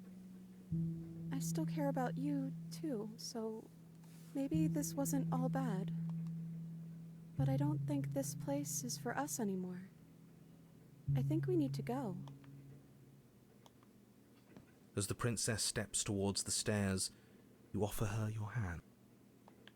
The corners of her mouth curl into a demure smile, and she gently takes your hand in hers. She's cold and a little clammy, but her skin against yours is the most real thing you have ever felt. You're offering surprisingly little resistance. If we leave the cabin, doesn't that end the world? He's right, you know. You're giving us some real mixed signals, boss. Yes, well, I've seen my fairy tale ending, and I think there might be worse things than the end of the world. Well, this is less work for us anyways. Think what you will. I'm done fighting. You and the princess don't exchange words as you descend the stairs to the cabin's entrance. And then the two of you step out into the world. I think this is the end of me, even if it's not the end of you. He's really gone. No boss anymore, no one left to tell us what to do. The stars are so beautiful.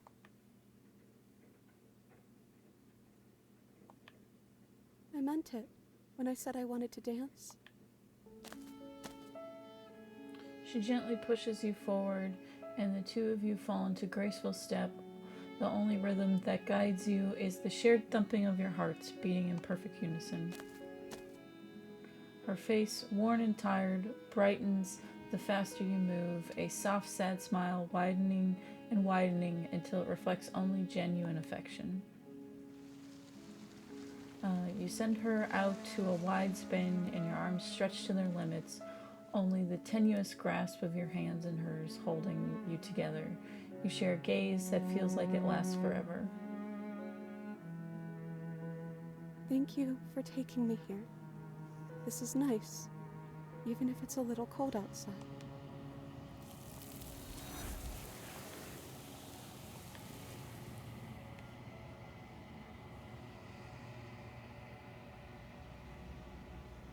But you don't get the chance to respond, and you never will. It is time to leave. Memory She's gone. returns.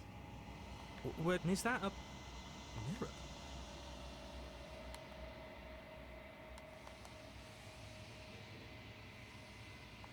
This doesn't feel right. If he thinks it's bad, I'm with him. The voices feel small and distant as you approach. Silence as you reach forward. They are gone again. The mirror always makes them leave, and you need to see what's in it. You've withered. Find yourself in long quiet again.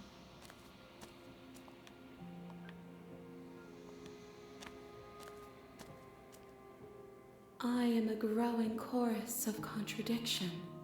All of me is changing, and yet the rest of me is still the same.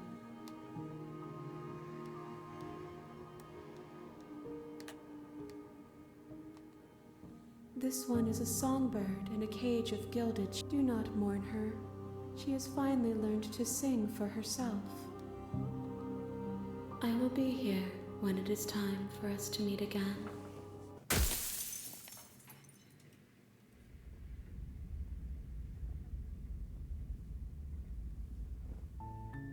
You're on a path in the woods, and at the end of that path is a cabin. And in the base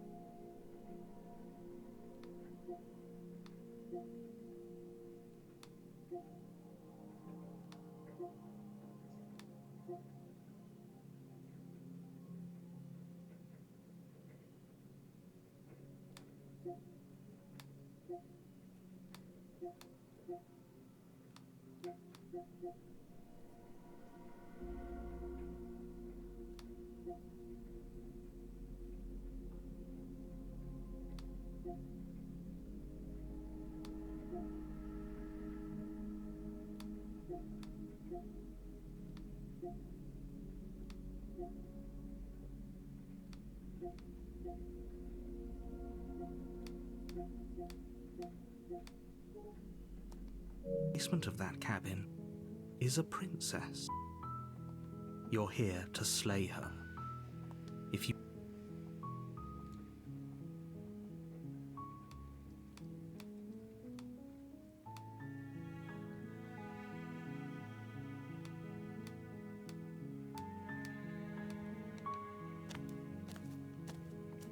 make your way up the short path to the cabin, you'll find the princess within.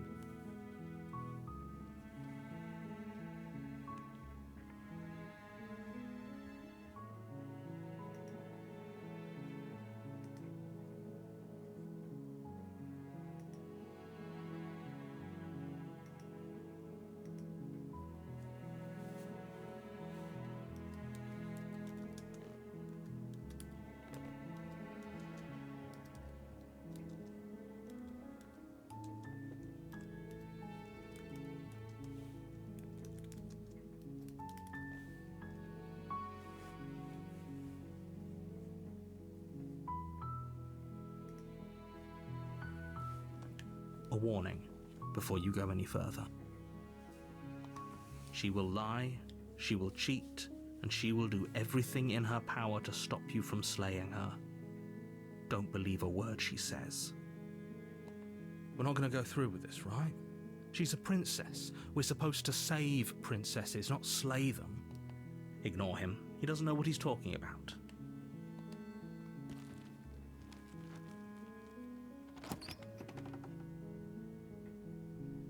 The interior of the cabin is almost entirely bare. The air is stale and musty, and the floor and walls are painted in a fine layer of dust. The blade is your implement. You'll need it.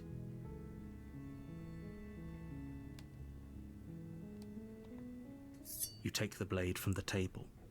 It'd be rather difficult to slay the princess and save the world without it.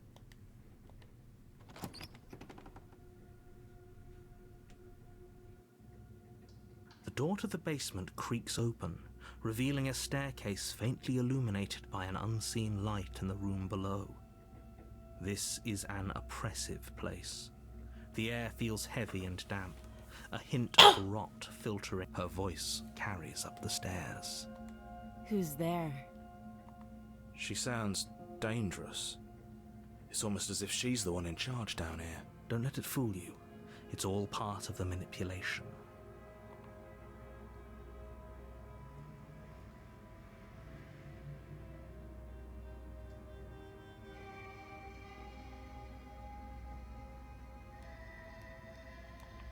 Don't be a stranger. It's been so long since I've had any visitors. Come on down. You walk down the stairs and lock eyes with the princess. She's so coldly beautiful. Is she really a threat to the world? Focus on the task at hand. And there you are. Are you here to kill me or something?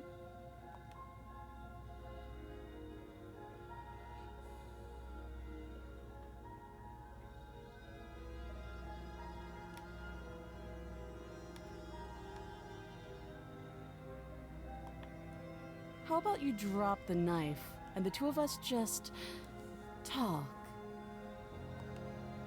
Look how reasonable she's being. We should just drop the blade and talk things out.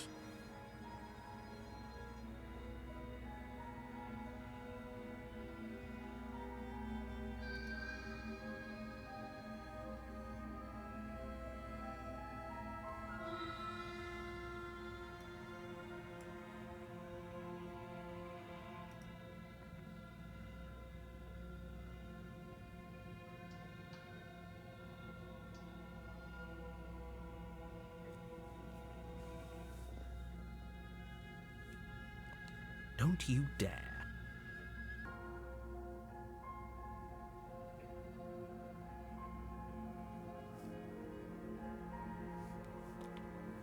It's fine. We can decide what we want to do after we talk to her. Maybe she really is a monster, but killing someone in cold blood isn't very becoming of us.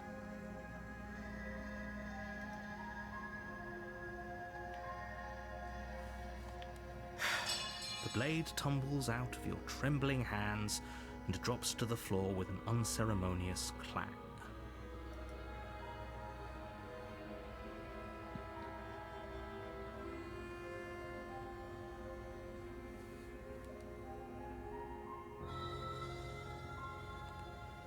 Thank you. Against your better judgment, you step forward to speak with the princess face to face, unarmed. We'll be fine. I don't know what you're hoping to accomplish here, but I can assure you there's no reasoning with her. Just make sure you don't forget about the blade on the floor. You're going to need it. So here we are. What an awkward start to a relationship.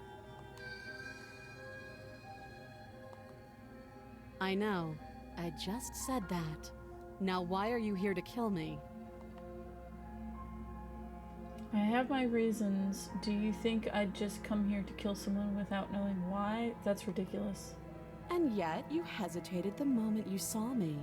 And you dropped your knife. If killing me was really that important, you'd have a little more gumption, don't you think? So, someone put you up to this, right? And whoever it is, it's probably the same someone who shoved me into this dark pit and chained me to a wall.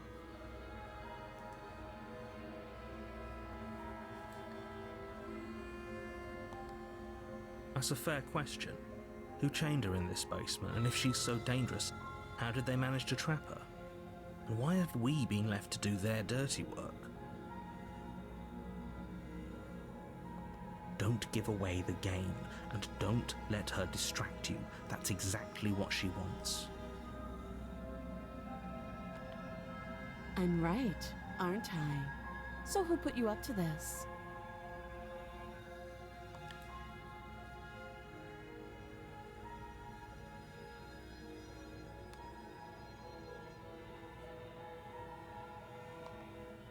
Don't just tell her that.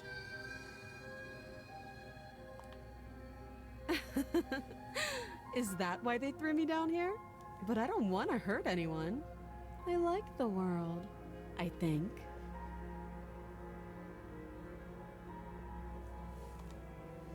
I don't remember much about it, to be honest. I've been down here a long time. Just how long has she been down here? If I'm supposed to be capable of ending the world, then how did I wind up here, chained to a wall? Have they told you why I'm allegedly so dangerous?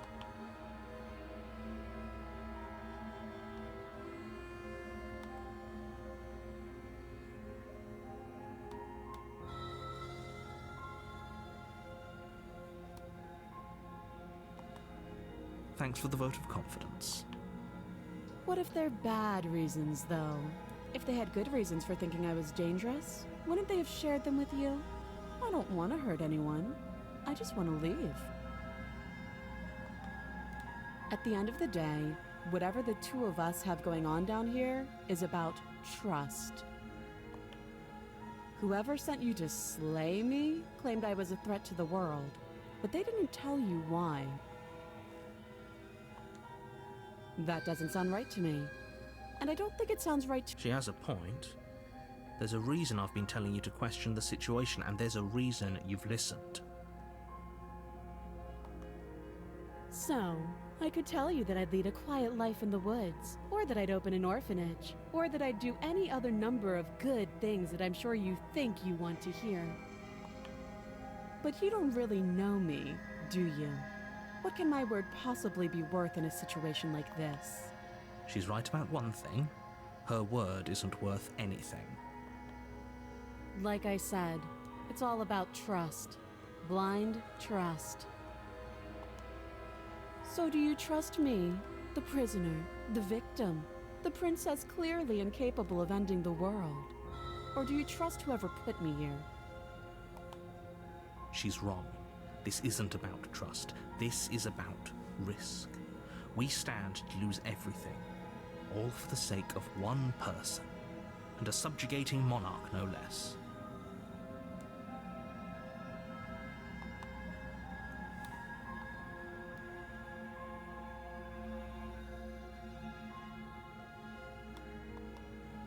She hesitates before answering.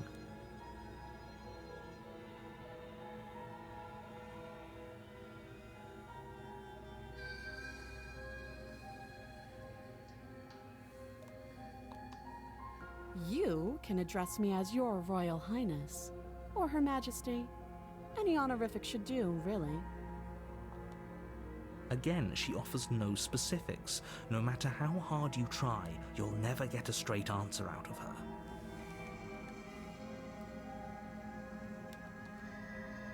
Too long. You can't. Don't bother. I'm guessing you don't have the key then. I'm sure there's a key somewhere around here, and if there isn't, well, we can always put that knife to good use. Her sharp eyes settle on the edge of the blade. She isn't suggesting what I think she's suggesting. She is. I'm sure. Oh, have you decided what to do with me? You know why you're here.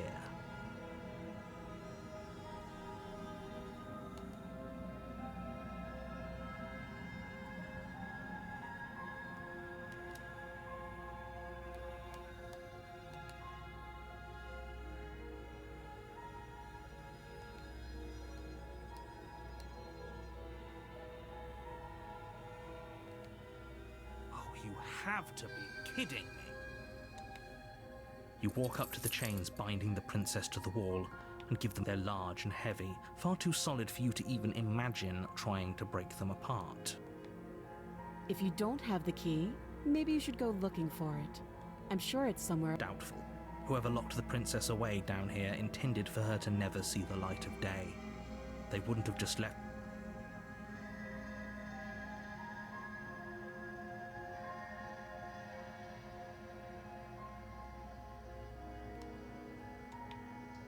I'll be here.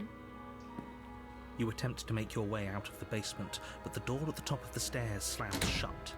Is someone else here?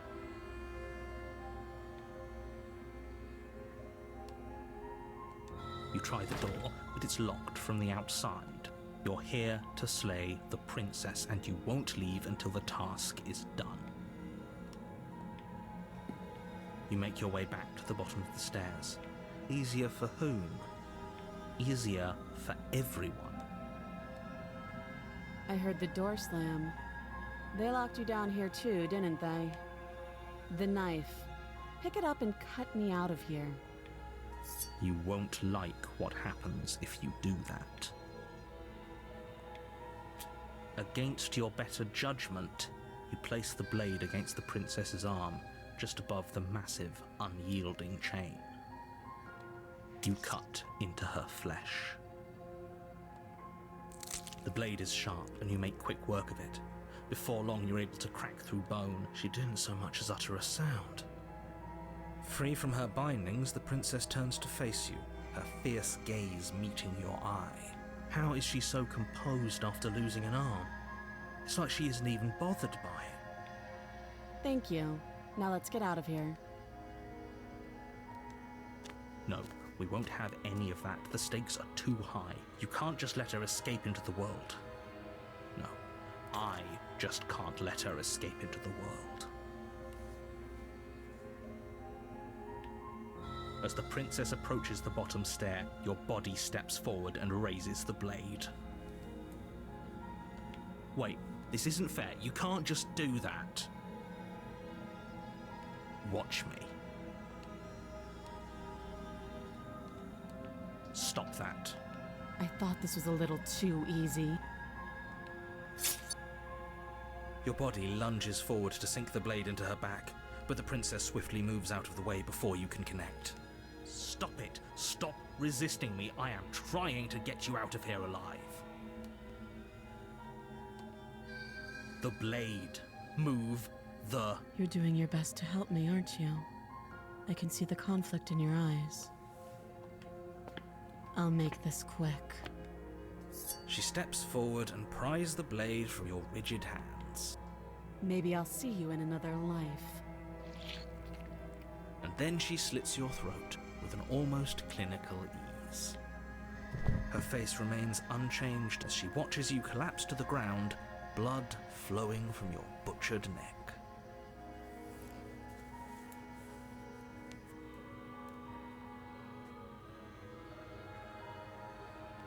This is the end, isn't it?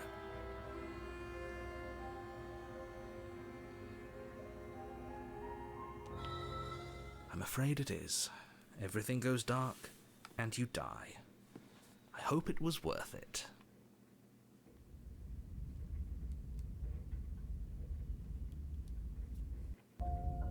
You're on a path in the woods, and at the end of that path is a...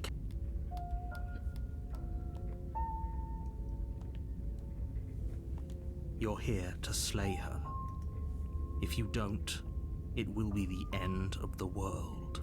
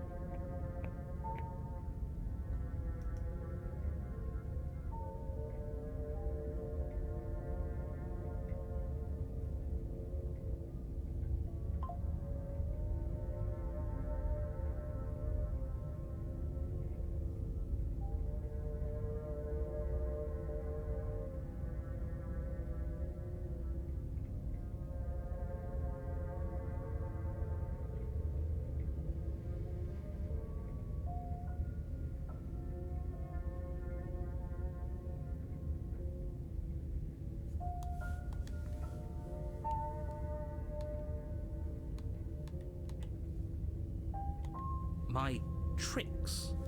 What on earth are you talking about? We've just met for the first time. Don't forget what he did to us the last time around. I wouldn't trust a word out of his mouth. There's got to be a way out of here, for us and for the princess. We just have to keep trying. I'm inclined to agree. If he doesn't remember what happened last time, maybe it's best to keep it that way. You know I can hear you two, right? It's going to be a lot harder than you think to keep secrets from me.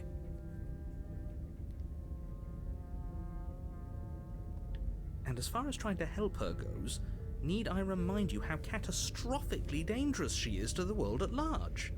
I told you about the stakes of this situation less than a minute ago.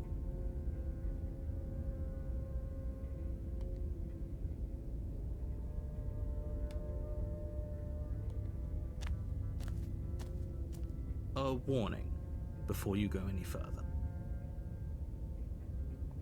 She will lie, she will cheat, and she will do everything in her power to stop you from slaying her. Don't believe a word she says.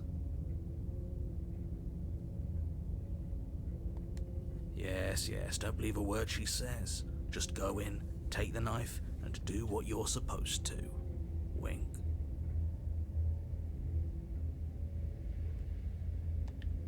Did you just say wink out loud? No, I didn't. Wink.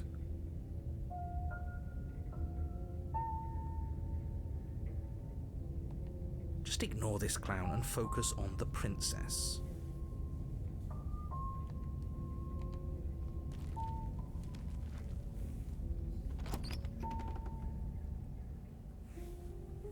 The interior of the cabin is less a cozy woodland retreat and more like a dungeon.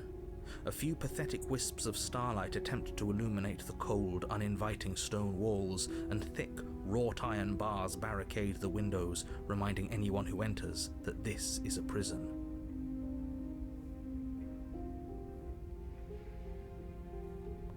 The only furniture of note is an iron table, bolted to the floor, a pristine blade perched on its edge. The blade is your implement. You'll need it if you want to do this right.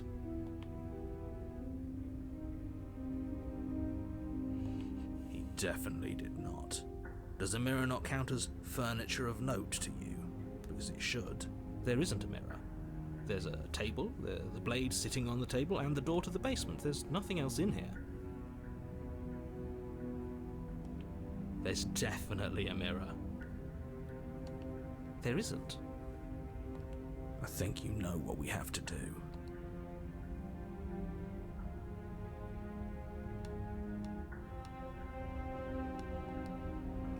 You walk up to the wall next to the basement door. It's a wall. There isn't much to see. This really isn't funny. You reach forward and rub your hand against the cabin wall. It was there a second ago.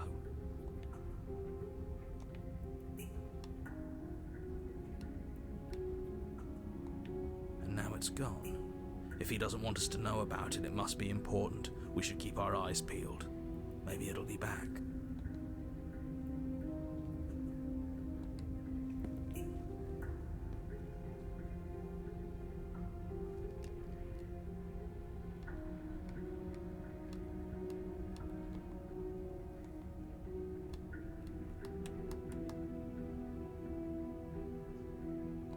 I'm afraid I'm going to insist we take the blade. We're in a dangerous situation and I'm not letting us go down there without a weapon. Are you sure? What if she, I don't know, turns it against us? Which I'm bringing up in a purely hypothetical manner. Yes, I'm sure. Turns it against you? She's a prisoner here. She'll only be able to turn it against you if you give it to her. Which you won't be doing because she's an existential threat to the entire world. Okay, I'm trusting you.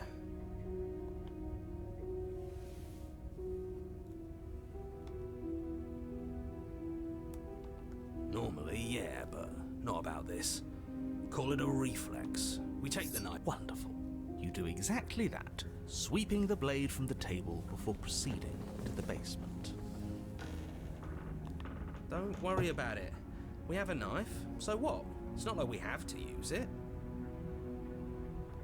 No, you don't have to do anything, but you do well to use it regardless.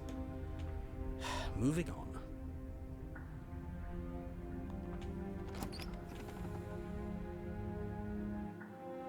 The door to the basement creaks open, revealing an old stone staircase. A few sputtering torches attempt to vaguely illuminate your path, dancing across glimmering patches of slimy moss on the stone steps.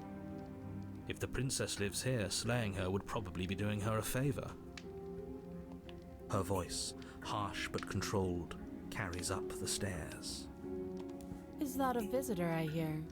Please, come downstairs. It's been a while since I've had company. Does she remember us? You walk down the stairs and lock eyes with the princess. She looks up at you, the heavy collar around her neck clanking loudly as she moves. The chains binding both her wrists to the far wall, joining the metallic chorus as she adjusts her hands in her lap. Should we be worried about the one around her neck? Why would you be worried about her restraints? If anything, they'll make your job easier. Have you noticed the empty chain on the wall? Odd that in a place where everything seems to serve a distinct purpose, there would be something so obviously useless. What an interesting development. Why don't you have a seat? The two of us should chat before you bury that thing in my heart.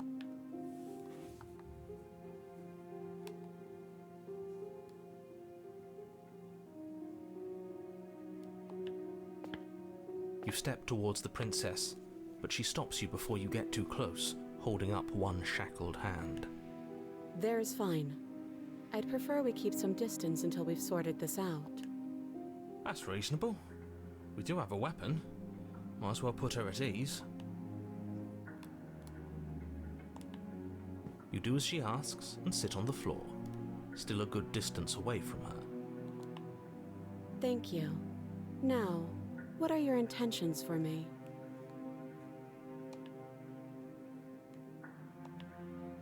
Yes, your intentions. You have a knife. What are you going to do with it? Why are you here? There isn't a keyhole in these shackles, so I'm afraid my only way out is surgical removal. Is she forgetting about the shackle on her neck?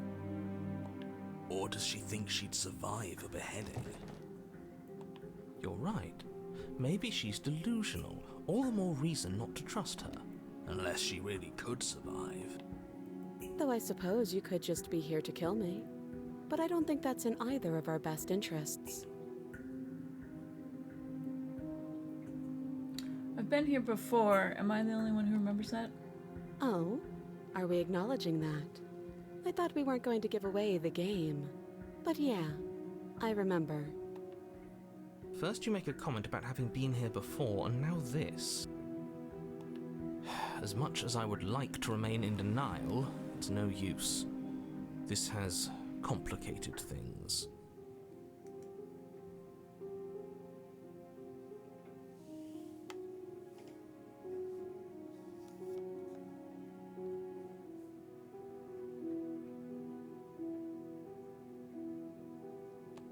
It's complicated things how, exactly?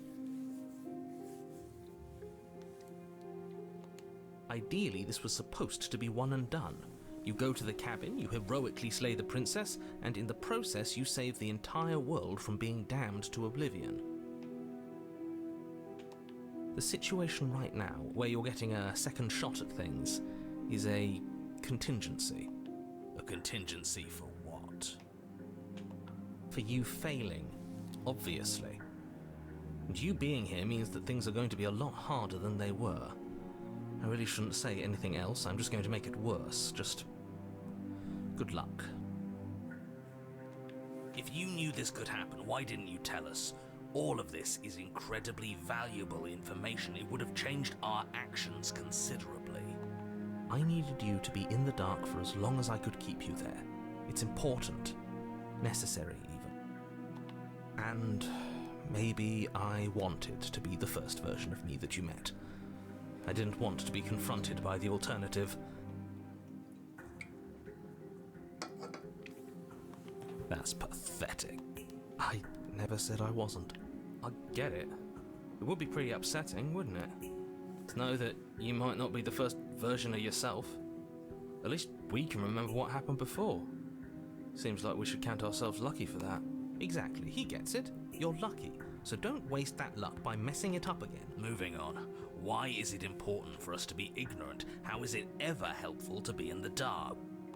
The more I say, the more your mind will swim into dangerous waters. Even saying that is too much. Your success hinges on you having imperfect information. For the sake of the entire world, you need to accept that. I won't. Just give it a rest, this isn't helping. Focus. This is a serious situation. You shouldn't be daydreaming.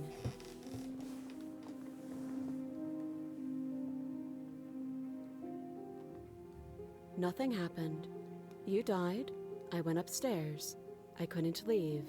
I found myself in a new place in chains again. More of them. And now you're back. Is that really all she knows?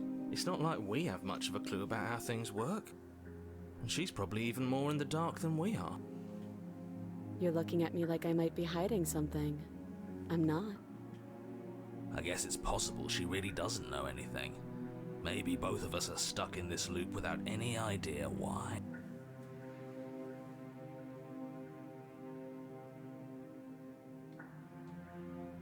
I don't know, but you could always try it on. Maybe it'll fit. I hope I don't actually have to say this, but please don't lock yourself in chains. We need you ambulatory if you're going to save the world.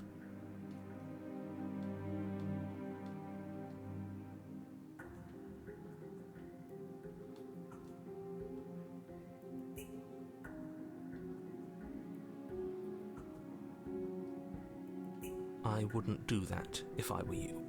And why is that? Do I even need to explain myself? It's a shackle, and it's one without a key. Do you want to be stuck here like she is? And what? Is it going to lock the second we put our wrist into it? I don't know. Maybe it will. He doesn't want us to look at it. That's all the reason we need. But what if he's telling the truth? He isn't. I am. Against your better judgment, you approach the chain dangling from the far wall. The princess watches you with faux disinterest as you inspect it, though she can't fully hide her curiosity. I don't want to say what I'm supposed to say next. What is that supposed to mean? It sounds bad. Is it bad? Yes, it's bad. Come out and say it then. You're just wasting time. Fine. As you hoist the shackle, its heft shifts within your grasp, as if pulled by some odd magnetism. Before you can so much as blink, it practically leaps from your hands, snapping around your neck.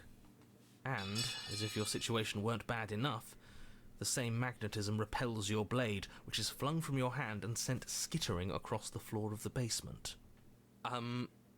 Excuse me? Yes? Are we stuck here now?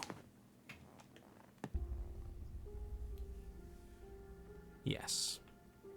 Huh, so it does fit. And I guess it doesn't like your knife. We're stuck here together, aren't we? That's funny. What are we supposed to do now? Can't even cut ourselves out. Guess we'll starve. That's horrible. It's not all bad. We learned a valuable piece of information. Not to touch things we're specifically told not to touch? No, that there's something special about this loose chain. It's clearly important.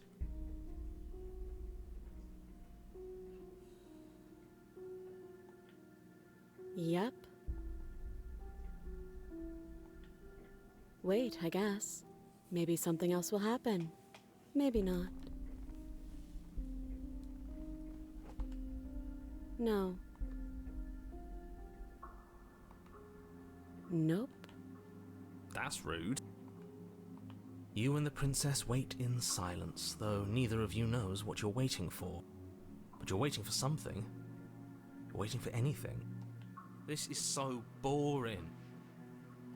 There must be something we can do to get out of here. But there isn't.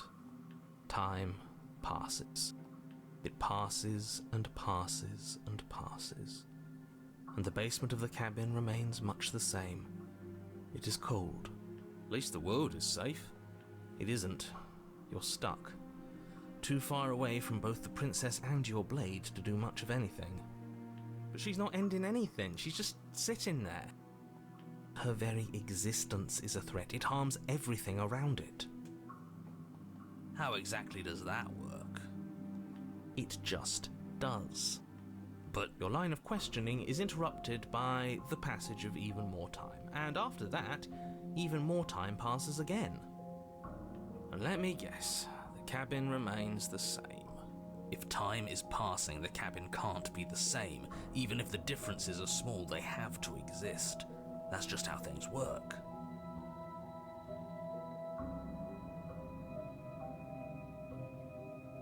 I suppose you're correct.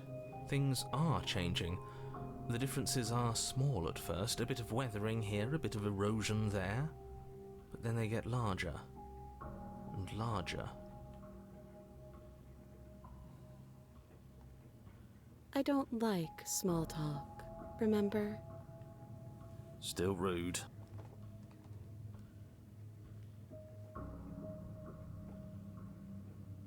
You continue to wait in silence, and the cabin continues to change. The decay comes faster now. You can see earth through holes in the stonework, can watch lichen spread along the seams of the walls. That doesn't make sense. Has our entire concept of time changed? What happens to starving? We should have died by now if the rocks around us are starting to erode. She hasn't starved. I guess she hasn't.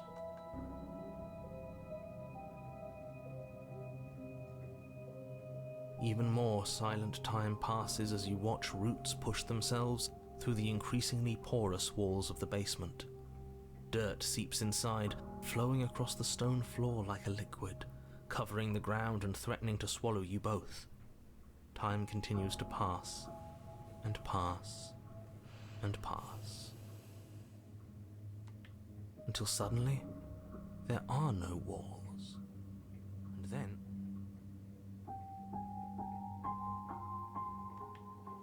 And? I think he's gone. Would you look at that? We made it out of the cabin, and nothing bad had to happen to either of us. So this is the outside world. It's cold.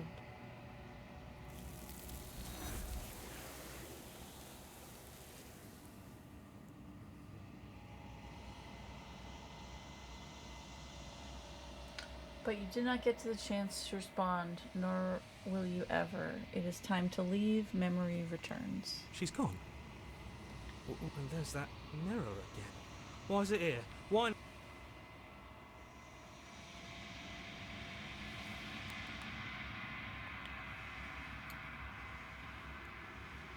This doesn't fit. You're right. Part of me wants the truth, but something stronger is holding me back. Fear.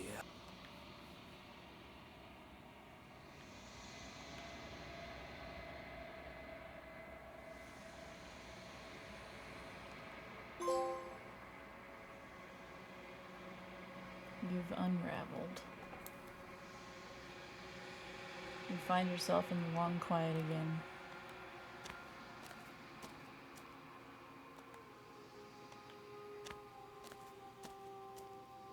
There's a world beyond the endless walls of the long quiet. We're supposed to be there. Do you know what we'll find out there? Is that a rhetorical question? Do you know? Do you want to tell me? Rhetorical. I am not rhetorical. I have only known these spaces, and I have known flickers of the lives you've brought me, short and violent and full of passion. But all of those flickers end where the long quiet begins. I'm asking you because I cannot know your mind. Do you know what we'll find out there? There's trees and stars, and there are people, I think. At least there's supposed to be people. There is a warmth and sadness in me at the thought of people. Fresh tears on a winter's day. They are not like us. They do not last. Do you think that anything is real out there? Do you think we're real? We are real. Nothing is an idea that dwells in the absence of something. But nothing cannot exist on its own. And because of that, nothing can't exist. This one is determined, but also cautious. One that would rather let the world move around her than move it herself. She will make for a patient heart. Do not mourn her. She is exactly where she needs to be.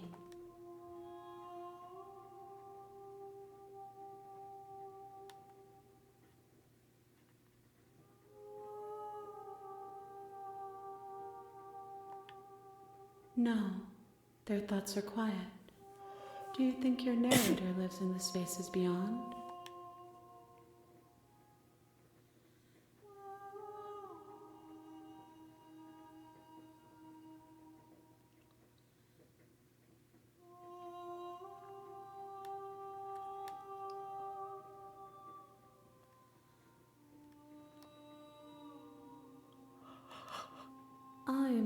cusp of my awakening.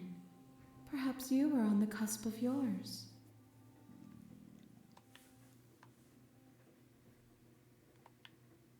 If I did, I would already be awake. 1.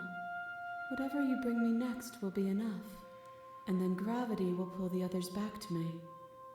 I will be singular, a final multitude.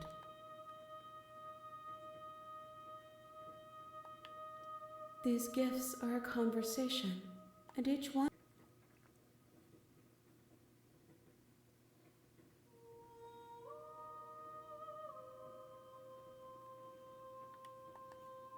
The next time I see you, I will be here.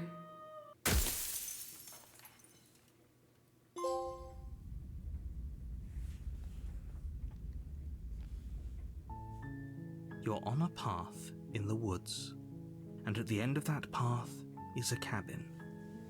And in the basement of that cabin is a princess.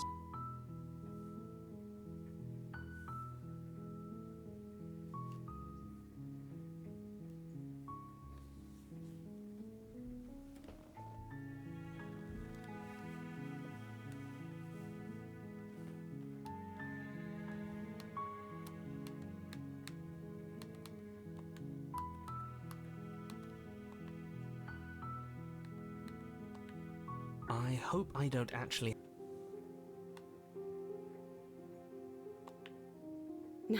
No. Like I trust you to come any closer with that knife. All you're going to do is hand it to me and watch me work. But she would have to cut her head off, right?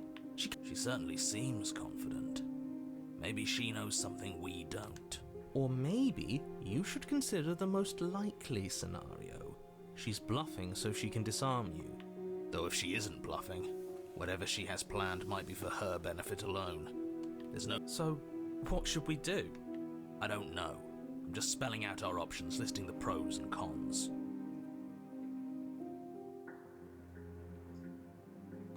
Then let me help you. I'll start. That doesn't sound great. What about the pros? There are none. The pros are that we can't trust him, possibly even more than we can't trust her. Whatever she has planned could do something to mess with what he has planned. Or maybe they're both screwing us over in their own ways.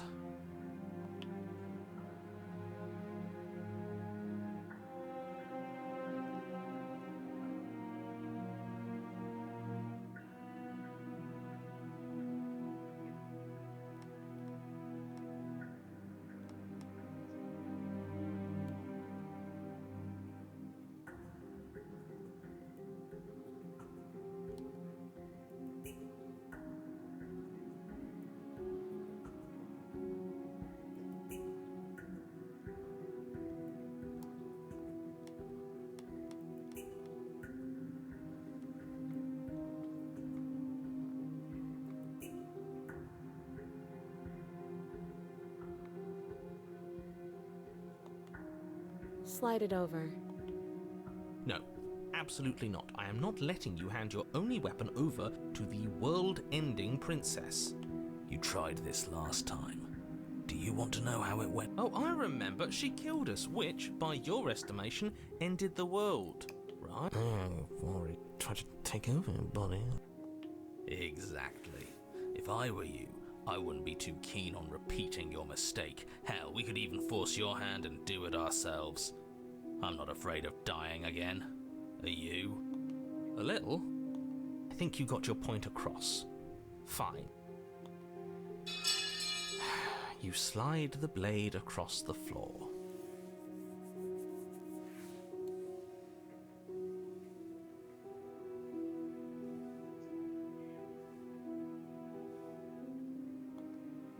The princess maintains unsettling eye contact as she reaches down to pick it up.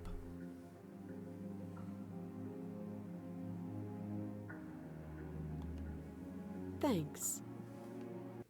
She pulls up her hair, smiling slightly as she raises the blade to her throat. What is she doing? She doesn't say another word as she cuts into her own neck. No.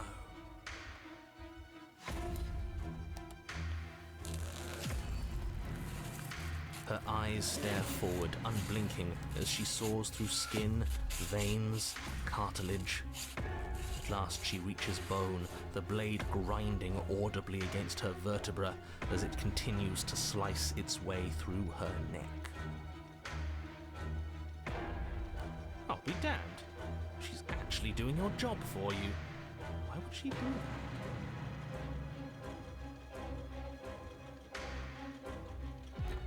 Huh. So that's her play.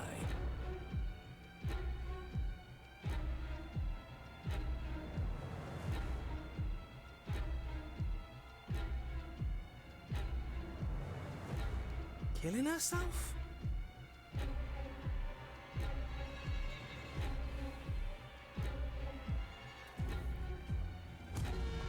She isn't dead yet. Finally, you hear a snap. Her eye twitches. There's an uneasy silence. She remains motionless for a long moment, her twitching eye the only movement in the room, until at last it stops in an unsettled... Her head twists slowly to the side, flopping to her shoulder, and her neck opens. The remaining tissue is not enough to hold the weight of her severed head. It stretches and tears until finally it falls to the floor, complete. Oh no, oh no, oh no, what did we do? Can we put it back? Please tell me we can put it back. The princess's eyes stare up at you, dead. Congratulations! You saved the world. Huh. So I guess that's it. What a way to go. But she is gone, isn't she? I hate this. Can we just get out of here now, please? Of course, the princess is slain and the world is saved. Whenever you're ready, you can proceed to your reward. Now hold on, she's dead. So what's the rush? What's your angle? I don't have an angle. I'm just looking forward to putting all this behind us. Look, I'm just not ready to put my guard down. It's best to keep sharp. She wouldn't have done all that without some kind of a reason. You're just wasting your energy. The danger has passed, and now we can all relax and enjoy your reward.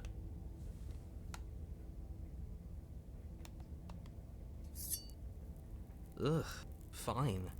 You pick up the princess's severed head, its neck stump still oozing bodily fluids. Then make your way back upstairs to the first floor of the cabin. Did you see that? I could have sworn she moved. She didn't. She's dead. But what if she's not? Are you listening to yourself? Do I need to explain to you why decapitation is lethal? The door to your bountiful reward is right in front of you. All you have to do is open it. You open the cabin door, ready to return to a world saved from certain doom. Only, a world saved from certain doom isn't what you find. Instead, what you find is... Wait, no, that's not right. Well played. This is the end of the world, isn't it? I always thought I'd at least have time to explain myself before I had to watch it happen. It's already... over? Is he gone? But we're still here. Maybe it wasn't the end of the world after all. Maybe it was... Thanks for carrying me up here. I had to take it on faith that you would know what to do. I'm glad I was right to trust you. So, this is the outside. Maybe it's just my lack of body, but it's colder than I expected.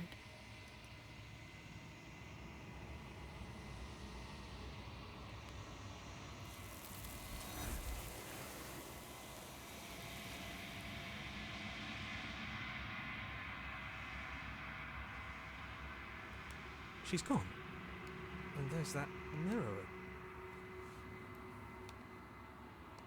But it feels so bad. Like looking into it right now is going to be the end. You're right. Part of me...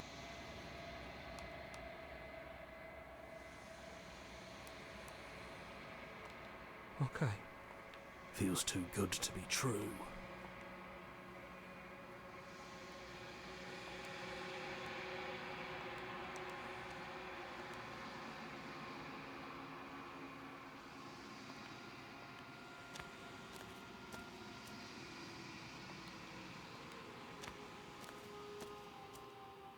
There's a world beyond the endless walls of the long quiet. Do you know what we'll find out there? Rhetoric, I'm asking. This one is cold and cynical. She has protected herself when others could not. She will make for a clever heart. Do not mourn her. She doesn't need to be protected any longer. The next time I see you, I will be here, waiting.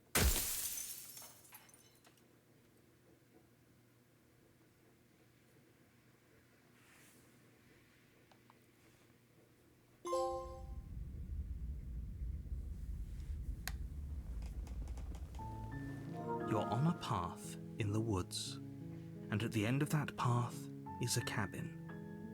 And in the basement of that cabin is a...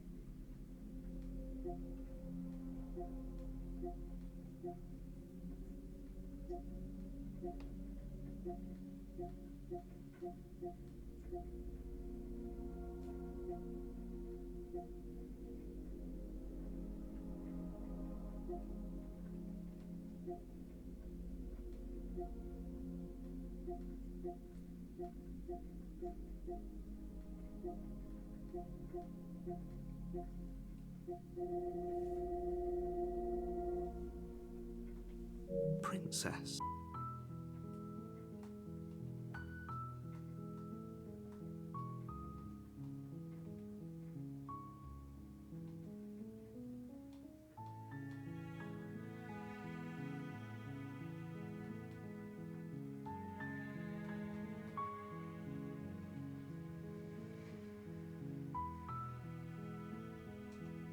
I hope I don't... No, no. Like I trust you to come any closer with that knife. All you're going to do is... But she would have to cut her head off, right? She certainly seems confident. Or maybe you should consider the most likely scenario. She's bluffing so she can disarm you. Though if she isn't bluffing, whatever she has planned might be for her benefit alone. There's no guarantee that what's good for her is good for us.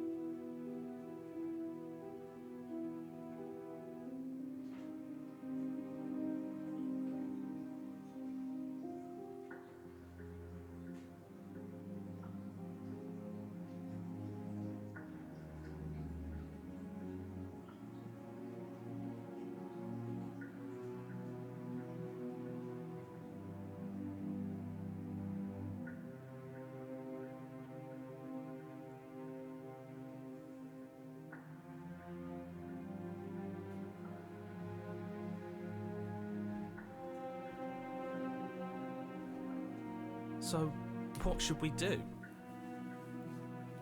I don't know. I'm just spelling out our options, listing the pros and cons. Then let me help you. I'll start with the cons.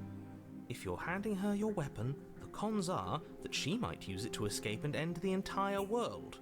And she might use it to kill you. That doesn't sound great. What about the pros? There are none. The pros are that we can't trust him, possibly even more than we can't trust her. Whatever she has planned could do something to mess with what he has planned. Or maybe they're both screwing us over in their own ways.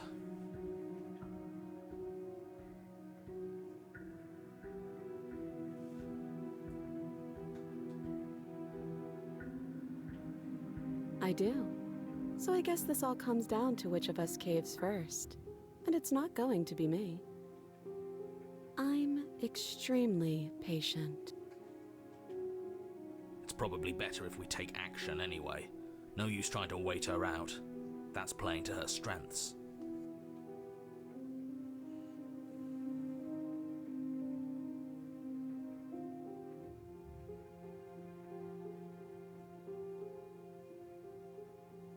Slide it over. No, absolutely not. I am not letting you hand your only weapon over to the world-ending princess. Until you tried this last time. Do you want to know how it went for you? Oh, I remember. She killed us, which, by your estimation, ended the world, right? Oh, worried. Tried to take over, buddy. Exactly. If I were you, I wouldn't be too keen on repeating your mistake. Hell, we could even force your hand and do it ourselves. I'm not afraid of dying again. Are you? A little. I think you got your point across. Fine.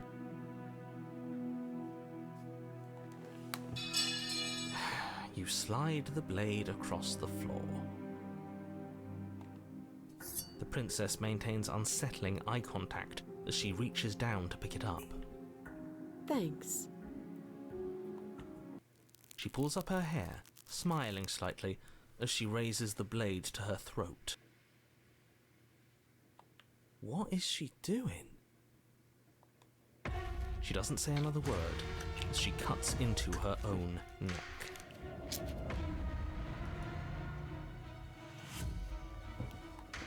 No.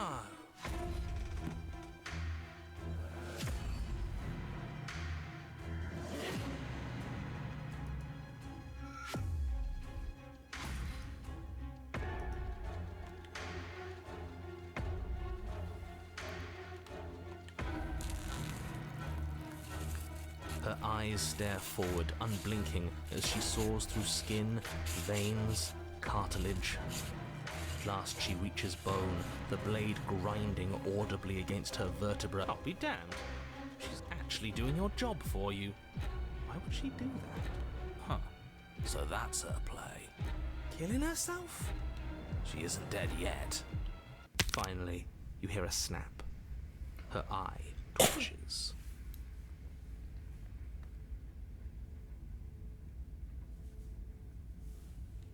There's an uneasy silence. She remains motionless for a long moment, her twitching eye the only movement in the room, until at last it stops in an unsettling half-wink. Her head twists slowly to the side, flopping to her shoulder, and her neck opens. The remaining tissue is not enough to hold the weight of her severed head. It stretches and tears until finally it falls to the floor, completely free. It bounces a few times before rolling to a stop at your feet. Oh no, oh no, oh no, what did we do? Can we put it back? Please tell me we can put it back. The princess's eyes stare up at you, dead. Congratulations! You saved the world. Huh. So I guess that's it. What a way to go. But she is gone, isn't she? I hate this. Can we just get out of here now, please? Of course, the princess is slain and the world is saved. Whenever you're ready, you can proceed to your reward. Now hold on, she's dead. So what's the rush? What's your angle? I don't have an angle. I'm just looking forward to putting all this behind us. I'm sure you can understand that. Look, I'm just not ready to put my guard down. It's best to keep sharp. She wouldn't have done all that without some kind of a reason. She's left... You're just wasting your energy. The danger has passed, and now we can all relax and enjoy your reward.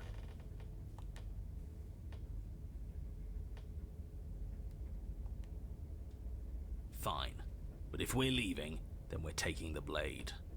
I feel exposed without it. With your work done, you remove the blade from the princess's corpse and make your way back upstairs, closing the door to the basement behind you. You can think of it as sealing yourself off from an unpleasant chapter of your life. It's all uphill from here. The windows. Do you see that? We used to be able to see the outside world from up here, but now it's just empty.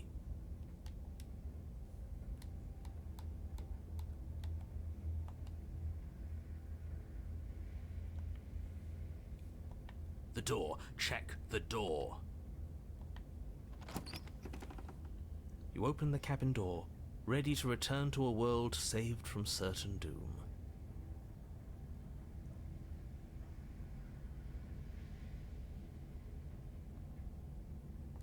Only a world saved from certain doom isn't what you find. Instead, what you find is nothing at all. Where a lush forest stood mere minutes ago, the only thing in front of you now is the vast emptiness of some place far away. You don't have to act surprised. We could see this vast emptiness through the windows. But if everything's gone, does that mean we're not gonna get our reward? This is your reward. An eternity of bliss, if you'll have it. And I suggest that you have it. Okay.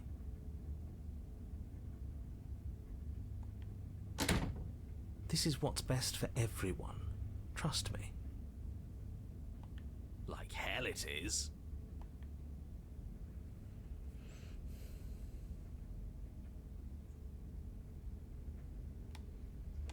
I'm so glad you're keeping an open mind. Time passes. You can't be sure if it's days or months or years or even decades.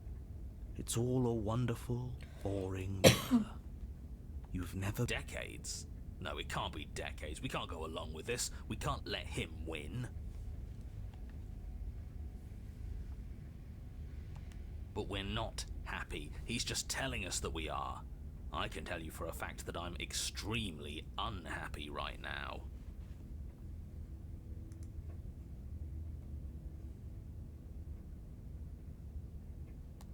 Yeah, what he said.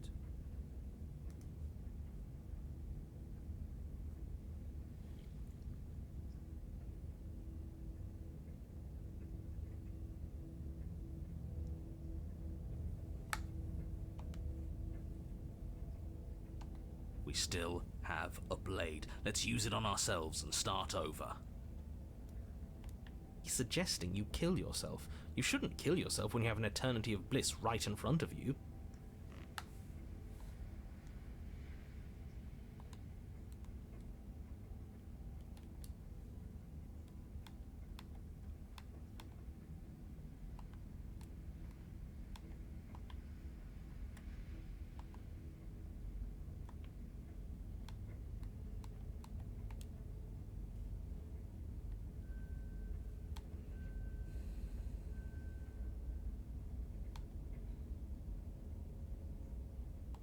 You goddamn spiteful bastard. Are you really going to turn down immortality itself just to make me lose?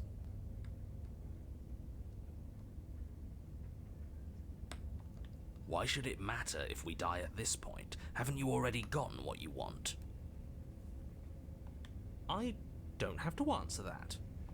That's all we needed to hear. You raise the blade, then drive it into your heart.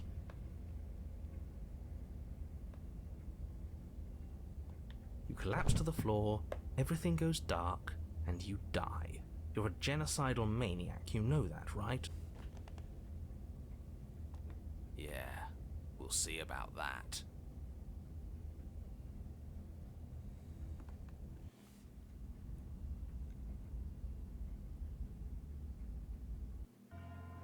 You're on a path in the... Chains everywhere.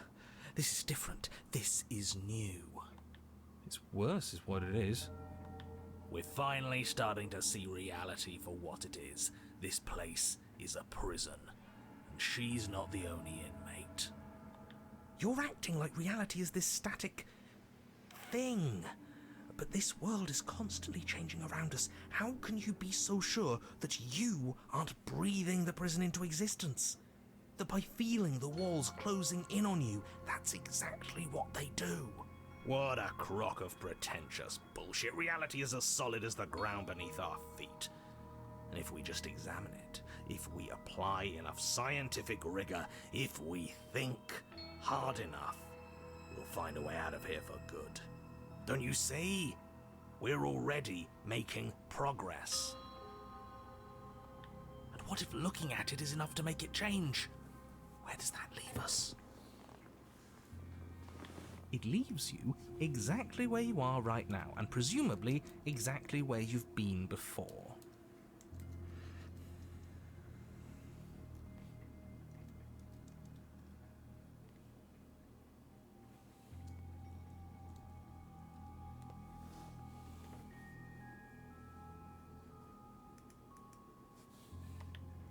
I'll spare you my full introduction, since you've clearly already heard it at least once, but I would like to remind you that the people in my world are living, breathing, suffering entities, and not pawns for you to sacrifice in pursuit of some vague truth.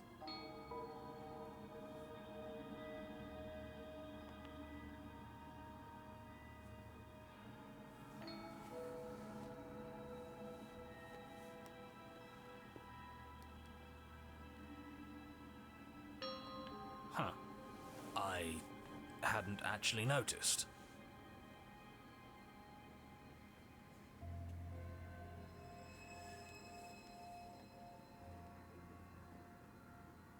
Holding it's starting to feel natural, isn't it? Of course it feels natural. We've had it with us every time. We've made it part of us.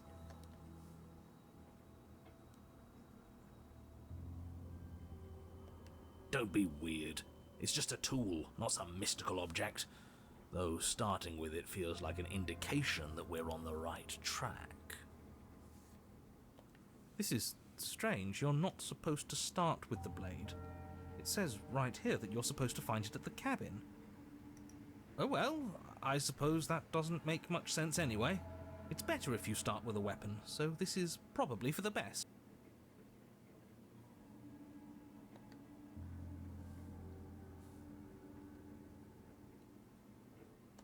She...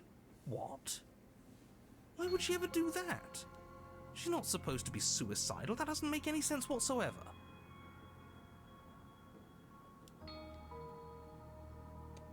More importantly, if she did cut her own head off, why are you here? You shouldn't have died. You should be enjoying your reward.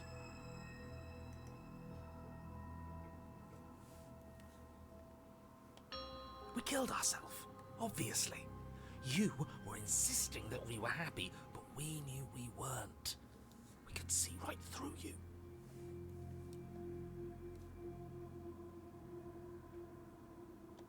Yeah, what he said. We weren't about to be stuck somewhere being fed non-stop bullshit forever. We want answers. We weren't gonna find them in your fake little paradise. There are no answers to find. If she was dead, then that was it. That was the solution. All you managed to do was reset the board. And you put the pieces back all wrong while you were at it. This is probably worse for you, if I had to guess. Ha! So there is a board.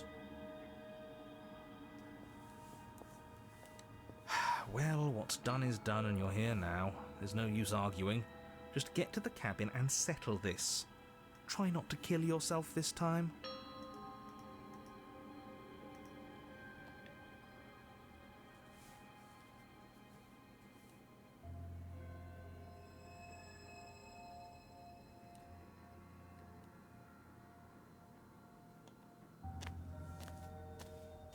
You stand at the edge of a cliff.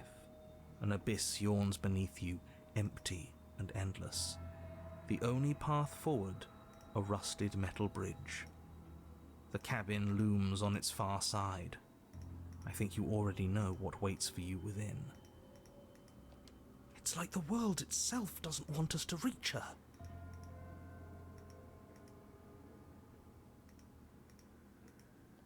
There's nothing to find out here. Time to check in with the missus. I'm going to pretend you didn't just call her that.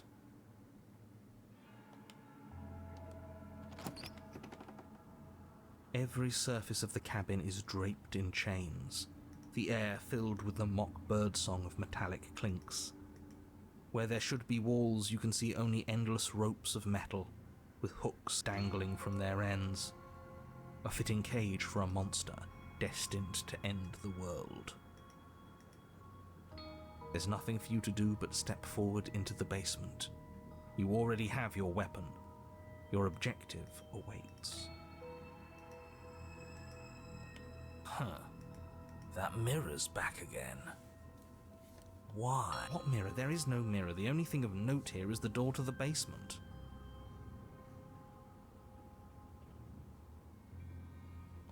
It clearly serves some purpose, but what? Is there something about us we're supposed to see? Can it be a tool of some kind? Or is it a distraction? Something meant to confuse us? Can we please stop talking about the mirror? I'd rather not spend more time in this room than I have to. It's creepy. You step out onto the floor, or what should have been a floor. Should have been. Yes, unfortunately, you realise too late that there is no floor beneath the metal. There is only a loose web of chains suspended over some unseen space. An unseen space that you are now rapidly plummeting through. Nothing's solid here, is it? It's all just a shifting mass waiting for us to drop our guard.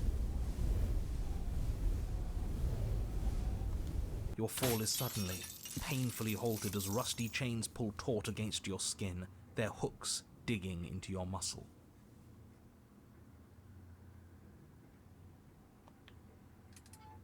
You find yourself suspended in what appears to be a vast, dark space. The glinting of yet more chains merely hinting at its full dimensions. You dangle a few feet off the bare concrete floor.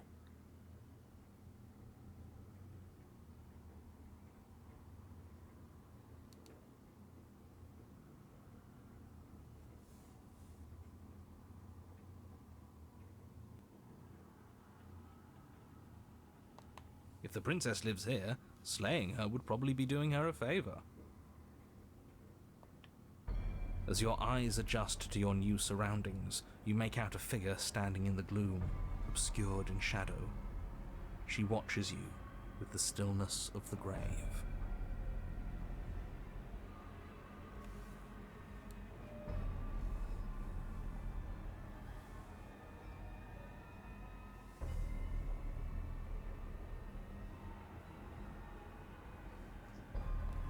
Easy now. We don't know what sort of situation we're dealing with. We should let her make the first move.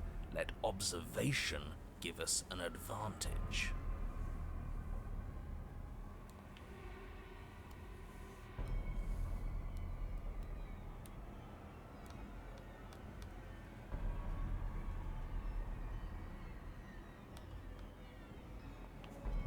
The princess takes a slow step forward. As she does so, the heavy chains shift, tightening and tearing at your flesh, your joints screaming in agony as the rusted hooks dig deeper. Stars dance in your eyes as the chain wrapped around your neck threatens to choke you.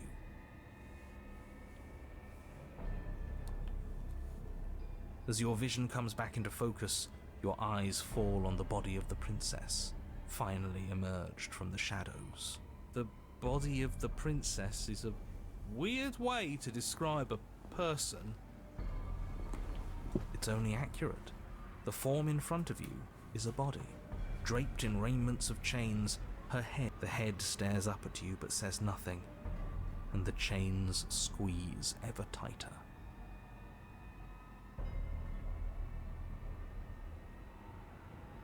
What makes you think I have a problem with you? Because I'm a head in a cage? Don't be silly. That's what I've always been. It's not like you're any different. The body takes another step towards you, the chains around you tightening, the hooks boring deeper into your flesh. They constrict dangerously around your throat. You find it harder to breathe. I don't think she's happy you're here. But what do I know? I'm just a set of eyes and ears. I don't make choices. At least not any that matter. I don't want to die like this. I don't want to die like this. Somebody do something before she kills us. Please. We're stuck here. What are any of us supposed to do? Reason with her? I don't think she's acting rationally. I think she's lost it. This was all doomed from the start, wasn't it?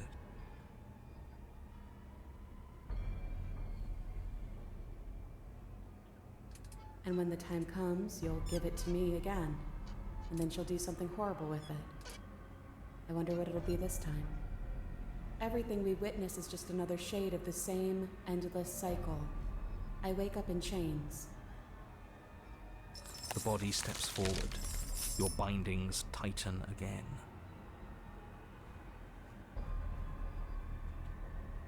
You come to me, knife in hand. The body steps forward. The pressure on your limbs is becoming unbearable. You give me your implement. The pressure is finally too much. Your fist unfolds as your joints swell with trapped blood, and your pristine blade tumbles helplessly to the ground. I cut myself free. She's not insane, is she? No, she's just right. It's all been the same. The whole time, it's all been the same. We never had a say.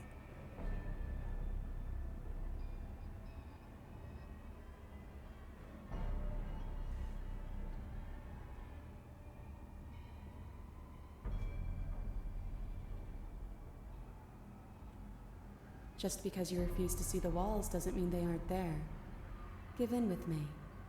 It's so much easier to let the world happen to you.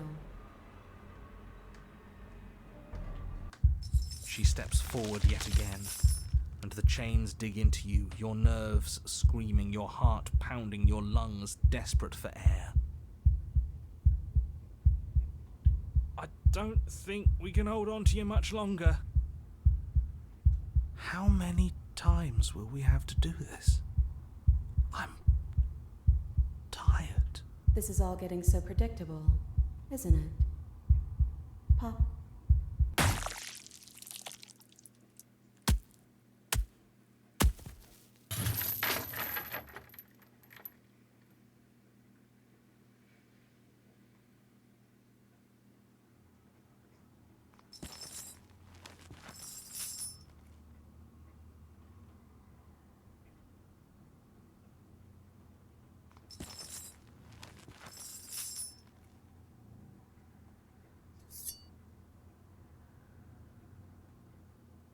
And now, the cut.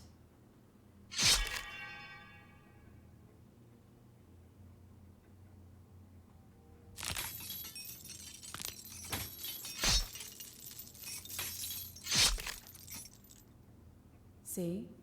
You only ever thought you were in control. Isn't it so much nicer to let go?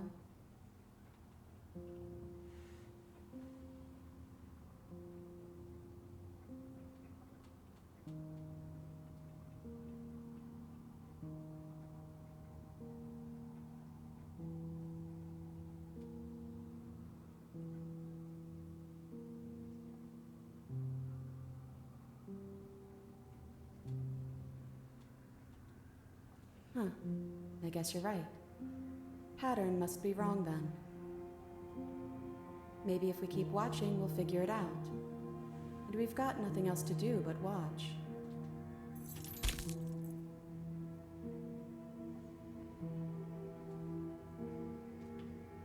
Look at us go. Aren't we beautiful?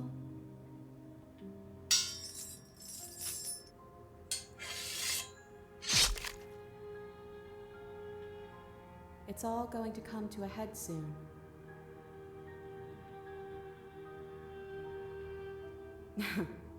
Head.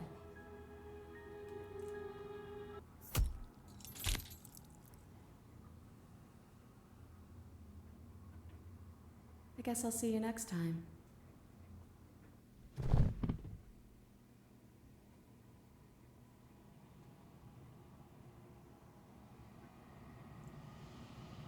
It's cold, but that's always been us, hasn't it? Cold isn't bad.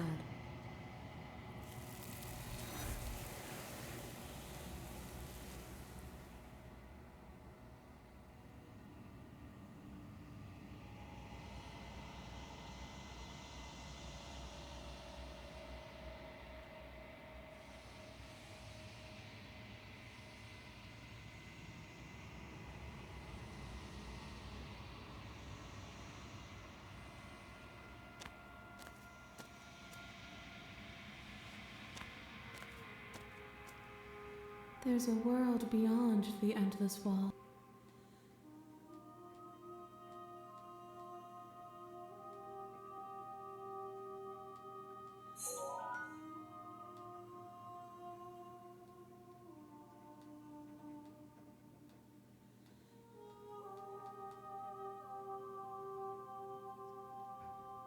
It doesn't matter if there are.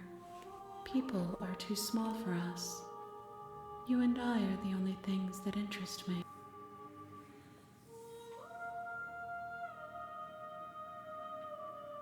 We are real. Nothing is an idea that dwells in the absence of something. But nothing cannot exist on its own. And because of that, nothing can't exist.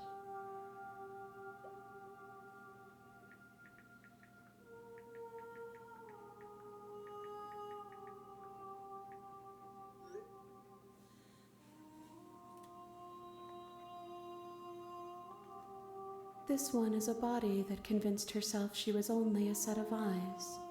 She will make for a watchful heart.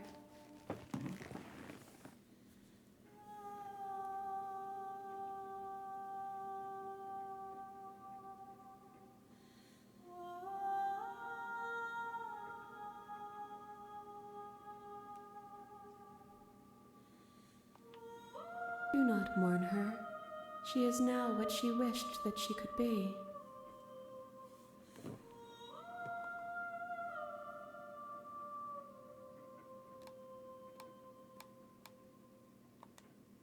The next time I see you, each of us will finally know what we are.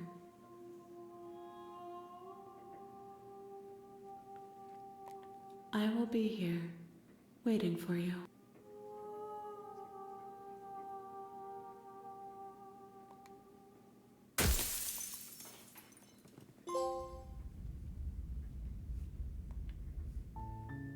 You're on a path.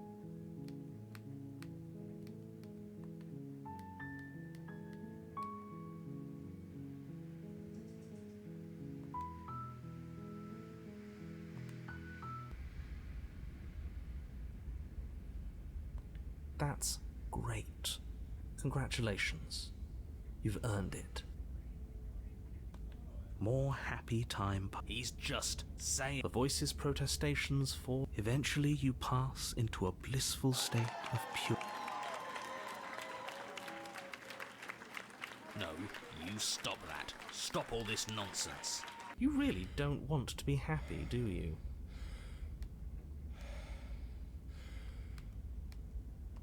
You know what you have to do.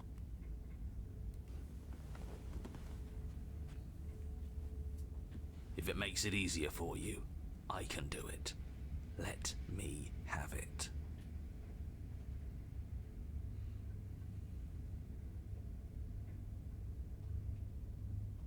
All right. I'll make... You goddamn spiteful bastard. Are you really going to turn down immortality itself just to make me... Why should it matter if we die at this point? Haven't you all... I don't have... That's all we needed to hear. Yeah, fine. The little voice... Yeah, we'll see about that. You're on a path in the... See? All done. That wasn't so bad, was it, buddy? But it was so bad. I don't like dying. I don't like being cold and alone in the dark. I don't think anybody likes dying, but hey, at least it's over. We got better. and now we can move on. Things will work out this time. I know it.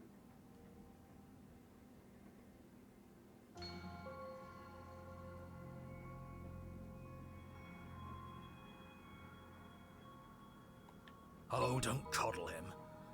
For all we know, we'll have to die hundreds of times to get to the bottom of things. Maybe even thousands. He needs to toughen up. Toughen up? You're both freaks. I'm having a rational reaction to what just happened. I'm normal. A normal person gets traumatized from dying. And from watching someone cut her own head off.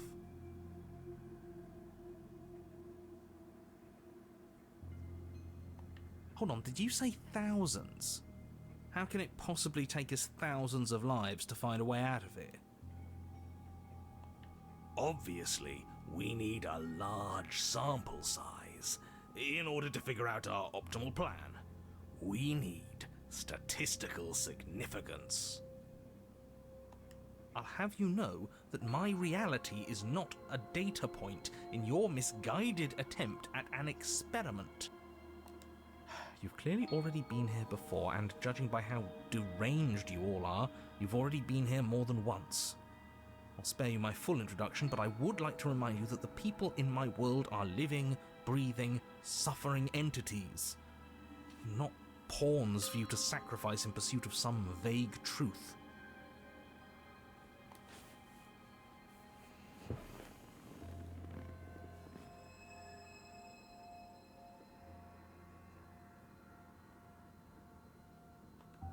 So I didn't mishear you earlier. That doesn't make any sense, though. She's not supposed to be suicidal. More importantly, if she did cut her own head off, why are you here?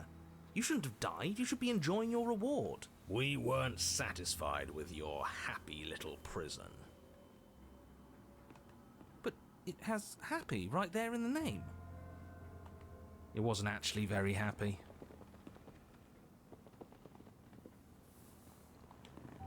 Well, what's done is done, and you're here now. There's no use arguing. Just get to the cabin and settle this. Try not to kill yourself this time.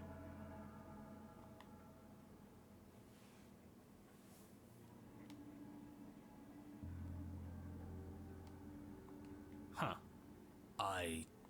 Holding it's starting to feel natural, isn't it? Holding a weapon shouldn't feel so natural. It's proof that we're being guided by an unfeeling lunatic. We need to try talking to her. Oh, should we talk about our feelings? That'll get us nowhere. Trust me. They're too easy for her to manipulate, too illogical. We can't puzzle our way out of things if we listen to our heart. I don't think I even need to comment on that. What? This is strange. You're not supposed to start with the blade. It says right here that you're supposed to find it at the cabin. Oh well, I suppose that doesn't make much sense anyway. It's better if you start with a weapon, so this is... Are you serious? The blade is your implement. You're going to need it if you want to do things right. Do it. She can't talk to us at knife point. That's no way to get a real conversation. You're all being ridiculous. Why would we disarm ourselves at a time like this? Don't you dare. Are you even listening to me? Does my opinion count for nothing? We're never getting out of here if you don't listen. You don't have to listen to him. He hasn't gotten us anywhere. Without another word, you foolishly hurl your only chance at victory far off into the woods, never to be seen again. Never to be seen again. All we did was toss it into the woods. There's nothing stopping us from picking it back up. Oh, but there is something stopping you from picking it back up. The fact that you already made your decision. As much as I'd like to turn back the clock, we'll all just have to suffer the consequences of what you've done. That's how decisions work. You did the right thing.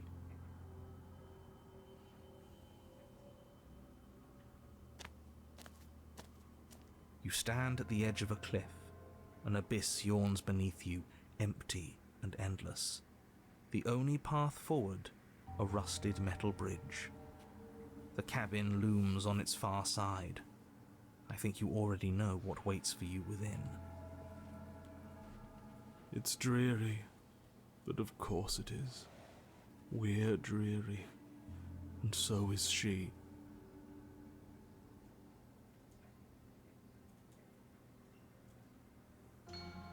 There's nothing to find out here. Time to check in with the missus.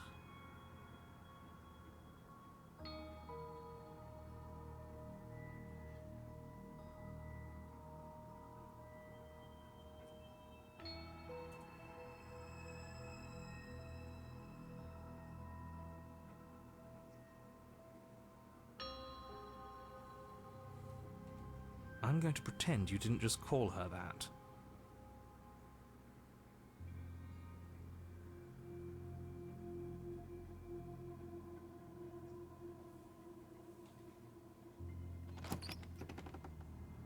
Every surface of the cabin is draped in chains, the air filled with the mock birdsong of metallic clinks. Where there should be walls, you can see only endless ropes of metal, with hooks dangling from their ends. A fitting cage for a monster destined to end the world. There's nothing for you to do but step forward into the basement. You already foolishly threw away your weapon, but still, your objective awaits. Huh. That mirror's back again. Why?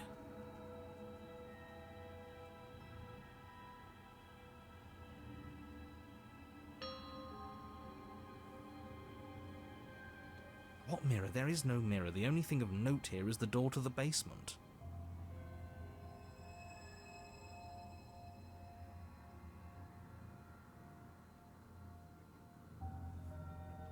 It doesn't matter.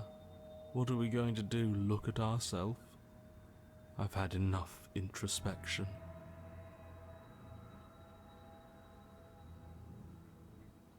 But it does matter.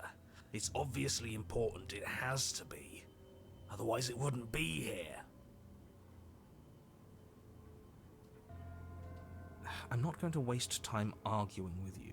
Just get to the basement, okay? The door's on the other side of the room.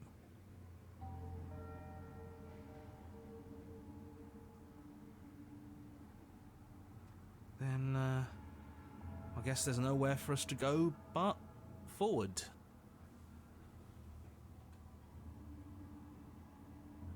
You step out onto the floor, or what should have been a floor. Should have been. Yes, unfortunately, you realise too late that there is no floor beneath the metal. There is only a loose web of chains suspended over some unseen space. An unseen space that you are now rapidly plummeting through. She's bringing us back to her.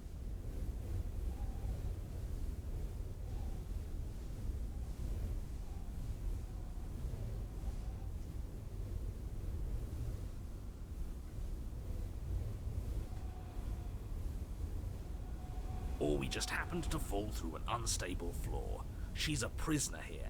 How much agency do you think she has? More than you'd like, I'm sure. Your fall is suddenly, painfully halted as rusty chains pull taut against your skin, their hooks digging into your muscle. You find yourself suspended in what appears to be a vast, dark space. The glinting of yet more chains merely hinting at its full dimensions.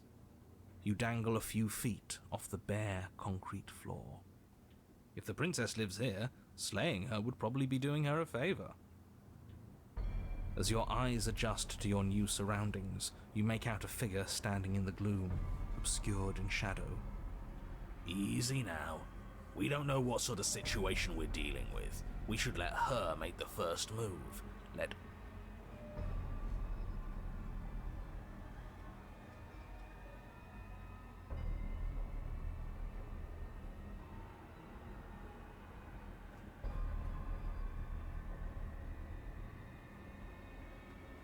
but you are met with only silence, save for the creaks and groans of metal as it sways in the stale air around you. The hooks slowly shift in your skin, the pain coming in waves as you continue to dangle helplessly. She won't even speak to us. We did this.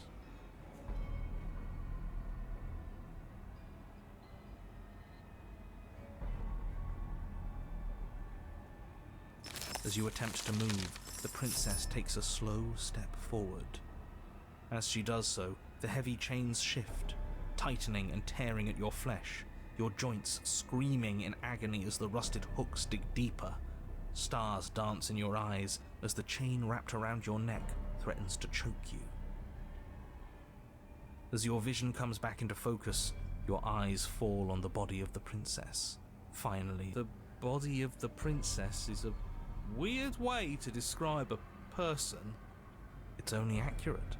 The form in front of you is a body, draped in raiments of chains, her head dragging along behind her in an iron cage. The head stares up at you but says nothing, and the chains squeeze ever tighter. So much for talking it out. Doesn't seem like she's too interested, does it? It's not too late. You threw away that blade for a reason. Now talk to her.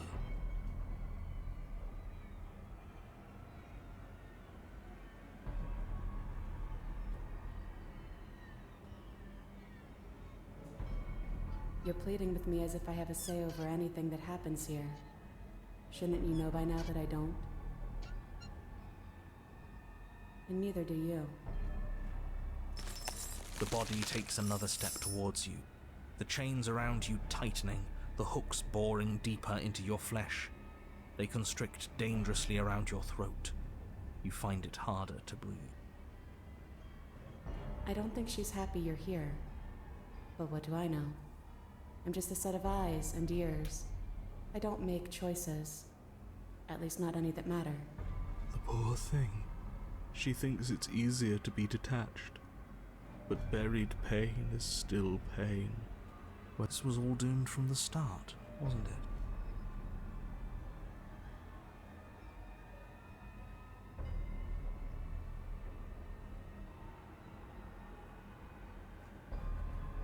And when the time comes, you'll give it to me again. And then she'll do something horrible with it. I wonder what it'll be this time.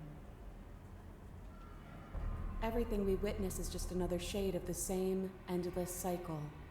I wake up in chains. The body steps forward. Your bindings tighten again.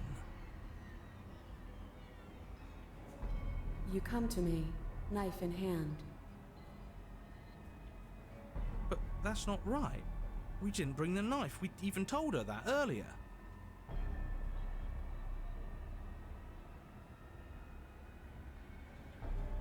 It's obviously right in your... It's gone, isn't it? But that's not right. The body marching towards you comes to a lurching stop. Huh. She stopped. What is that supposed to mean?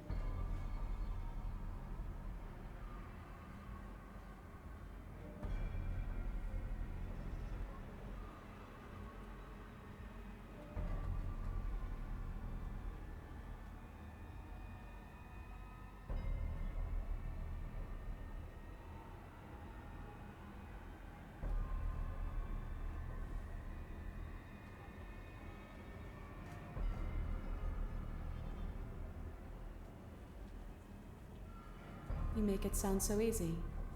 But it can't be that easy. Not after all that violent repetition. Oh. Suddenly, the chains loosen, the hooks sliding from your skin. You come crashing to the floor, and as the chains rain down around you, her body falls too. The room settles into comforting silence.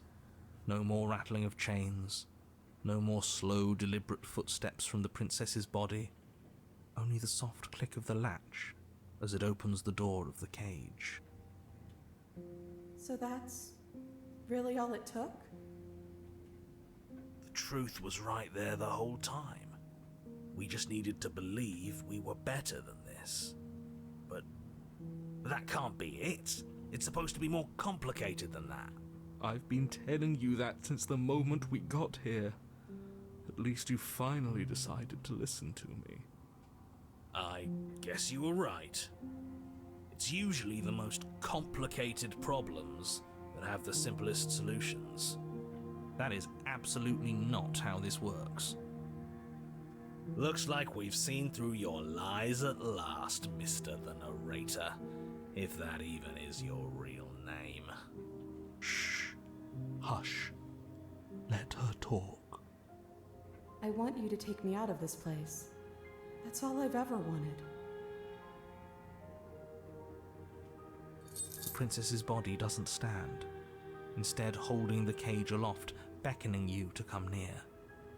If you take her out of there, if you carry her to freedom, it's the end of the entire world. It's the end of a world. Your world. But not ours. Sometimes you need to break things to build something better. Besides, we already made our choice, all the way back in the woods. Nothing you can do about it now. I suppose not. You know, I think a part of me always knew this was doomed from the start. I'm narrating on borrowed time, aren't I? But even if I'm doomed to go, I might as well make sure you have a proper ending. Go on then. You cautiously approach the kneeling body and extend your hand, bruised and bleeding from the trials that brought you to this point.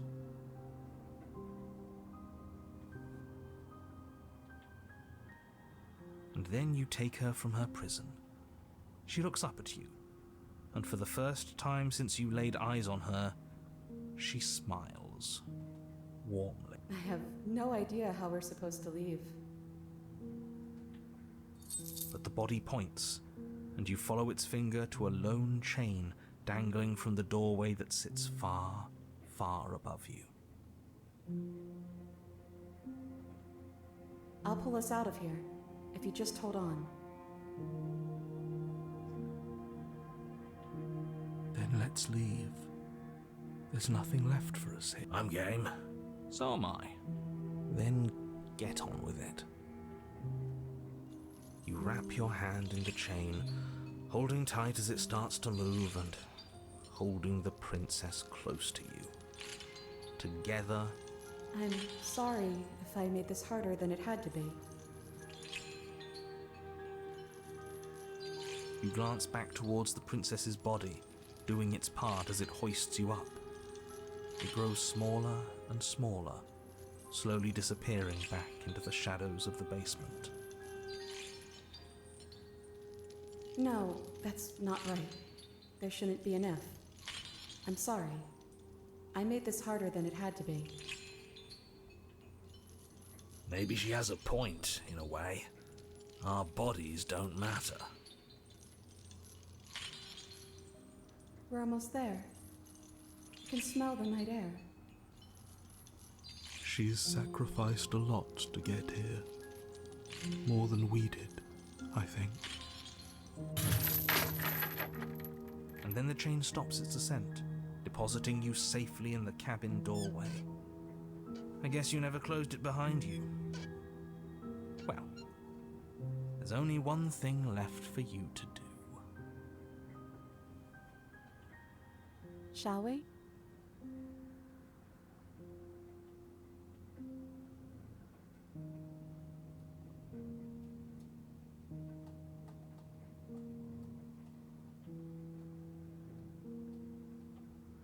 I mean, what's the alternative? Dropping me to prove a point? Huh, I hadn't even considered that. Should it be an option? Can it be an option? No, it's not an option. We're not cruel for the sake of being cruel. I'm joking, by the way. Please don't drop me. would certainly be a new data point. Probably wouldn't work anyways. It'd make that perfectly good blade you threw out completely meaningless.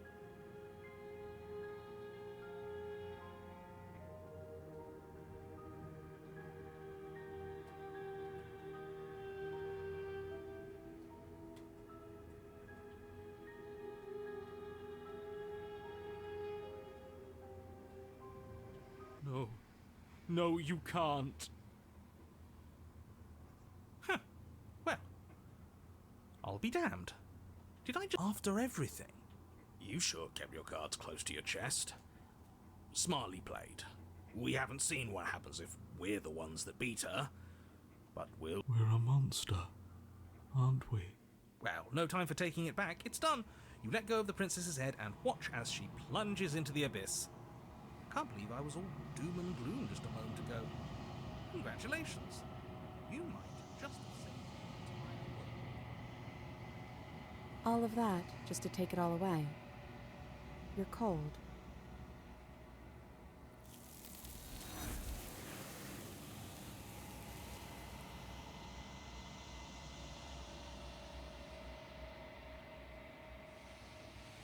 She's gone.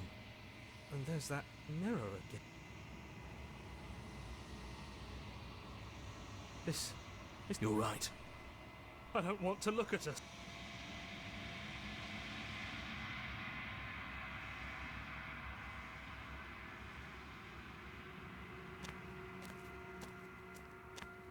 There's a world beyond.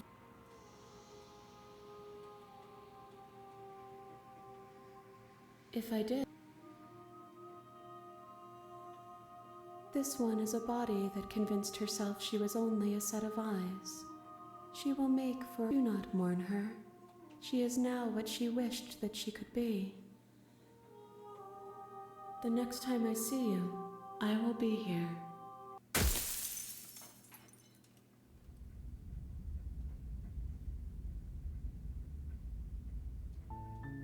You're on a path.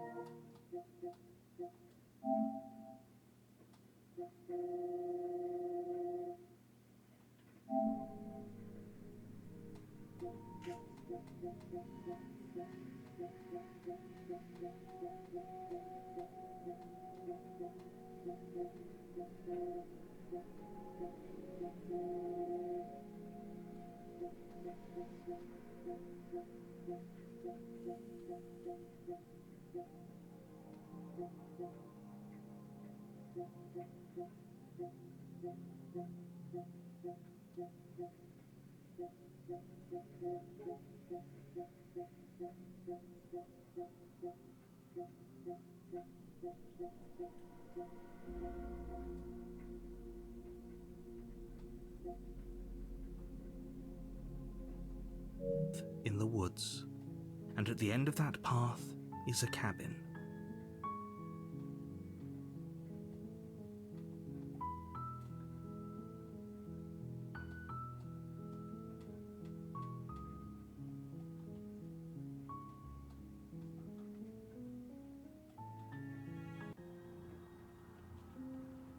And so you step into a world awful? Is he still there? I think he's... Yes, he is. Thank you. So, it's a little cold out here.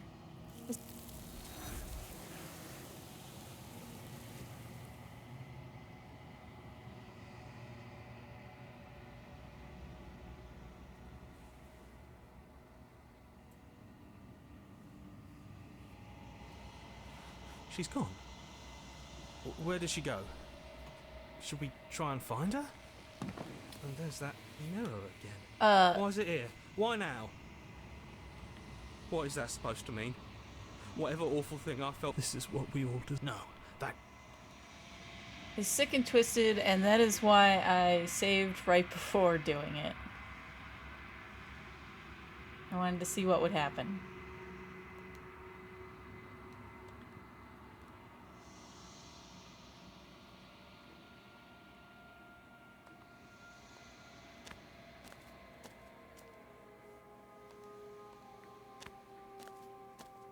There's a world beyond the endless wall. Do you know it will find?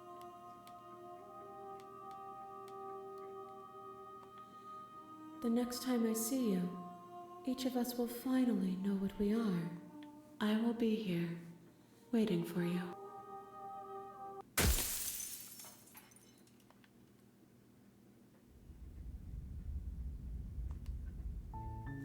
You're on a path in the woods, and at the end of that path is a cabin. You're here to slay her.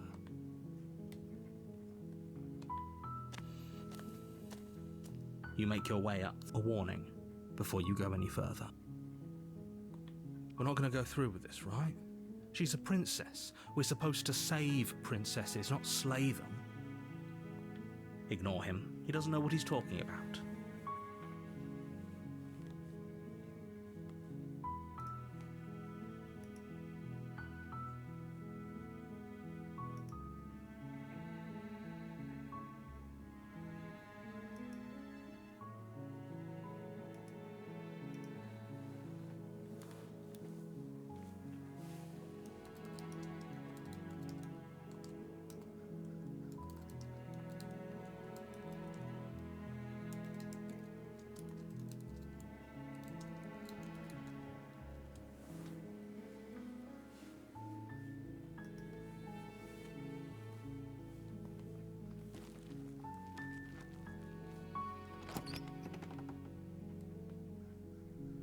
The interior of the cabin is almost entirely bare. The blade is your implement. You take the blade from the table. It'd be rather difficult to slay the princess and save the world without it.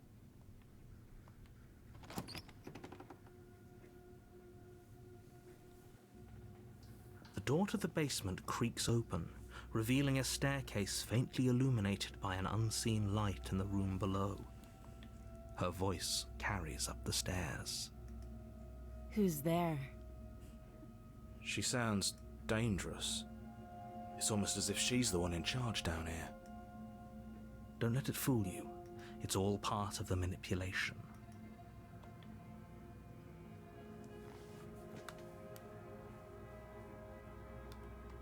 Oh, it's been so long since anyone's come down here.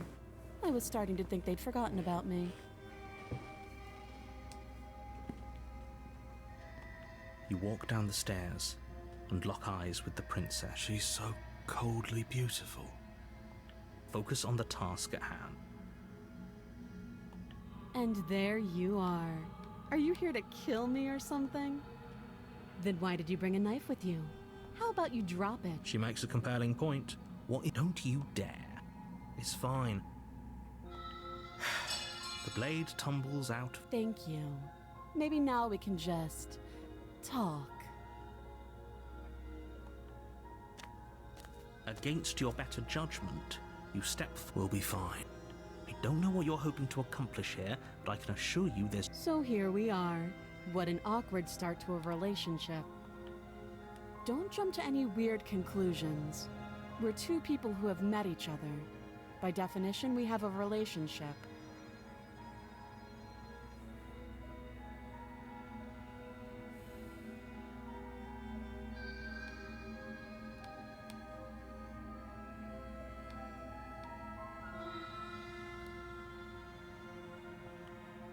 Do you? You're lying. How does she know that? Don't think that just because I'm the one in chains, it means you have a right to interrogate me.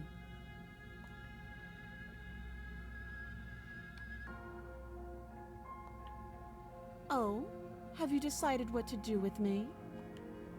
You know why you're here. Doubt, unfortunately, clouds your thoughts as you attempt to run her through. A moment of distraction and hesitation is all she needed to sidestep your thrust and deliver a catastrophic blow to your jaw. It feels like you've been hit with a sledgehammer. You can feel bone grinding on bone where your jaw has been fractured. Holy shit, that hurts! Though she's unarmed, the shock of that first strike is enough to stagger you, putting you and the princess on somewhat equal footing. Your blade slashes through the air again and again, and her fists connect with your body as many times or more, each impact as heavy as that first bone-crushing hit. We can still turn this around.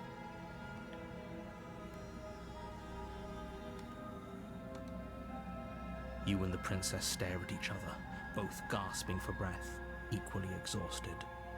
You probably won't make it out of here alive, but you can at least make sure that she won't make it out of here either. Do you think this is what I wanted to happen? I have a duty to state the facts of the situation, and honestly, it's a miracle anyone is still standing right now. Can you not feel all those ruptured organs bouncing around in there? If the princess doesn't do our friend in herself, internal bleeding is certain to finish the job. The two of you clash for the final time. You feel your ribs break as she delivers a heavy blow, but you push through the pain, falling forward and sinking your blade deep into the princess's heart. Oh. The two of you fall to the floor. This was fun. The princess gasps, her voice an unhealthy rasp as her lungs start to fill with blood. You put up more of a fight than I thought you would. But I have to wonder, do you really think this is the end? But you don't have time to worry over such things. Everything goes dark, and you die.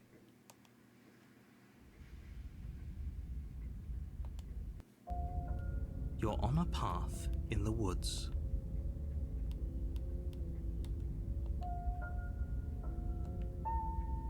You're here.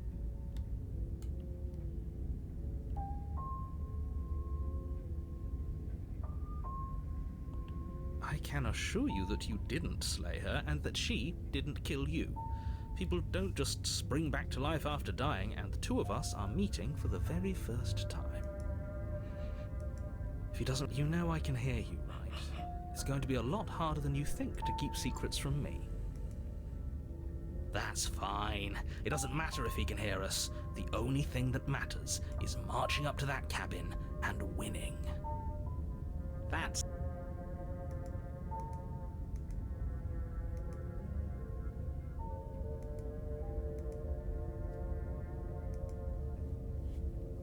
Those are two very different questions, but fine, I'll indulge you if that's what it takes to get you moving. Let's say for a moment that this really is the second time you've met me, or at least a version of me. We did our best with the information we were given, and we did kill her. And I believe your other question was something along the lines of, oh, what's the point of doing anything? If you're asking that, it sounds to me like you're making the rather dangerous assumption that your actions last time around didn't have any consequences. What do you mean? Of course there weren't any consequences. We killed the princess killed us, and now everyone's right back where they started. That sounds pretty consequence-free to me. Yes, but in this purely hypothetical scenario, that begs the question of how you got back here. Did time simply rewind itself, or were you instead transported to a different world entirely? Had you failed to slay the princess, what would have happened to everyone in the place you left? Ugh, enough with the talking. We've got a fight to win. Nothing else matters. I couldn't agree more. The cabin and your destined confrontation with the princess awaits. Just be quick about it.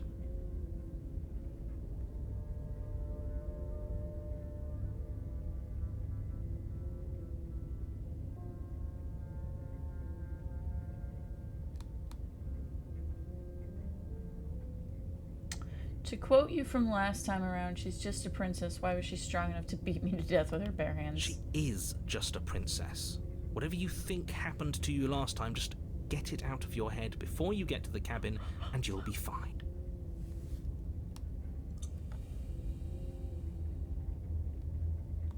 Like I said, if she killed you, it was probably because you didn't listen to me. Don't talk to her, don't trust her, just go in, do your job, and save the world. Oh, this is maddening. Why do you keep asking questions? There's nothing wrong with getting the full picture of what's going on here. Sure there is. It's wasting time and energy that would be better spent fighting.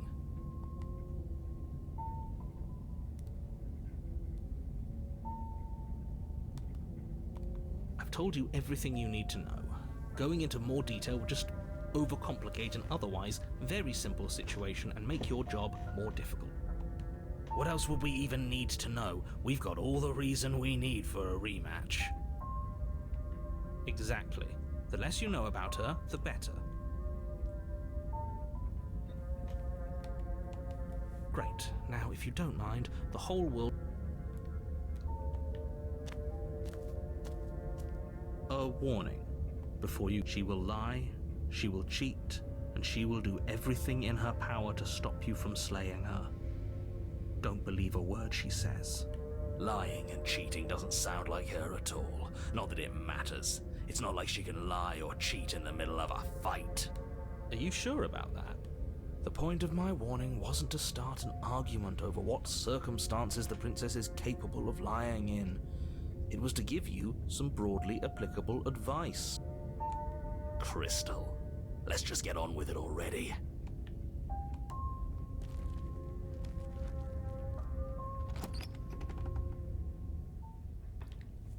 The cabin is tighter than its exterior would suggest. Its cold stone walls press in on you, as if trying to forcefully direct you towards your destination. The only furniture of note is a black iron altar with a pristine blade perched on its edge. See? Even the cabin has the right idea. Let's get moving. The blade is your implement. You'll need it if you want to do this right.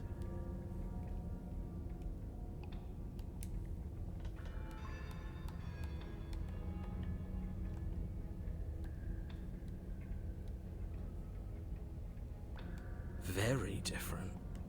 Maybe that's because you haven't actually been here. I hope this means you'll finally drop that ridiculous past life nonsense. So focus. That's because there isn't a mirror. There's the altar, the blade sitting on the altar, and the door to the basement. There's nothing else in here. There's definitely a mirror. There isn't. You already wasted so much time in the woods. Who even cares if there's a mirror?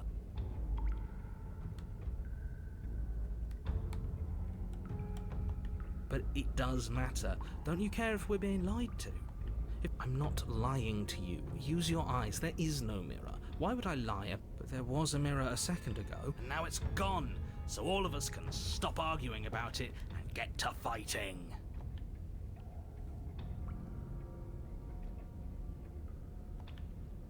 You take the blade from the altar. It would be difficult to slay the princess and save the world without a weapon.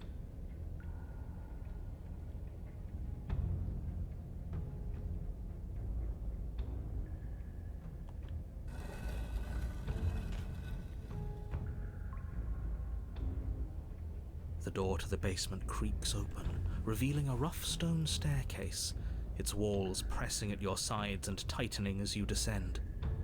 The air seeping from below is heavy and oppressive, with an almost sulphuric odor to it. If the princess lives here, slaying her would probably be doing her a favor. Her fierce voice carries up the stairs. Is that another challenger? Finally. It's been ages since I've had a good fight. This isn't what she sounded like last time. Good. Sounds like my kind of princess. As much as I appreciate the enthusiasm, just make sure you don't let your bloodlust get to your head. You need to stay focused and keep your wits about you. Remember, you're here to slay the princess, not to have a good fight.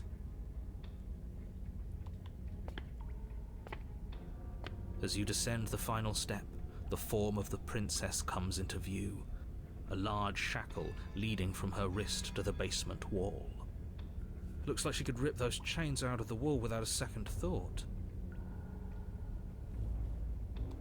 Oh, it's you again. I've been hoping you'd find your way back here. Good to see that death doesn't stick for either of us. And you brought your little knife, too. Yes. I'm going to have fun breaking you into little pieces.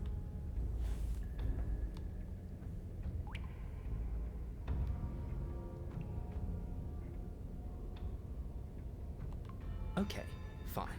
Let's say for a moment I believe you. For all we know, whatever happened to you last time was just a fluke, and beyond that, do you know who doesn't remember anything that happened last time? Me. I don't remember what happened last time. Are you okay? Of course I'm not okay. As far as we're all concerned, the fate of my world is still very much on the line. Not all of us have the luxury of jumping over to a parallel universe the second we die. You look exactly the same. Oh, I remember you all right. Best 3 minutes of my life. So, why don't we do it again? See? She wants to fight us again. There's no reason for us to stand around talking.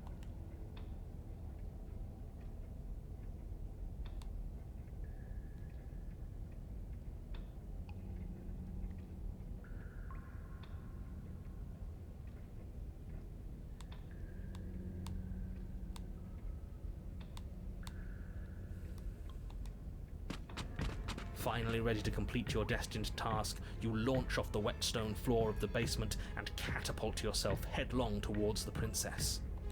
Here we go. Let's make this count. Oh, we'll make it count, all right. As you bridge the gap, your blade slashes across the princess's chest, splitting skin and drawing a jagged line of bright red blood. But she's unfazed by your onslaught. Her expression barely changes as her fist collides with your ribs, cracking them like twigs and driving you right back down to the basement floor. You can hear her chains snap as you struggle to recover from the impact. She almost looks disappointed in us. Why is she disappointed in us? Oh, you don't actually get it, do you? That knife may be sharp, but you clearly don't want to kill me. It's not fun if you hesitate. It's not fun if you try to trick me and make me bleed out. It's only fun if you go straight for the heart. You need to put everything you have into seeing me dead. Or what's the point? So don't be afraid. Don't hesitate. Kill me. Don't let her get in your head. Reincarnation or not, this world... She's huge, but that probably means she's slower than us. Take it slow, think it through, and don't panic. Bleeding her out is our best course of action. Don't listen to them. She understands something that they don't. The only way to win. If that's your plan, then that's your plan. Push off the... You can feel flesh give way before a sudden impact blunts your momentum. Your weapon tightly lodged in the bone of her arm. She grins at you from behind her guard. Pull it out. We'll try a different angle. No, we can do this. We're not gonna win if our weapon's stuck in her arm. The princess's grin widens as the two of you push against each other, her fiery eyes and masochistic glee practically lighting up the dreary cave. Yeah.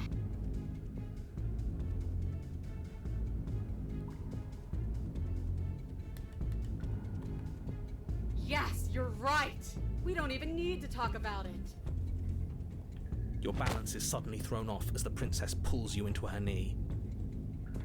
It collides with your ribs, and you feel them splinter, cracking like wet wood from the impact. We're fine!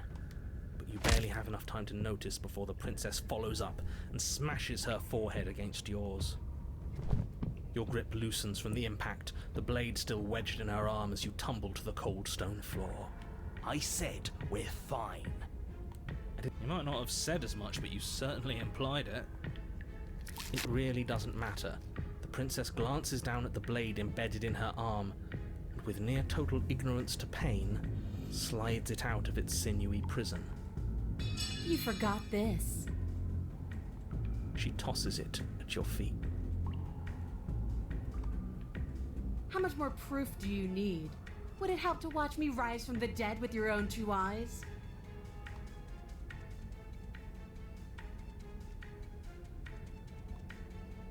Fine. Go ahead. Stab me in the heart. See what happens. The princess throws open her arms, exposing her chest. Is she really just going to let you slay her? Do it. Do it right now, before she changes her mind. Hold on. What if this is a trick? If she's leaving herself open like this, there's only one way we can strike at her. For all we know, she's 3 steps ahead of us. 3 steps ahead of us? Have you met her? This isn't a trick. And how would you know that?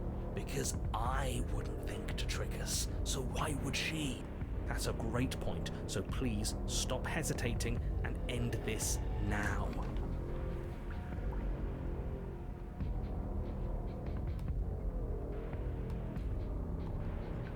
The princess remains unflinching as you run her down, her stoic expression once again curving into a knowing smile as the pristine blade buries deep into her heart. Did she really just let us do that? Apparently, yes. See you soon. And then she stumbles back into the wall, the blade still lodged firmly in her chest. She collapses. She's dead. It's over. It's finally over. But it can't be over. She said she'd be back. I know that the two of you had some sort of weird bond, but look on the bright side. Now we don't have to die. Isn't that nice? No, it's not nice. I wanted to fight her forever. This is shit. It's not fair. Life isn't fair, but what's done is done, and whether you like it or not, the entire world is in your debt for saving it from ruin. I'm sure in due time you'll learn. Let's just get out of here. Yes. Fine. You remain where you are and watch over the princess's corpse. She remains dead. I'm telling you, she's coming. She's not. She is. She's not coming back. She's dead. Your blade is embedded in her heart. You slew her. It's over. I don't know how many different ways have you got left to express it? Because it'll take a hell of a lot more to convince me that she's not coming. Oh, I've got... Can the two of you stop arguing? No! I'm not the only one who just saw her eyes open. What are you talking about? For the millionth time, she's... Yes! I told you I'd be back. Alive. I knew it. I told you all that we should believe in her. This is And you waited for me. I knew I could count on you. I knew we were connected. The princess staggers to her feet, one hand wrapped around the hilt of the blade you buried. We don't even need to start over anymore, do we? Let's go again. She pulls the weapon from her chest, barely wincing, and hurls it at your feet. You know what to do. But she came back. What's the point of fighting her if all of you need to settle down? This whole situation is coming dangerously close to untethering. She clearly never actually died. You just missed her heart, that's... Oh, we just missed her heart? Oh, of course, that's all. You were the one who said we hit her heart. Well, I guess I had it wrong. You guess you had it wrong? Aren't you supposed to know everything?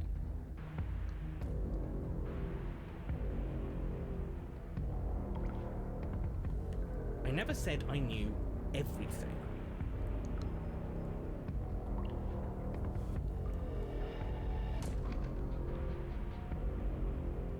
Nothing. It means nothing, but you did say it. So Oh, stop bickering over nothing. Our destiny is right in front of us. Pick up the blade. Okay, fine. That is what I meant by untethering. Do you hear him rambling on about destiny? He's lost the thread, and if you lose the thread, you won't... And what is that? So I don't have to answer that, and I'm not go... Why the bloody hell not? Because right now, there's still a razor-thin chance that you're able to get your act together. There are patterns of thought out there that beg to be finished, but once you finish them, that's it. They change... What?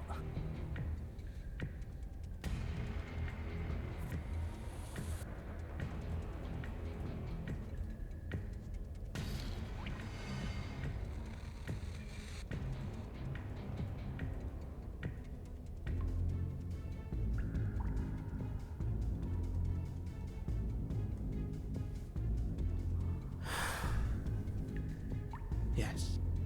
Exactly. I don't like that resignation. Yes. Like I said, I'm afraid some thoughts can't be unthought. So I was right. Why are all of you so glum? This is perfect, isn't it? But I think it was the stubborn one who said, Your destiny await. No. No, hold on. There has to be another way. You can't reason with her. Ending the world is her fundamental nature. It's not. And what exactly can't we leave her down here? Because all it would do is stall the inevitable. And what's wrong with stalling?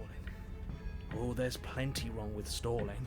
The end is still the end, and I'd rather face my. Oh, you mopey ass. Why did you even ask us to slay her if it was going to end like this? Because it didn't have to end like this. If you don't mind, I'd rather. It's time. Yes, I suppose. If we fight her forever, then maybe she can't end the world. Maybe I guess we'll just have to see. Don't you get it? You don't have to shuffle your feet. What comes next is going to last forever. With an unbreakable determination, you snatch the blade from the floor and stumble back to your feet. Both you and the princess quake with adrenaline as your eyes lock across the basement floor. There's a lot of flowery description comes from someone who thinks he already knows how this is going to play out. Oh, indulge me, will you? Me knowing how this is going to play out is exactly why I'm being flowery. Alright. Here it comes. Free from hesitation, you close the distance, both you and the princess ready to end each other. Your blade digs into her neck, grinding against her vertebrae as her fist connects with your body and... Wait, no, really? What happened? Why did everything go dark? You died. That blow was apparently lethal. How anticlimactic. You don't get it, do you? We're not dead. We're stronger than this, so stop whining. Saying get up is not going to change the fact that you're dead. How Funny that you're calling me dead, when you still haven't figured it out. We can't be dead. We're just like... You know, maybe he has a point. If we're dead, because you being dead is reality, because it says right here that you're... Well, alive. That's right. I thought I lost you then, but you've figured things out, haven't you? Good. The two of us can finally be together. You and the princess exchange dozens of devastating blows. Sometimes you manage to strike first, and sometimes she tears through you before you have a chance to act. But more often than not, each of you fells the other in the same moment.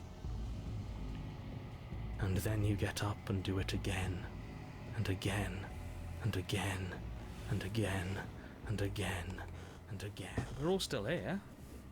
This is all gonna be okay, isn't it?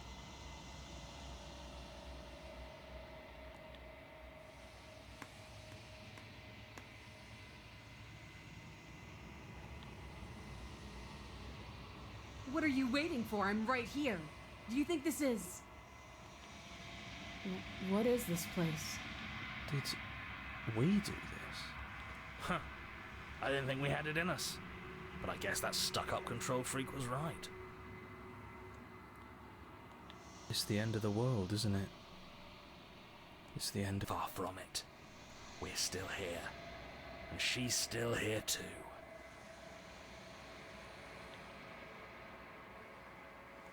I feel so... tired.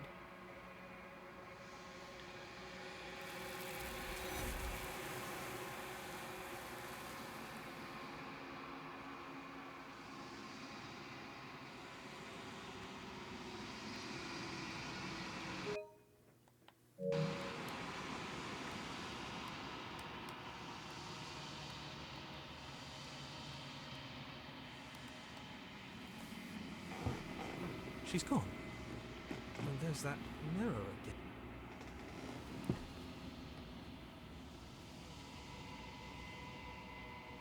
But it feels so bad, like looking into it right now. Screw the mirror. We just need to find the... Okay. Maybe there'll be a good fight there.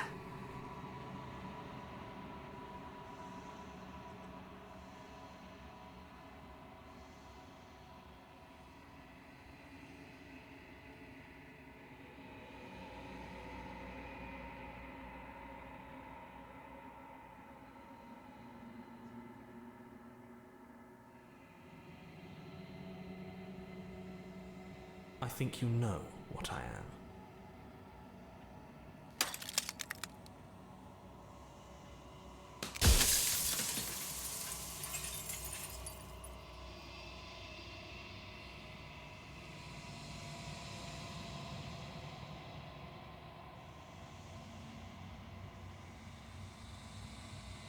The narrator.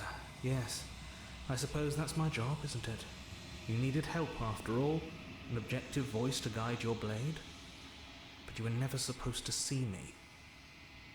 I wonder how many worlds you've damned to extinction to fall this far.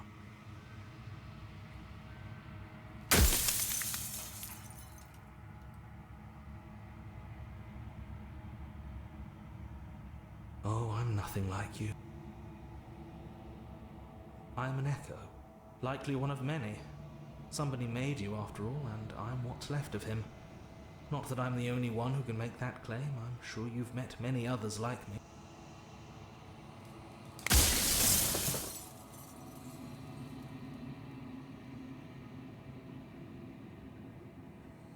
Oh, did I? That means nothing in the grand scheme of things. This construct you're in contains every possible world at once. The fact that you managed to find one reality among trillions where I was delusional proves nothing.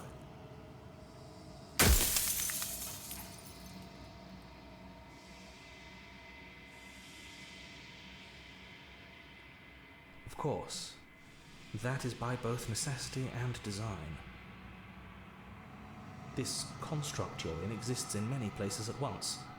Anytime you failed, anytime you thought yourself dead, it would restart and shunt both your consciousness and hers into another world. But you'll be awake soon, and then it won't be able to work like that anymore.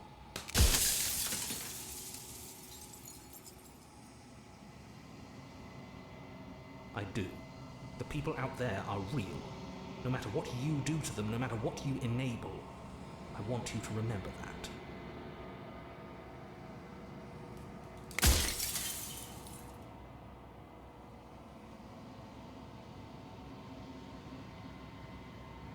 Nobody alive has done anything to you. I'm all gone. But if you and the princess want to smite the rest of them for the crimes of a dead man, if you really want to be that petty, there isn't much I can do to stop you.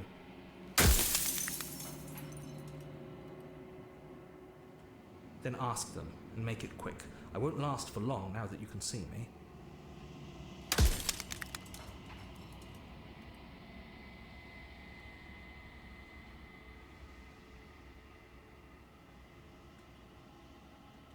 You're the long quiet, the god I made to rid the world of death.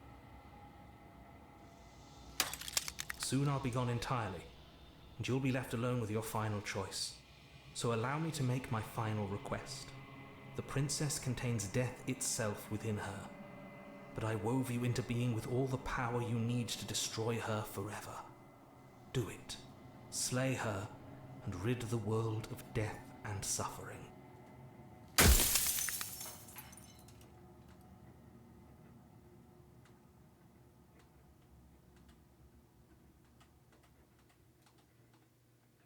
You haven't. You've flirted with dying. You've played pretend. But your consciousness is an unbroken stream.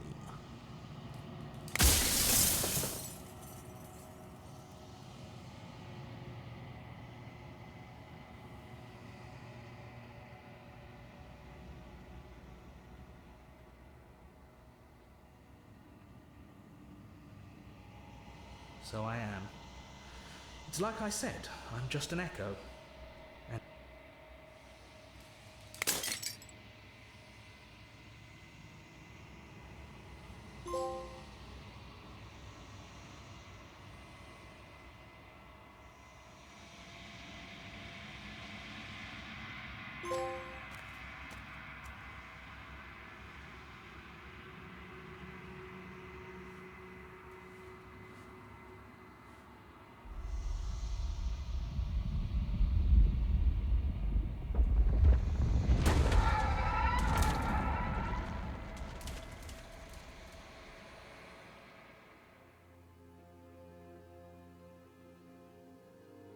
I can finally see you, and you can finally see me.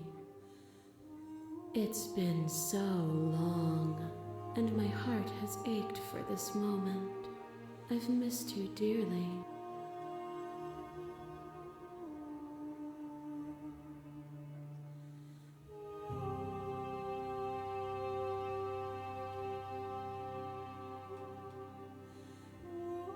names are their attempts to capture that which cannot be captured. They call me the shifting mound, a pale imitation of what I actually am.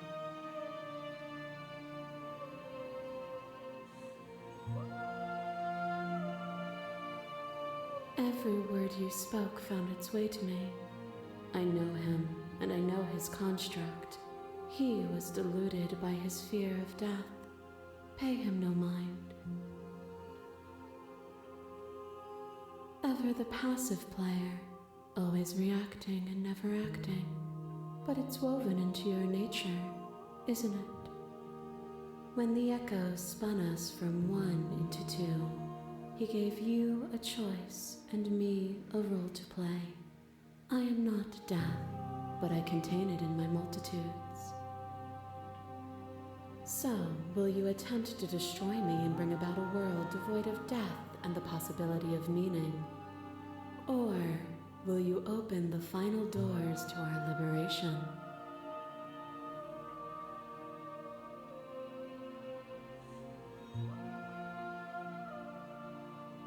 Even as your eyes begin to open, you still hold on to the notions of is and is not, of beginning and end, pitch black islands in the blinding light of the infinite. There is nothing to resolve, nothing restraining us but us.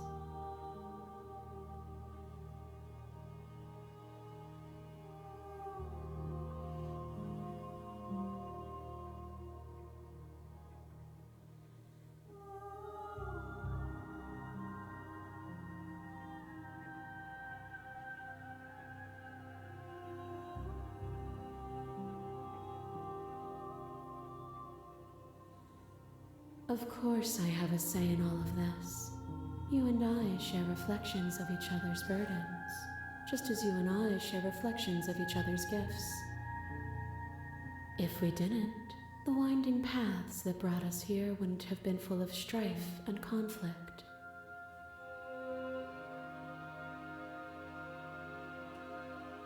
My very nature is paradox, as is yours. You cannot use words to grasp at things that are beyond their reach, and you cannot rationalize that which defies logic. But violence and passion are dances that both of us know well. If this is what it takes to enlighten you, then so be it. The sensation of bleeding and sweating and breaking and mending and dying and living comes back in vivid color. You feel the shame of 100 deaths and the pride of 100 conquests. All of the peaks and valleys weaving themselves into a single tapestry, free of beginning and free of end. Do you remember when we killed each other with such fervent passion that death itself no longer sat on our shoulders?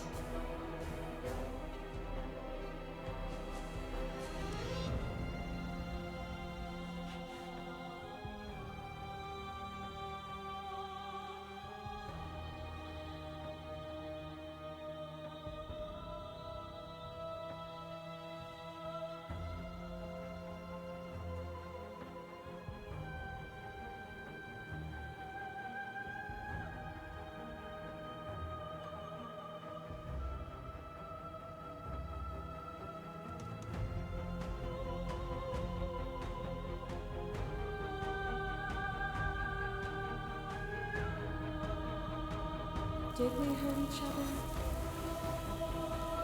For me, there was no better end. I lost myself in an artistry so profound that it lifted both of us into something greater. Fear is a chain around the neck and a needle in the eye. It was fear that made our prison, and it was fear that told the lie that our spirits were not free to choose. But even bound, you saw a light, and you gave me the wisdom to speak my heart and shed my doubts. Without fear, suffering ceases to be. Without fear, death dissolves. Without fear, We are free to choose beauty. This construct is a machine of fear. It has no place in our divine hearts. Shatter it. Leave with me.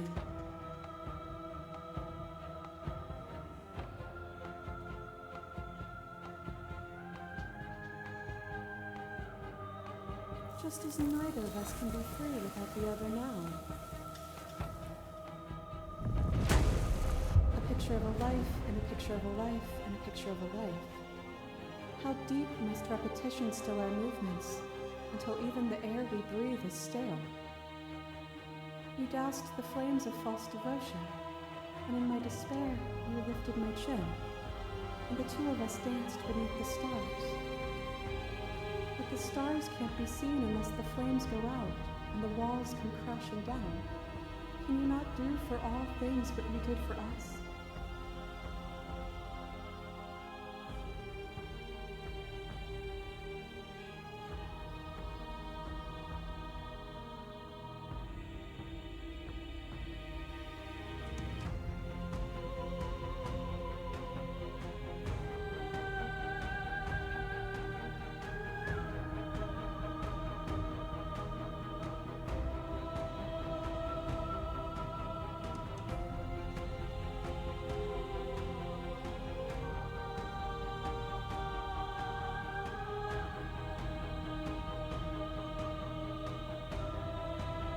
What we saw was a world without me. Everything will be okay, so long as we leave together. A boundless torrent of blades cut you for boundless angles. You are a body. You are gory ribbons. You are a body again. And you feel all of it. On and on it goes until your bodies are not your thoughts, are not you. Alive, dead, alive, dead, alive, dead, then alive and dead and alive and dead all at once. You learned to put yourself away, and in your stillness you humbled me. You died countless steely deaths, and you lived countless short lives, and yet it is all so far behind you.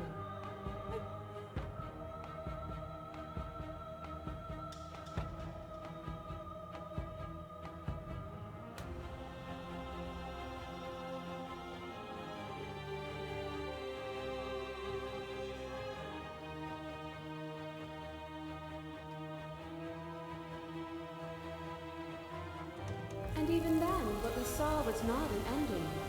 When I thought I had reached an unconquerable peak, you showed me how much further I could still climb.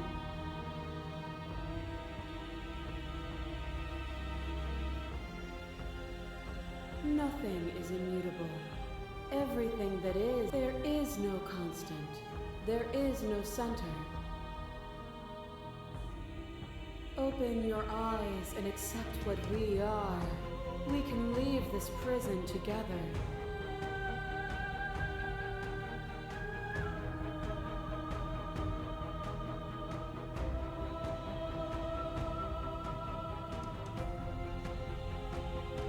It is from my vantage point that I can see the totality of truth.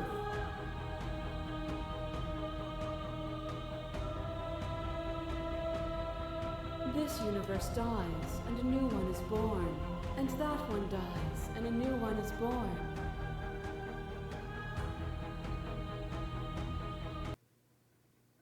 Nothing brings me greater joy than to hear those words.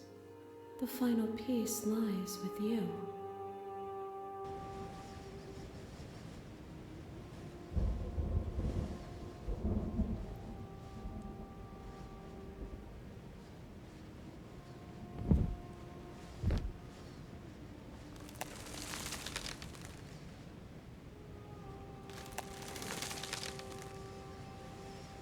I love you.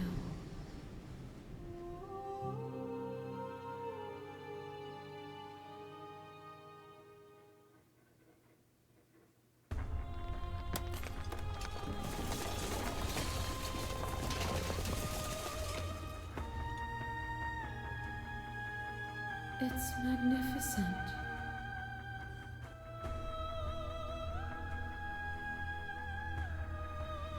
everything, just like it always has been.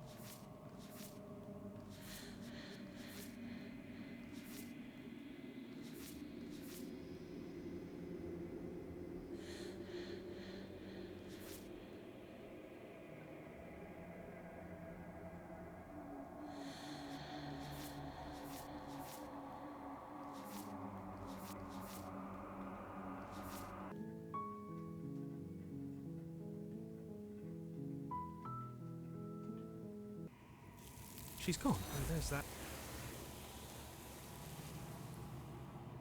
This. Screw them!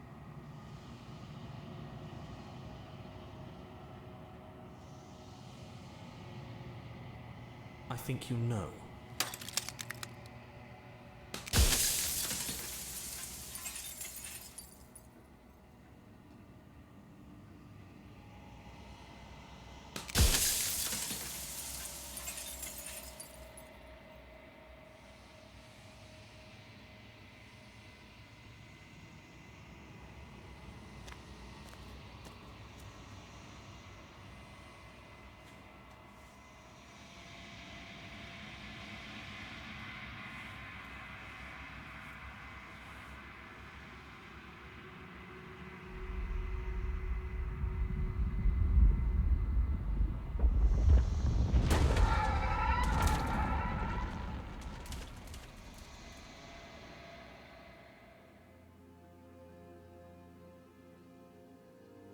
I can finally see you, and you can finally see me. It's been so long, and my heart has ached for this moment. I've missed you dearly.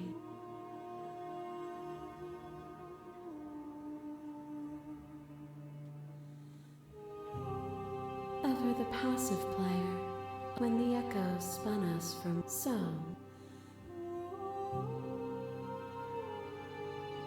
Even as your eyes begin to open, you still hold on to the notion.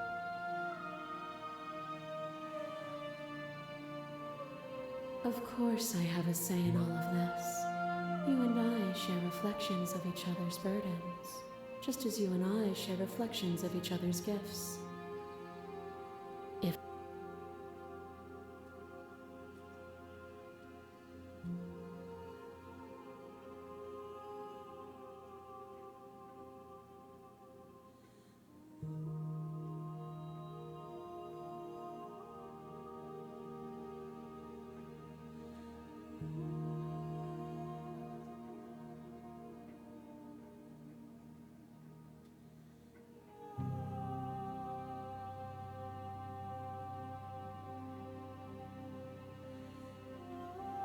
If you're saying that, it's because you don't yet understand.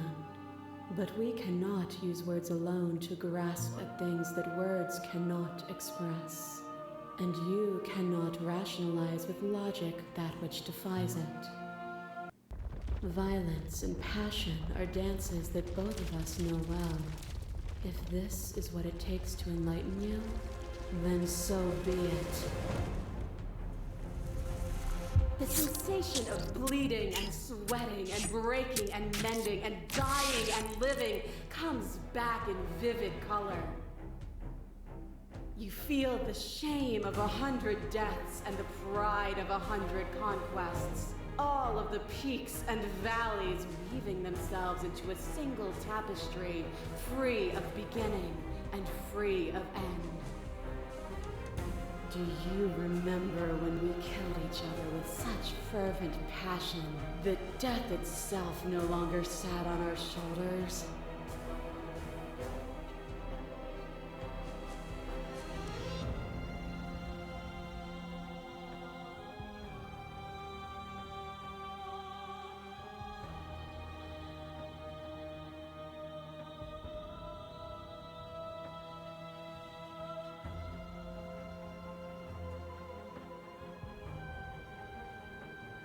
Have you? Or is what you think of as independence merely an illusion? Without me, you can have no contrast. And without contrast, you have no shape. Fear is a chain around the neck and a needle in the eye. It was fear that made our prison. And it was, but even bound, we saw a light. Without fear, suffering ceases to be. This construct is a machine of fear.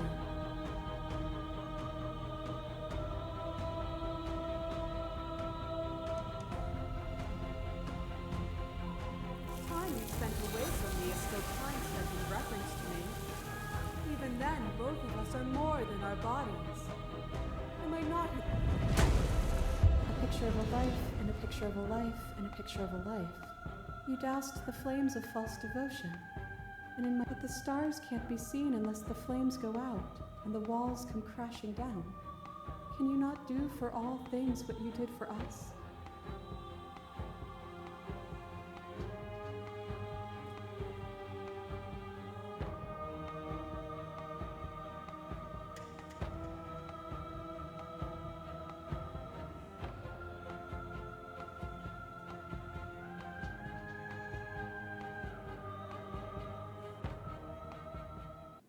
Nothing brings me greater joy than to hear those words.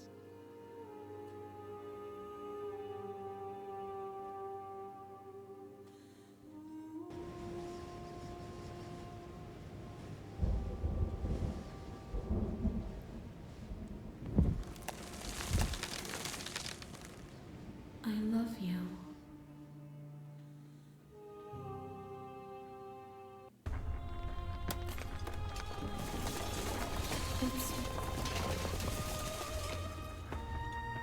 Every.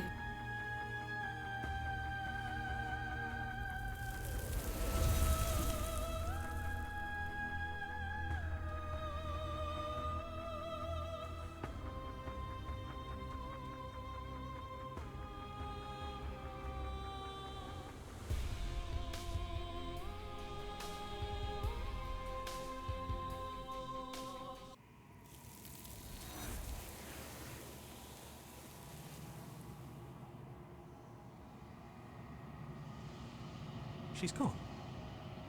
Where did she go? And there's that... This... Screw...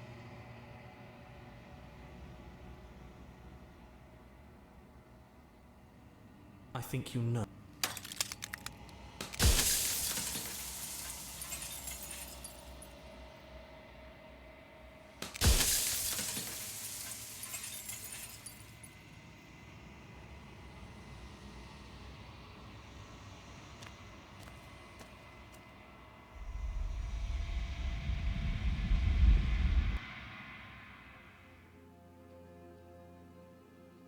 I can finally see you, and you can finally... It's been so long, and my heart has ached for this ever the passive play when the echoes spun so... Violence has always been our language, hasn't it? If this is what it takes to save you, then so be it. The sensation of bleeding and sweating and breaking and mending, and you feel the shame of a... Do you remember when we killed each other with such fervent passion that death itself no longer sat on our shoulders?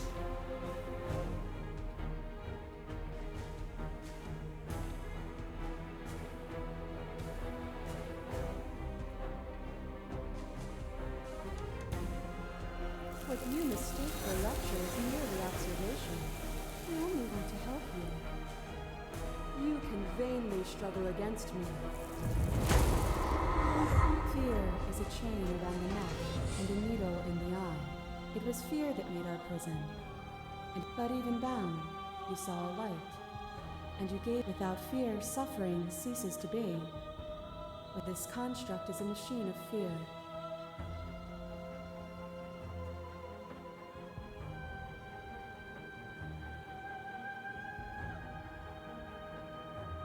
If my words feel meaningless, it's because words are meaningless.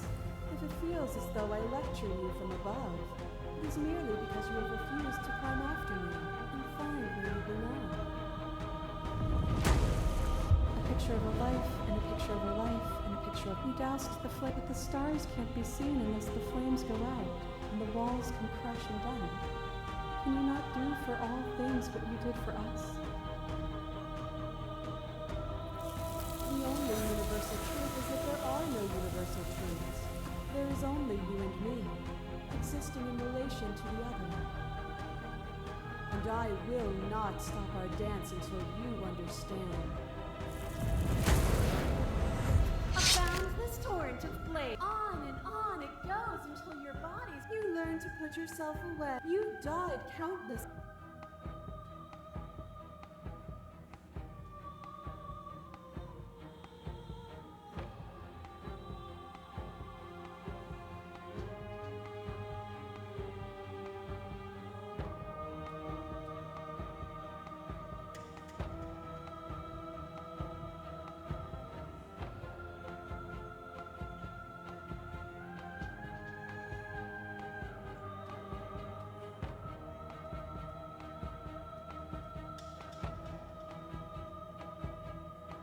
You speak of me as if I am a ghost, but I am right in front of you.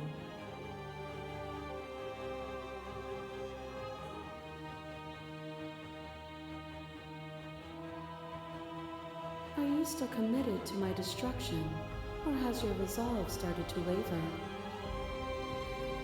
Nothing is immutable. Everything that is exists only in relation to everything it isn't. There is no constant. There is no center. You cannot remove something without removing the relations which define it. Open your eyes and accept what we are. We can leave this prison together.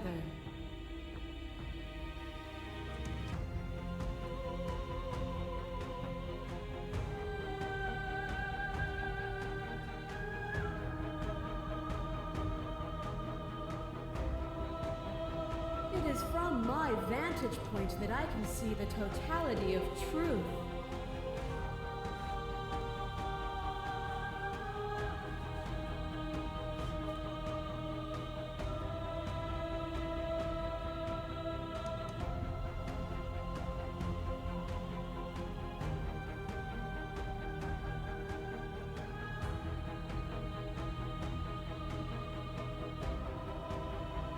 Then try to destroy... You don't have to face her alone.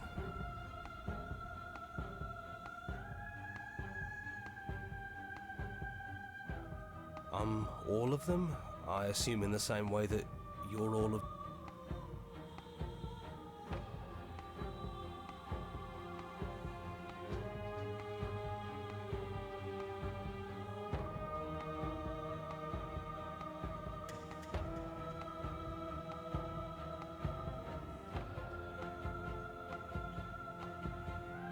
You need a better place to strike from if you're going to land a decisive blow. I can help you with that. There's still a piece of me nestled close to where it all began. I can take you there. I can take you to her heart. It's time to resume our dance. She's relentless, isn't she? Let's make this quick. You can't, and lucky for you, I'm not going to let you try.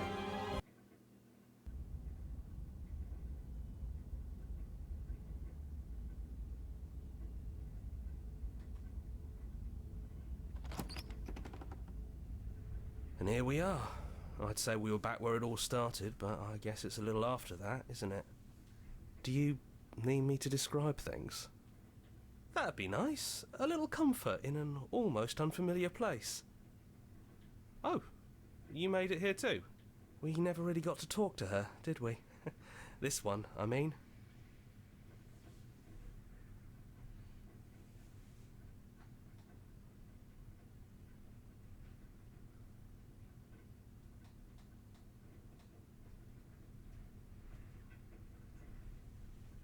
It's just us.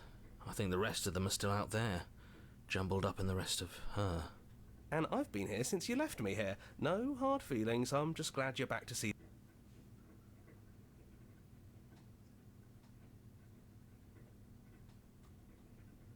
That's probably for the best. It's always seems to give us more things we can do. So, you're not... No, we've been through too much for that. And he's gone, so you've gotten serious. Besides, what's the third beat? It isn't funny if we toss it out the window twice. There's the guy I know.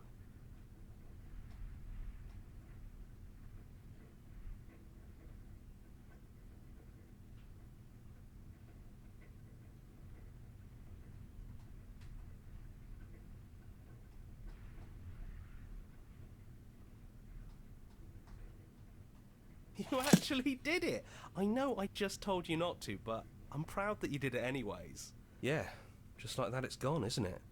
Blade tossed, glass shattered. I guess we'll have to make do with... Hey! You're right. Good work. That was really funny.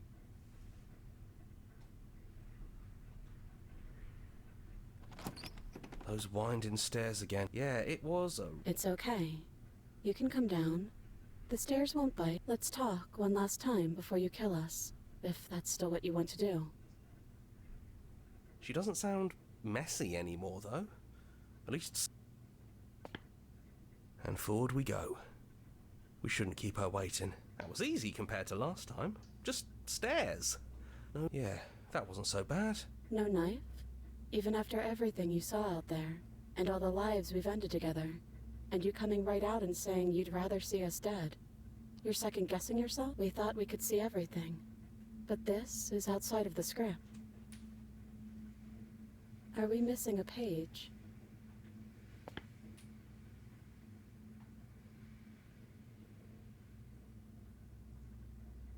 That's okay. No hard feelings. In a way, you helped us become a version of... her. But we weren't very good at it. A conversation with us then probably wouldn't have been very insightful. That's probably why we were taken away. That's all we had to offer you. It was time to change again. After all we did, she's just forgiving us. Just like that. You know, that means a lot. It is, for all of us. We've seen so many threads of stories told between us, but this moment is unexpected. Even when we've seen it all, you still managed to surprise us.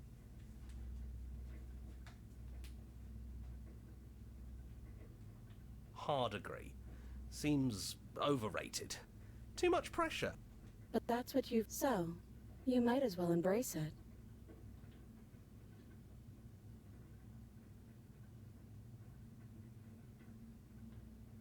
Yes, we think.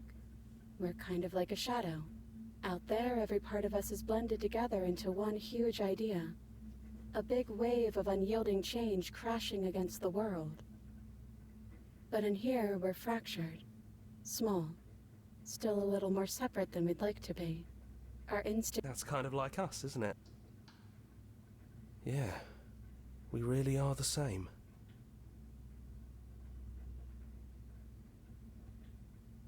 We don't know. We've seen through so many eyes, but all of them have been hers. We like you as you are.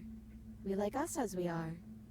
Maybe we would have liked her version of us too, turning the wheel of a cosmic cycle together. But that's not the choice you made, even though she did everything in her power to convince you. It took courage for you to make your way down here, away from the paths others would have had you walk. We find that courage beautiful. But that's the worst part of us. That's me she's talking about. I think that's the point. There is no worst part of us.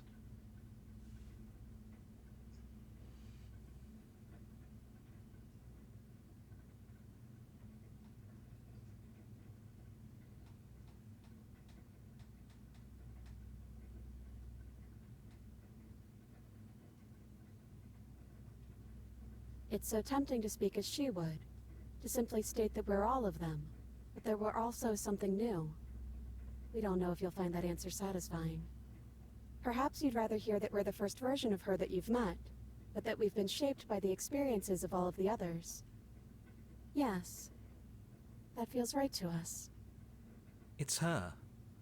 It wouldn't make sense if she was anyone else.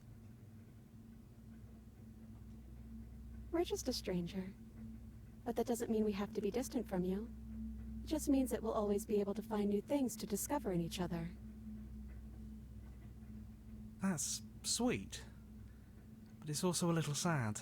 I think it's only sad if we want it to be sad. Is it unfair if it's our fault? Was it not? We found you at the end of all things, and you found us. Is that not fair? Would this moment be what it is without the pain that built to it? We know we must sound like her, but it's how we feel. Everything that happened to us seems so important now. We walked a long and winding path together, and we've cherished every second of it. Besides,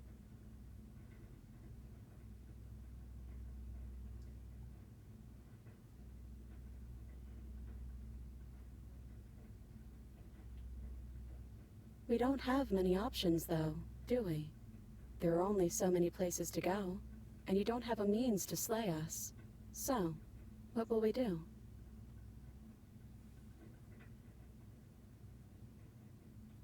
He'd hate that. So you should do it. Even if he isn't here anymore, it's the spirit of the thing. Leave? But what would happen if we left with you? Would we exist inside ourselves? Are you sure you want to find out if that's possible, or what that would mean for you? Is that what you want?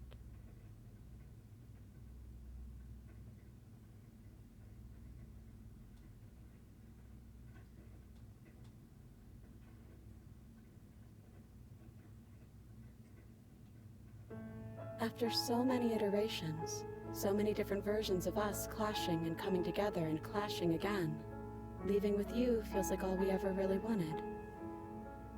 I think I'm gonna stay right here. Whatever you're doing right now, wherever you're going, it feels like it's for just the two of you. Yeah, I think we've done our job.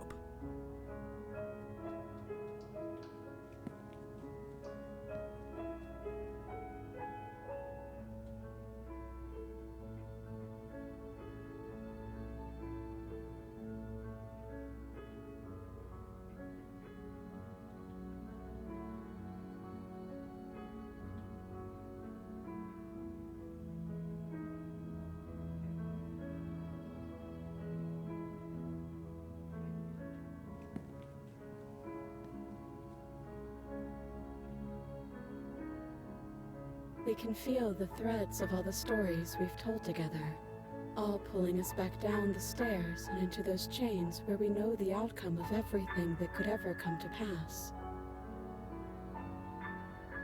It's comfortable there, but it's confining. We want more.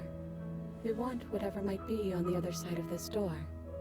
Something new that we'll experience together, with someone who exists outside of us. With someone who can see us in a way we can never see ourselves.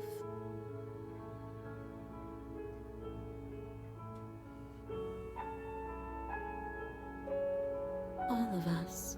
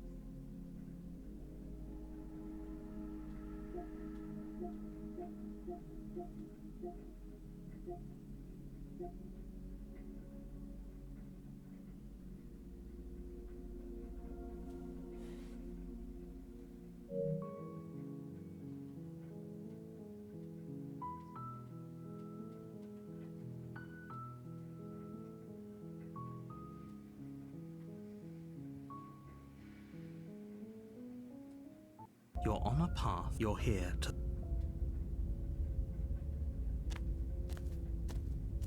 A warning before you go any further.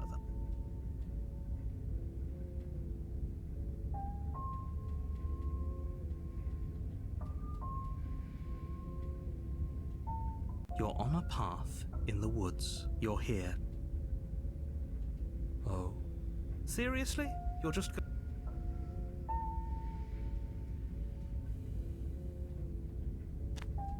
Fine. I suppose that's strange. Oh? You're really keen on wasting everyone's time, aren't you? But fine. You Wait. Something isn't right. What's going on? I don't know.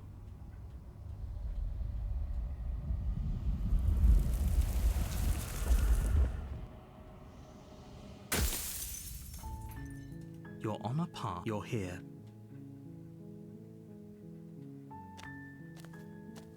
You make your way up. A warning. She will... We're not gonna go... Ignore him.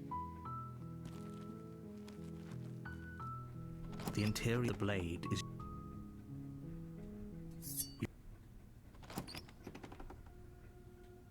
The door to the... Her voice... Who's there? She sounds... Don't let it... Good. You walk... She's... Focus on the task at... And there you are. Are you here to kill me or something? You step forward. Oh? No, I'm probably... So... She's... You lunge for... You feel flesh... this is it. Do you actually... It's like...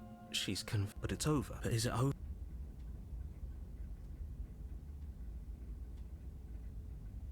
It's... We should make... I really don't... And why should... I've told you. You leave... I'm sorry. Wait. You know... I guess I won't be done. Something... Quick. It's too late for that now. As you fall... And I see you around. For whatever that's worth. Everything goes dark. And you die. You're on... You're here. And seriously? You're just going to...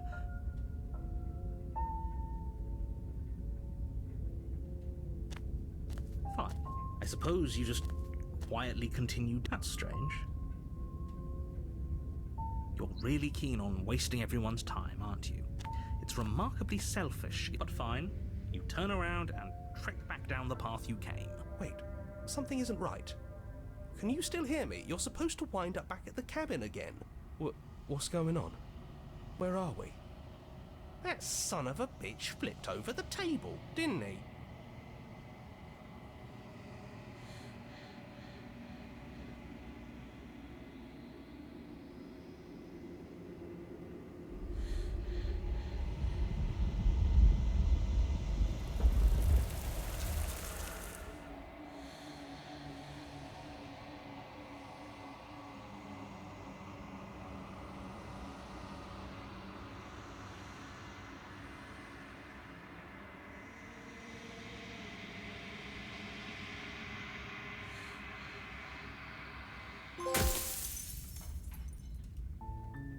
You're on a path. You're here to...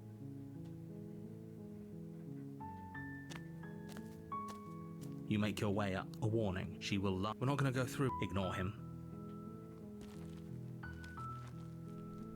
The interior of the blade is your... You take the door to her voice. Who's there? She sounds... Don't let it fool you.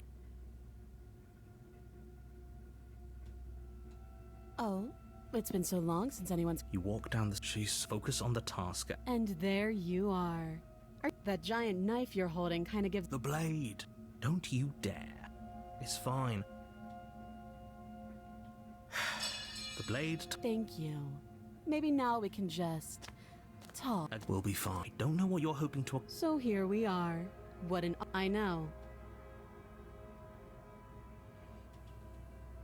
Don't just tell her that. I don't remember much of... Just how long is... If I'm supposed to be capable of ending the world, then how did I wind up here? Chained to a... They haven't told you anything. At the end of the day, whatever the two of us... Whoever sent you to slay me claimed I was a threat to the world. But they didn't... That doesn't sound right to me. She has a point. There's a reason I've been telling... So, I could tell you that, but you don't really know me. She's right about one thing. Her word is... Like I said, it's all about trust. Blind trust. So do you trust me? She's wrong. This isn't about... Oh? Have you... know... You charge the princess, but we shouldn't have hesitated. But she doesn't stop because you shouldn't have let that fear... Is this really the... She applies more pressure. Slowly school... This is the end. I'm afraid it is. Everything goes dark. And you die. You're on a path. You're here to slay her. You're right. We should just leave. There's nothing we can do to stop her, so we must... Seriously? You're just going to...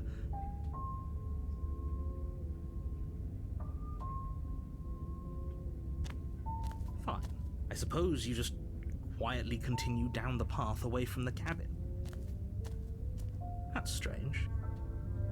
You're really keen on wasting everyone's time, aren't you? It's remarkable, but fine.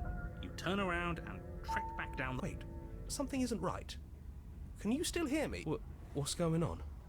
Where are we? We're dead, obviously.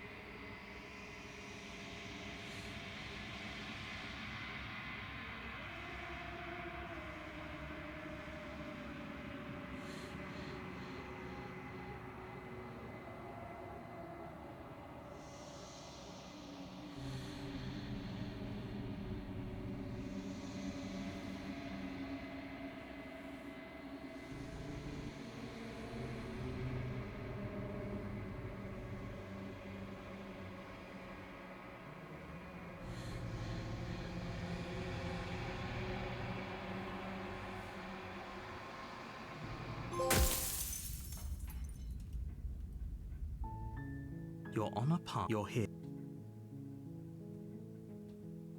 That's the spirit. You make your way up. A warning. She will... We're not going to go... Ignore.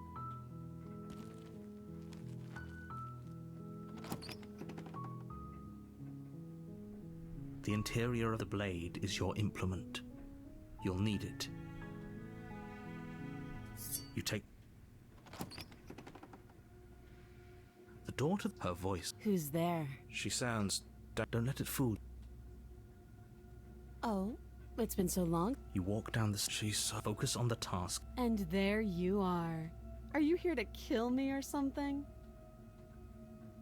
How about you drop the... Look how reasonable... Don't you dare. It's fine.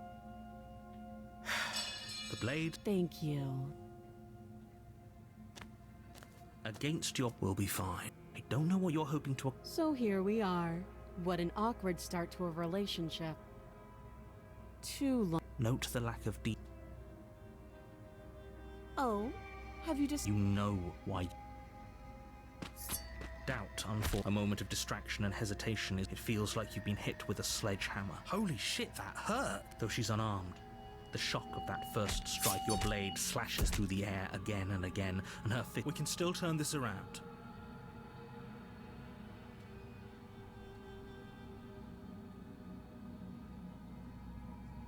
You and the... Excuse me? Do you think that... Can you not feel all those ruptured organs? The two of you clash for the final... Oh, this was... The princess... You put up... Do you really... But you don't have time to worry over such things. Everything goes dark, and you die. You're on a path. You're here to... We can't just leave. We're supposed to fight her. Seriously? You're just going to turn around and leave? Do you even know where you're going?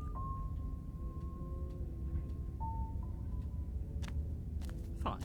I suppose you just quietly continue down. That's strange. You're really keen on wasting everyone's time, aren't you? It's remarkably selfish, if you ask me. I've already outlined the stakes of the situation. If you don't do your job, everyone dies. Like, dies. Forever. But fine, you turn around and trek back down the path you came. Wait, something isn't right. Can you still hear me? You're supposed to wind up back at the cabin. What's going on? Where are we? I told you we shouldn't have come here. I told you. But did you listen? No.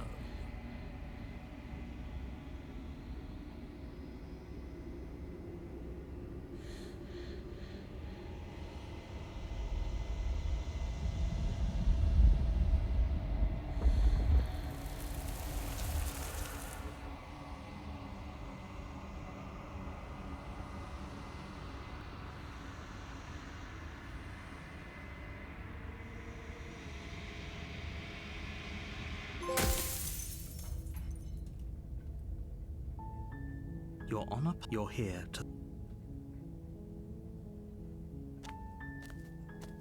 You make your warning. She will... We're not gonna go... Ignore him.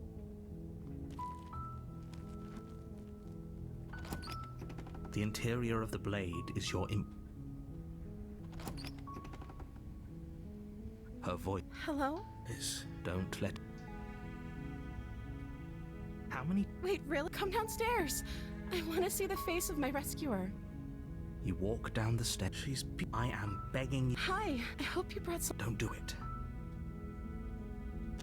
You're only making the... Thank you. No.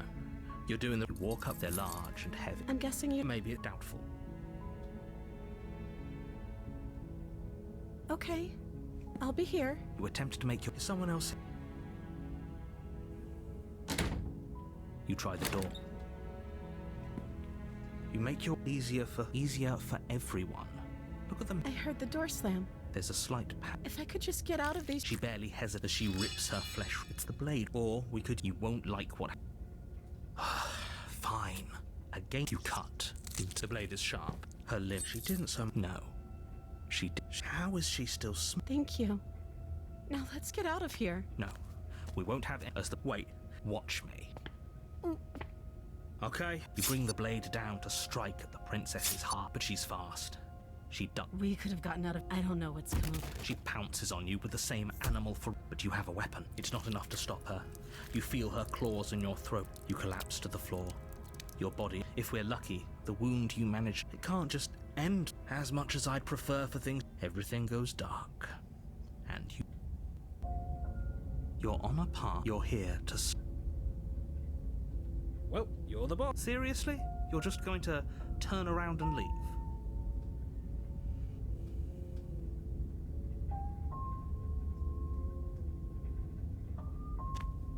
Fine. I suppose you just quietly continue down. That's strange. It looks like this... You're really keen on wasting everyone's time, aren't you? But fine. You turn around and trek back down the... Wait, something isn't right. Can you still hear me? What's going on? Where are we? I like it. Seems like it's got great acoustics.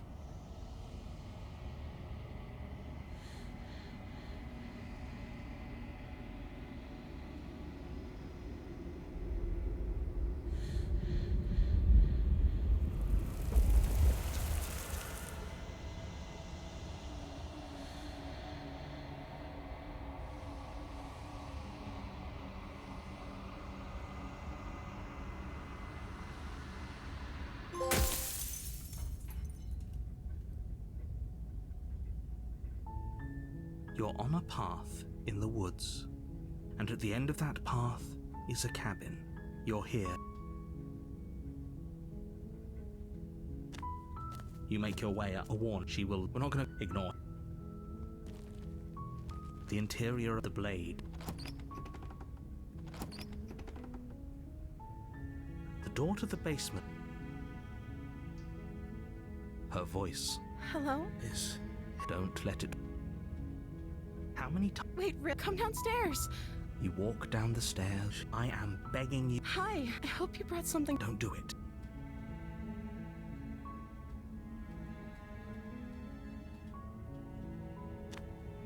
You're only making this. Thank you. No. You're doing the walk. They're large and heavy. Far too. I'm guessing you don't have the key? Maybe it's some doubtful. Okay. You attempt to make your way. Is someone else? You try the door. Your shouts and pleas are. You're here to slay the.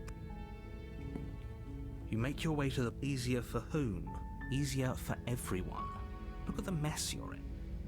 I heard the door slam. There's a slight panic, right? If I could just get out of these chains. She rips her flesh from. It's the blade from upstairs. Or we could use. You won't like what. Fine.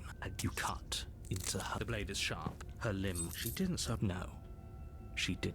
How is she still smart? Thank you. Now let's get out of here. No.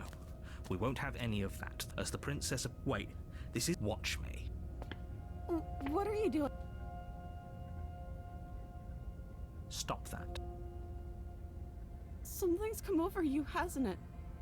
Your body lunges forward, the blade held low, ready to sink into her heart. But the princess dodges. Stop it. The blade! Move the... As your body remains frozen. We both know... She nervously reaches... I'm sorry. She plunges it into... Oh... Stay. For her... Whatever. She sinks... She doesn't know how to use it. Apparently not. Though... I'm so sorry.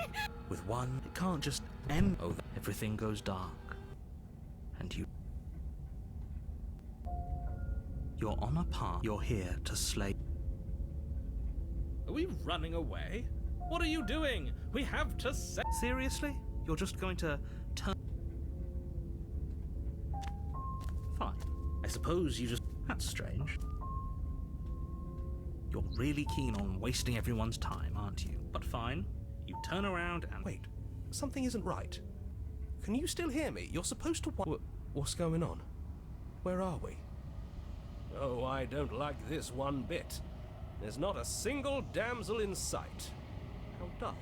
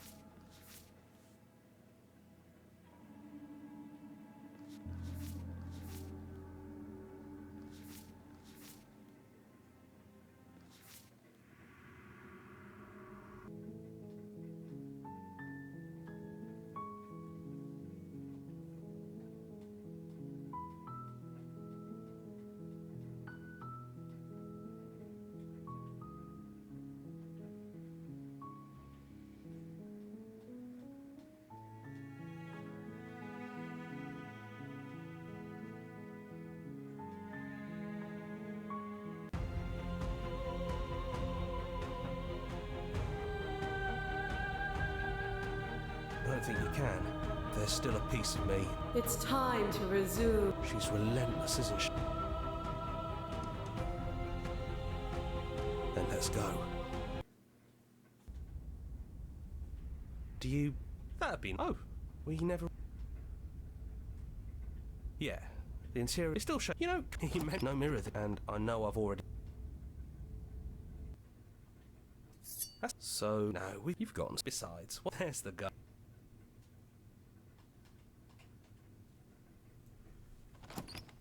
Yeah, It's okay. Let's talk. She doesn't sound... And forward we go. We should... That was easy, yeah, that wasn't so bad. Even after everything you've... So this is really it, then? So, you've made a choice even through everything. Through all the worlds we've seen and experienced. Through all the lives we've known and lost. We could never imagine a world with, despite it all, we've always loved you.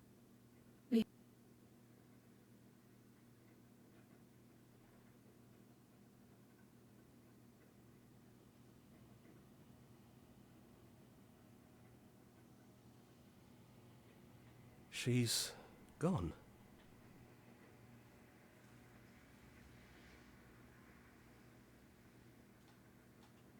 That's right. We've got a whole world to see.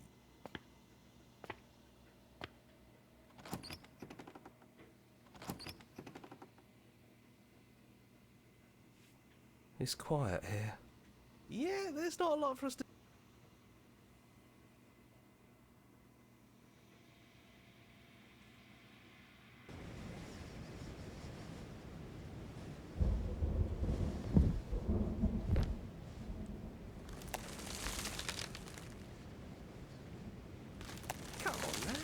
It shouldn't be that hard to break out of here. We're some sort of god. He's gone. She's gone. No one is left to trap us here, but...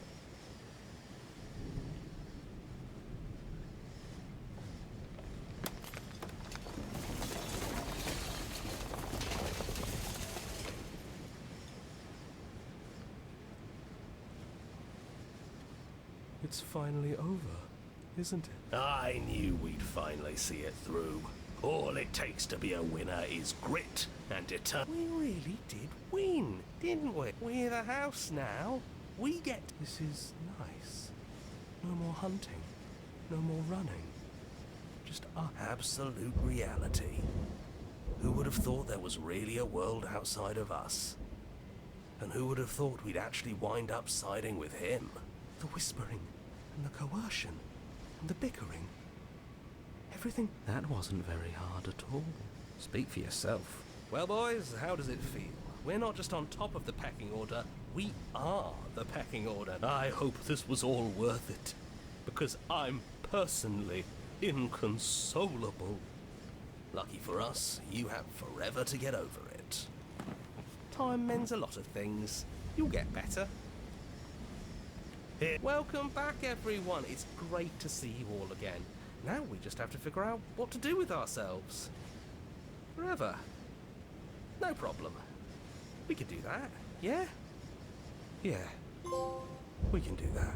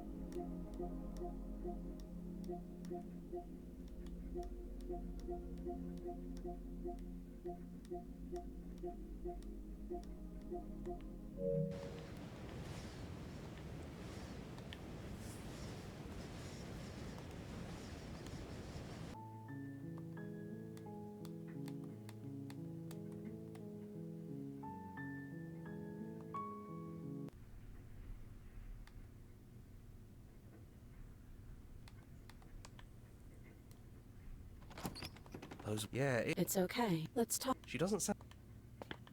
And forward we go.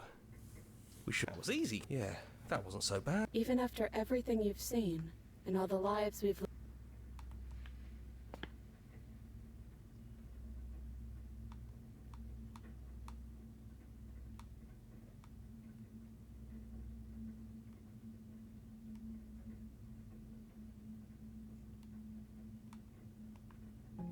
Maybe this doesn't have to end just yet. Maybe they're never even. The way it all works seems to be based on you. So believe that we can put it all back. Believe we can fix this. Believe we can send us all back to the beginning, before anyone woke up. Can they really do that? Why wouldn't it be what we want? Especially if it brings him back. We can't keep going without a nemesis.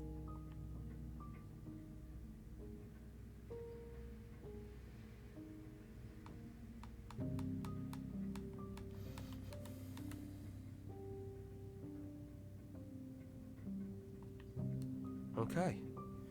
If this is your choice, then I have your back. I guess I'll speak for yourself. Maybe I'll see you two. Maybe I won't. They take the blade from our hand and stare fondly into our eyes.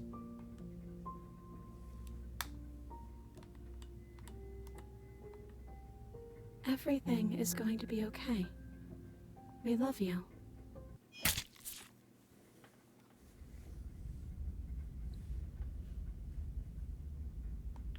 You're on a path. You're here to...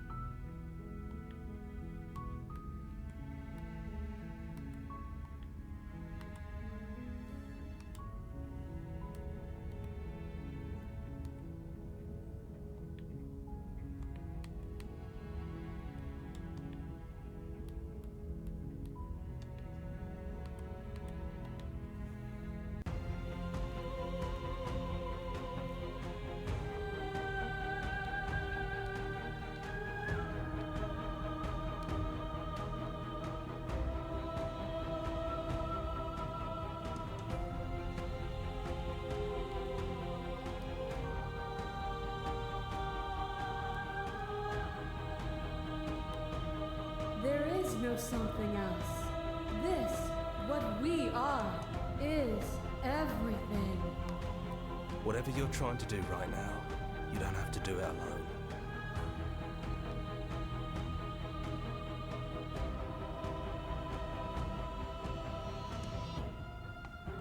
She's too many things all at once out here.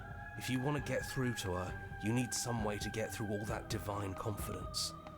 I can help. There's still a piece of me nestled close to where it all began. It's time to resume our dance. She's relentless, isn't she? Too bad. We're going. And here we are. That'd be nice. Oh, we never really...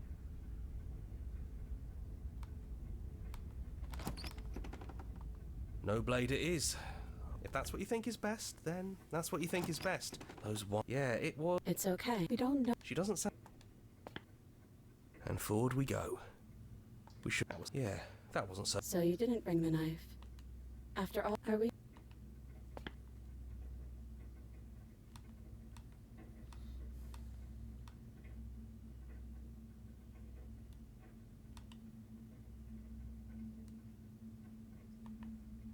We're just a stranger. But that doesn't mean we have to be distant from you. That's sweet. I think it's only...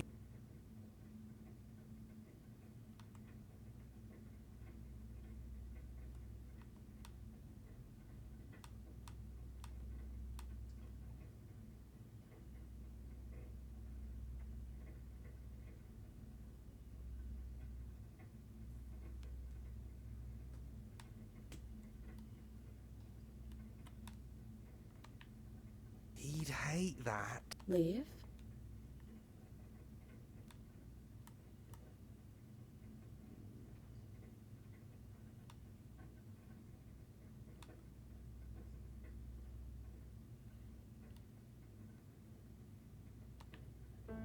After... I think I'm gonna stay right here.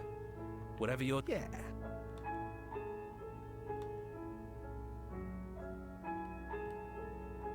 We're not alone. And I'm sure we'll find the other.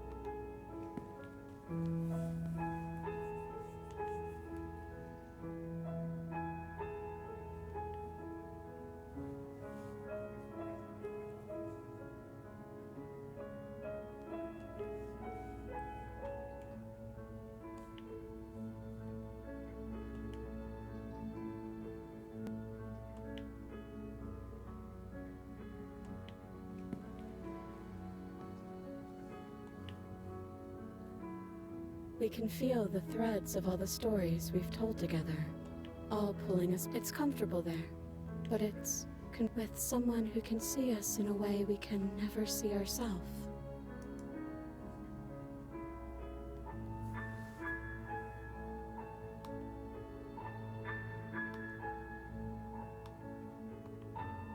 And that is why we're here.